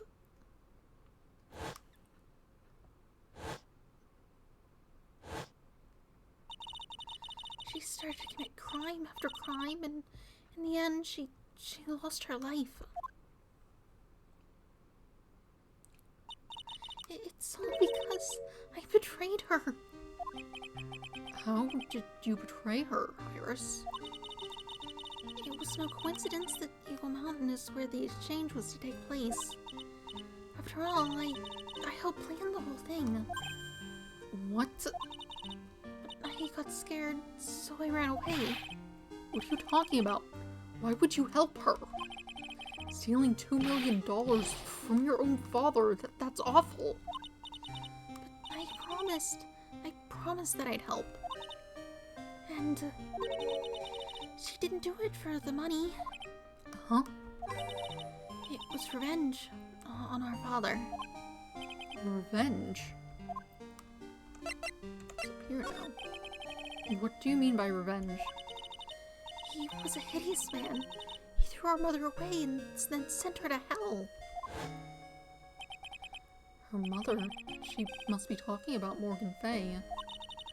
Our mother was the eldest daughter of the main branch of the Fay family. The main family had a lot of influence in many businesses and political circles at the time. As the eldest daughter, our mother was set to inherit all of that as the next master. That's the reason our father married our mother in the first place, for power.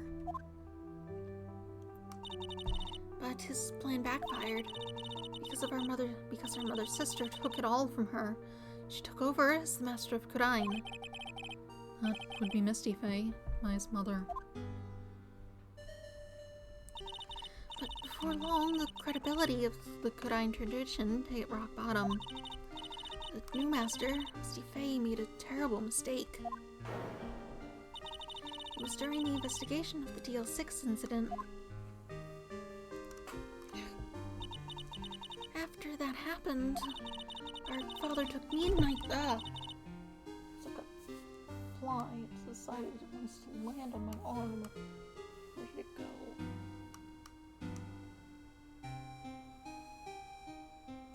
Get something to hit it with. Paper. Did I get it? Photos. I don't see it, at least. Our father took me and my twin sister away, leaving our mother and our home behind. He hated the place. He said it was a hick dive and that he had no reason to stay there. And that's when you came here to Hazakura Temple. Yes, the woman my father took as his next wife already had a daughter, Valerie. I had no place in his new family, you see. Oh. And I haven't seen my mother once since then. Having the master's seat stolen from her and being rejected by her own family. I've heard she's been very battered, spiritually and emotionally. I think I'm finally beginning to see how the pieces fit together. I have asked for everything I can in my capacity as a prosecutor. This incident, everything related to it goes back to the history of the Fay clan. That's what it looks like. Iris, there's just one more thing I want you to tell me. What is it? During the incident in which your sister Dahlia Hawthorne poisoned a lawyer, she began a relationship with a certain college student in order to hide the evidence. That college student, have you heard anything about him? Well, I did hear one thing. She said he hated his guts. I see. Thank you for your help. You're welcome. Hurry up, Phoenix Wright. There's still much to investigate. Leave these locks to me. I'll open them for you. I promise. Thank you. I suppose I'd better continue on my investigation. There's still one giant secret left to unlock. Pearl's Cyclock. Yeah, how much does she know about any of this? Oh, let's go see if she's back there, I suppose.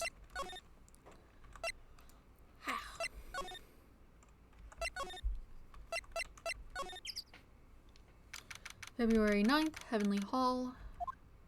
Just that. Look at that. They really did make a fire right in front of the shack. Oh, Mr. Nick. You're too late, Nick. You came here for one of our potatoes. We've already polished them all off. I think I've pretty much got all the evidence I need. Now I just need to find out what Pearls is hiding. Hi, Pearl.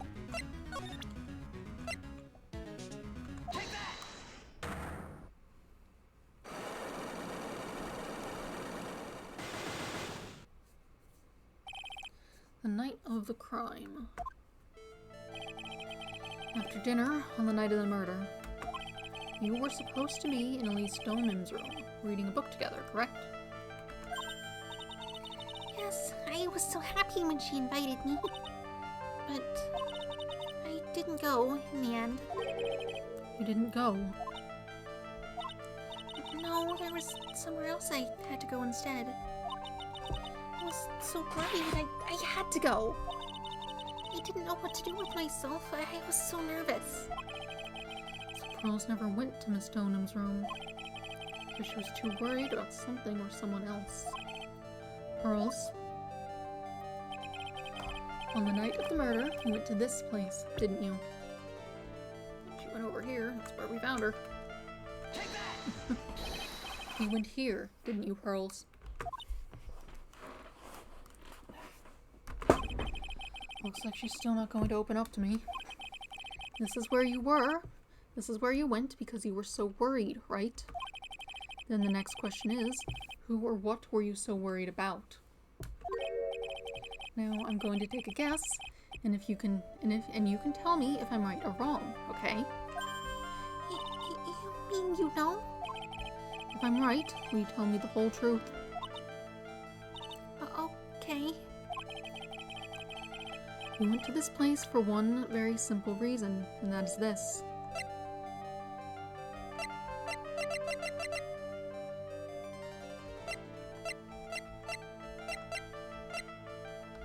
I guess just to check on Maya. It's obvious what you were so worried about, Pearls.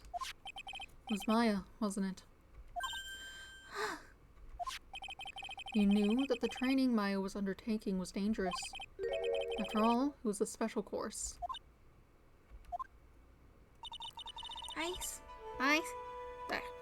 I signed up for your special course. Oh my. Quite brave of you, considering how cold it is. Young people can be so reckless with their health. Don't blame me if you become one with those you channel.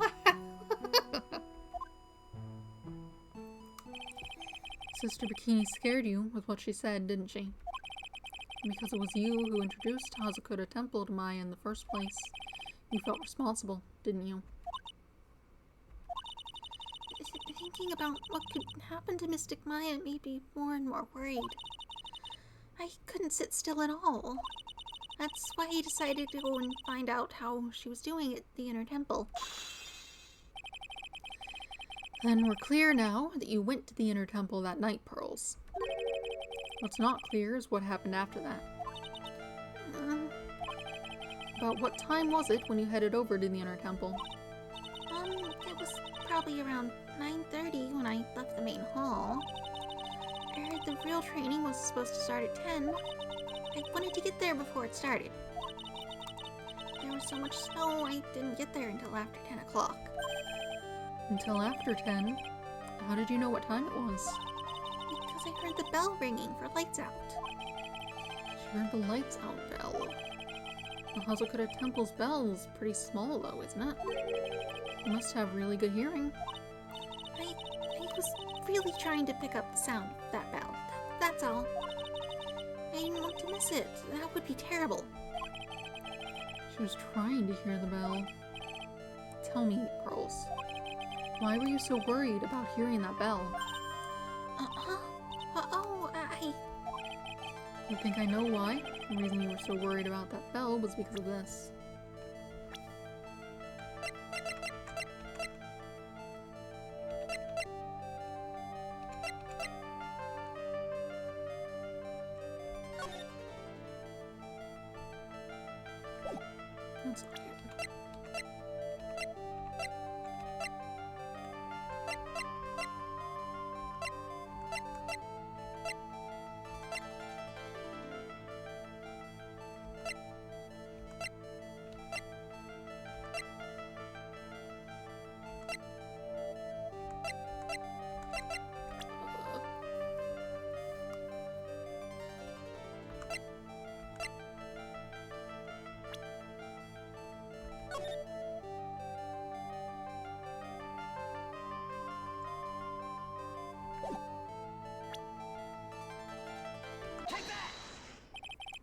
You were given some instructions to follow for that night, weren't you? I presume you recognize these pieces of paper. Where did you... In the incinerator at the inner temple. Pearls, you were following the instructions in this letter that night, weren't you? That's why you couldn't afford to miss the sound of the lights out bell. I'm speechless, Mr. Nick. You're amazing. These instructions that were found in the incinerator, I believe they were written for you, Pearls. For me? No. As you can see, a large portion has been burnt, but the last section is still fairly legible. As soon as you hear the lights out bell, you must channel her spirit. Who was it, Pearls? Whose spirit were you supposed to be channeling? Taking into account the author of the note and their purpose for writing it, whose spirit would Pearls have been trying to channel? Don't overthink it, Phoenix. It's pretty obvious who Pearls was supposed to channel. The person you were trying to channel that night, Pearls, was...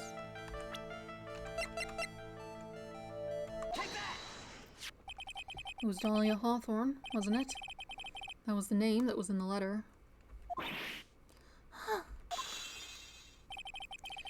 Just as I suspected. It wasn't Iris who Sister Bikini met at the inner temple that night. It was Dahlia Hawthorne. Do you know anything about her, Pearls? Do you know what kind of a woman Dahlia Hawthorne was? No. I've never heard of anyone by that name before reading those instructions. I thought so. Pearls doesn't have a clue. She doesn't know that Dahlia is her sister. About the instructions in the letter I found, Pearls. Who wrote them? Whoever it was asked you to channel the spirit of someone you've never heard of. You must have had quite a lot of respect for them. After all, you followed their instructions without question. So here's my next question. Who wrote this set of instructions for you to follow?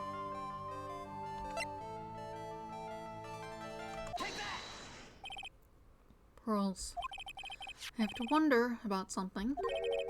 You didn't have any idea what these instructions meant, did you? But you followed them to the letter regardless. Why? Because it was your own mother who asked you to. That's why. How did you... I figured it out. The person who wrote this letter was your own mother, Morgan Fay.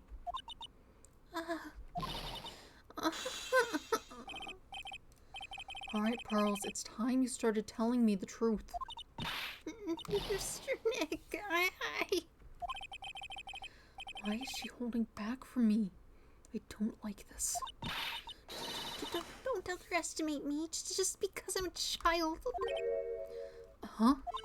If you're trying to say I followed these instructions, I'd like to see some proof. What? Because I don't think you have any. She'd say anything rather than admit to carrying out those instructions. I guess we'll have to produce some more evidence then. One more thing should do it.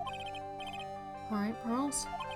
We both know someone carried out these instructions on the night of the murder. But you're right, there's no evidence that proves it was you. I knew it. However, I do know that whoever did it was a child. Huh? How do you know that? It couldn't have been an adult. No adult would have made a simple mistake like that. A simple mistake? What do you mean by that? Sure, you thought you were carefully following the instructions you'd been given. You misunderstood some of the words, and this is the evidence that proves it. Oh, I saw that earlier, actually. Whoops. No, I don't. I need to... It was you who splattered gravy on this hanging scroll, wasn't it?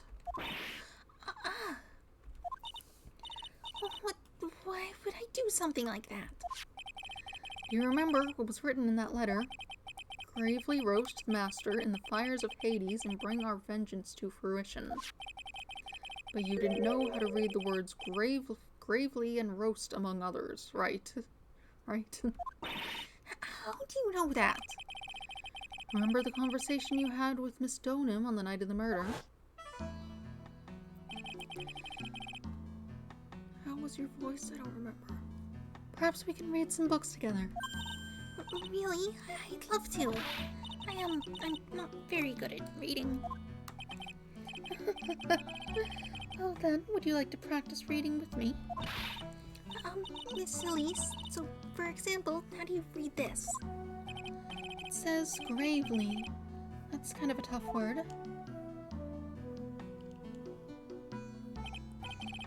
Sure, Miss Donham taught you how to read gravely and roast, but what she didn't teach you is what they meant.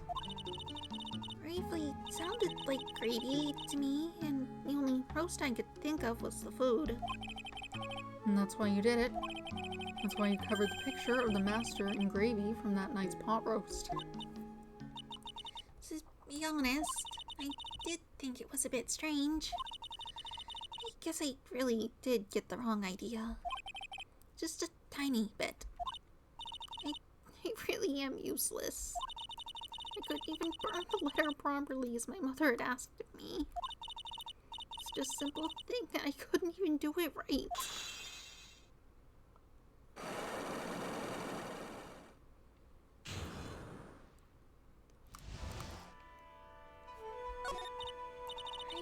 After dinner that night, I did go to the inner temple.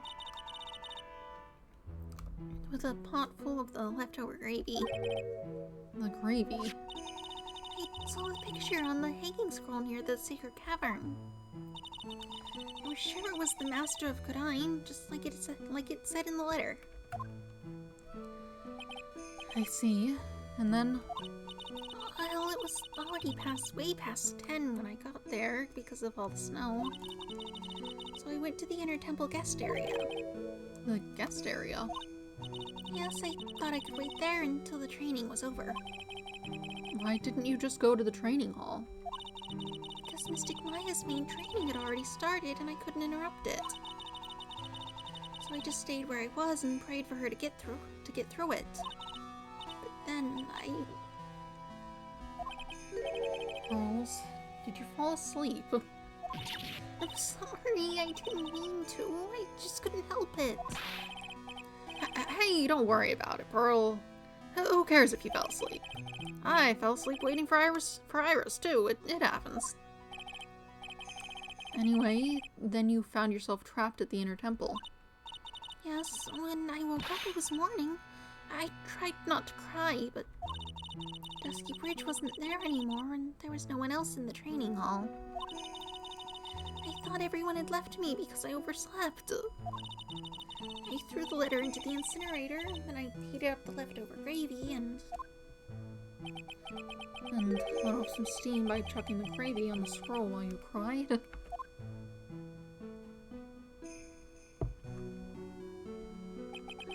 It must have been pretty scary for you, Pearl. I know what it's like, Nick. I know what it's like. Nick used to leave me behind when I fell asleep at school, too. Don't equate something so trivial with her experience, Larry. it was written right in my mother's letter. It said, as soon as you hear the lights out bell, you must channel your spirit. I was on my way over to the inner temple when I heard the bell ring. So you channeled Dahlia Hawthorne's spirit. No. I tried, but I couldn't do it. You couldn't do it.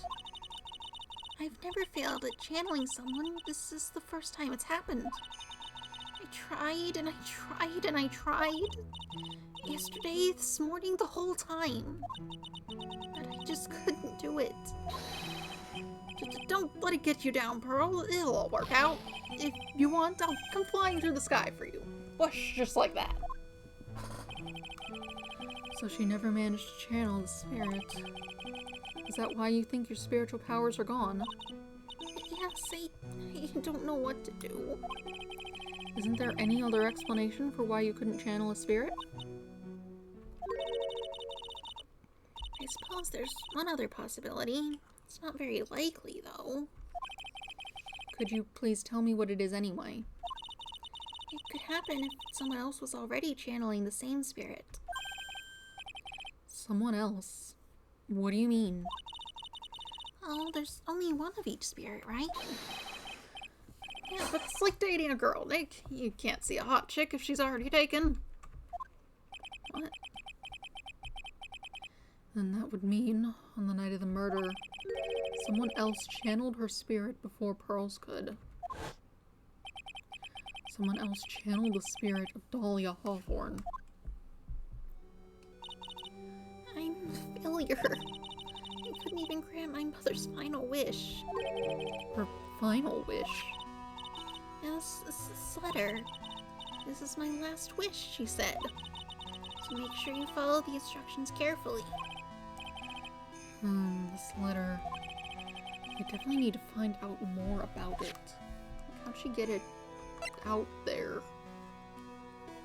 It seems like a very specific thing that they maybe wouldn't want you sending for prison.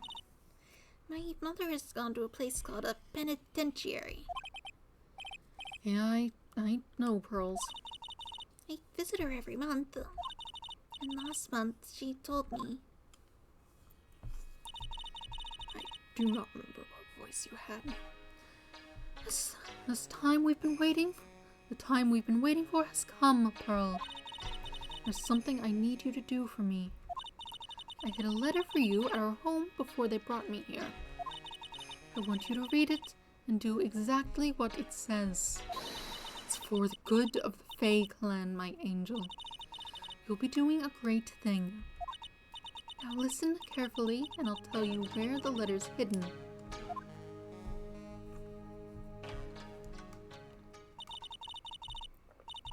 My mother is always nice to me. I love her very much. Yeah, moms will do anything for their kids, right? She said it was for the good of the Fae clan, so I knew I had to help her. I mean, Mystic Maya's part of the Fae clan, so it had to be good for her, too. That's right, isn't it, Mr. Nick? I guess so. Yeah. There was a picture with her letter, too. A picture? Of Miss Dahlia Hawthorne. Usually a picture is enough to channel someone's spirit, but this time... Pretty weird, huh? Like Larry knows anything about this stuff. There's something else that was strange about my mother's letter. The seal on it was broken, as if someone had already opened it once before. That sure is pretty strange. It is. Something had opened. Someone had opened it already. Burnt letter updated in the court record. Orders from Morgan Fay opened once before. Thanks, Pearls. You really helped me out. You're very welcome. My mother is watching over us, so I'm sure Mystic Maya will be alright. Look at that innocent smile on her face. What am I supposed to say to her? Huh. That's you. Finally figured it out, have you, Wright?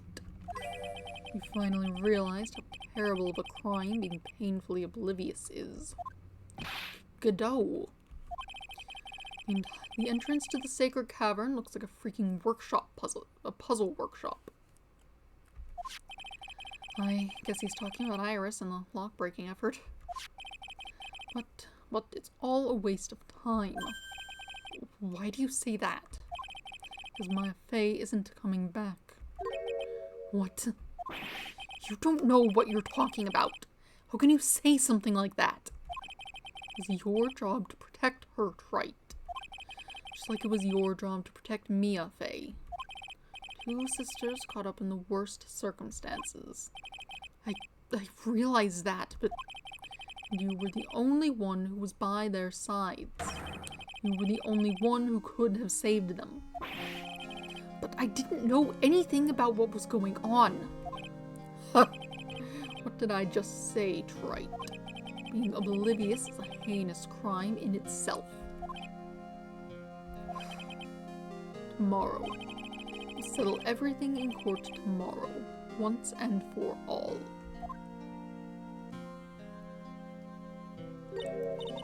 Mr. Nick, is what that man just said true? It'll be alright, Pearls. I'm sure Maya's alive. You'll see for yourself tomorrow. Yeah, that's right. I know I can trust you, Mr. Nick.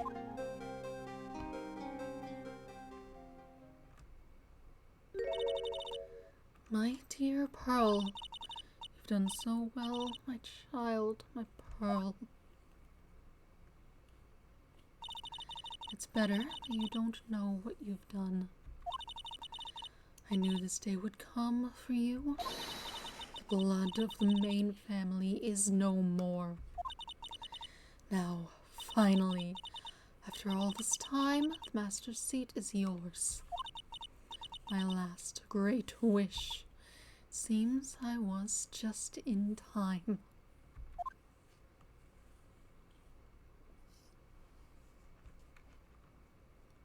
Be continued.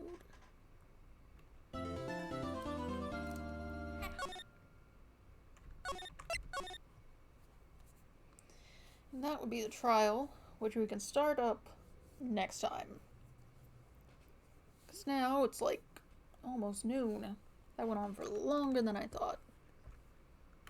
I don't generally read fanfiction until I've seen everything about a series.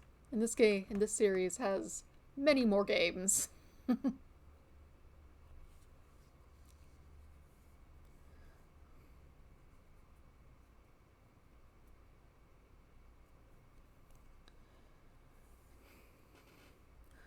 I've already got a plan to play the other ones once I get to them. But for now, I'll get back to this next time. But not Friday. Friday, I'm going to be streaming Professor Layton and the Curious Village. We'll see how we do with that. And then on Monday, I'll be back to Ace Attorney. Let's see. Anything else I need to cover? Nope. Stream will start at about 7 again. Next time. But yeah. Professor Layton on Friday. More Ace Attorney on Monday. Around 7 a.m. Eastern Standard Time. Yeah. Yeah, that's all. Have a nice day. Goodbye.